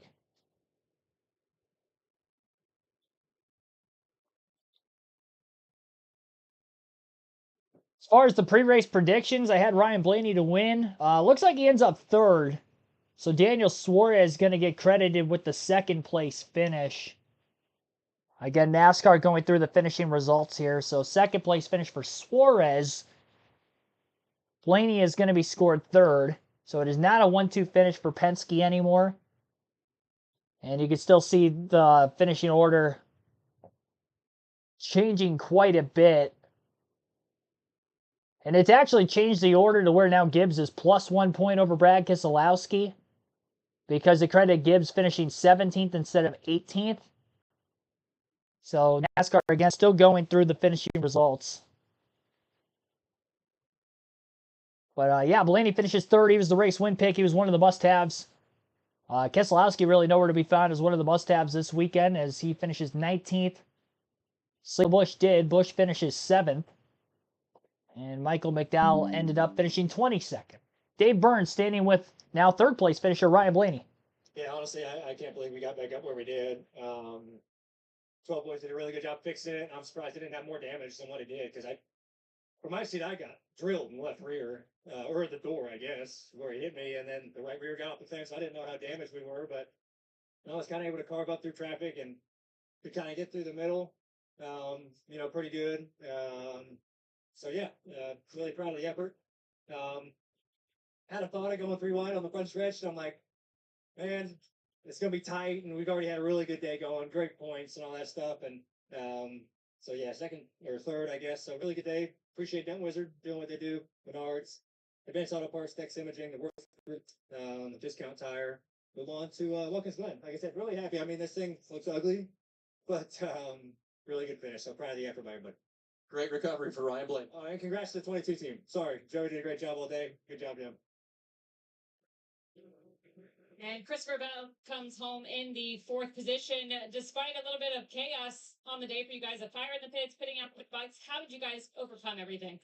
I mean, I don't know. It was a fun race, and it was a race that you could just kind of pick a lane and move forward as long as your car was driving good. So I don't know. Normally I hate super speedways, but that was wild and chaotic and a lot of fun, honestly. And really, all the drivers need to celebrate this race, because I don't know how we put 400 miles together.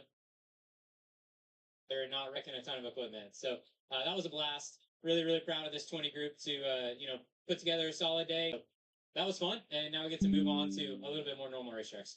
See outlook for next week. Next week at Watkins Glen.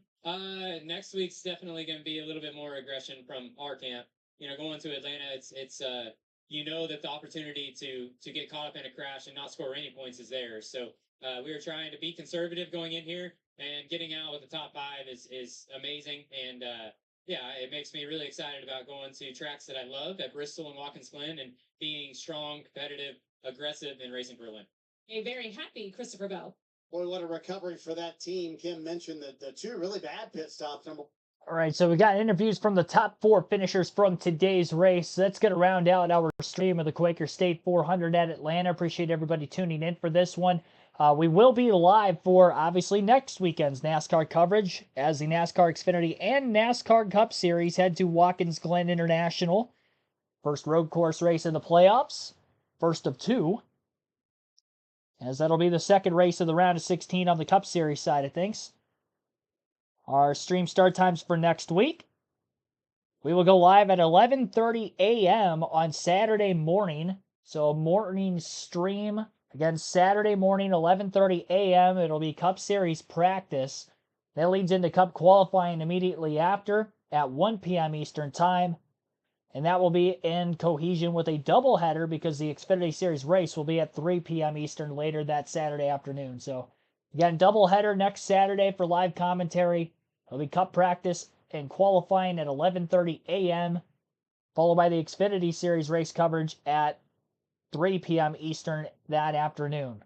We'll go live at 2:30 p.m. Eastern for the Watkins Glen NASCAR Cup Series race as well. All that coverage will be on the USA Network next week. And obviously right here on KRC also. So hope to see you for that one. Appreciate everybody tuning in. Be sure to hit the like button if you haven't done so yet. Subscribe for more NASCAR content, live commentary streams like this, as I mentioned, for NASCAR Cup Xfinity truck races, as well as Cup practice and qualifying. I will see you guys back better than ever next week. We'll have some gaming streams during the week as well. Hopefully you enjoyed today's coverage of the Quaker State 400. Congratulations to Joey Logano winning the race. And we'll see you again tomorrow and through to next weekend. Have a good rest of your Sunday night, everybody. Enjoyed it. Thanks for watching. As always, hit the like button if you haven't done so yet. Subscribe for more NASCAR content.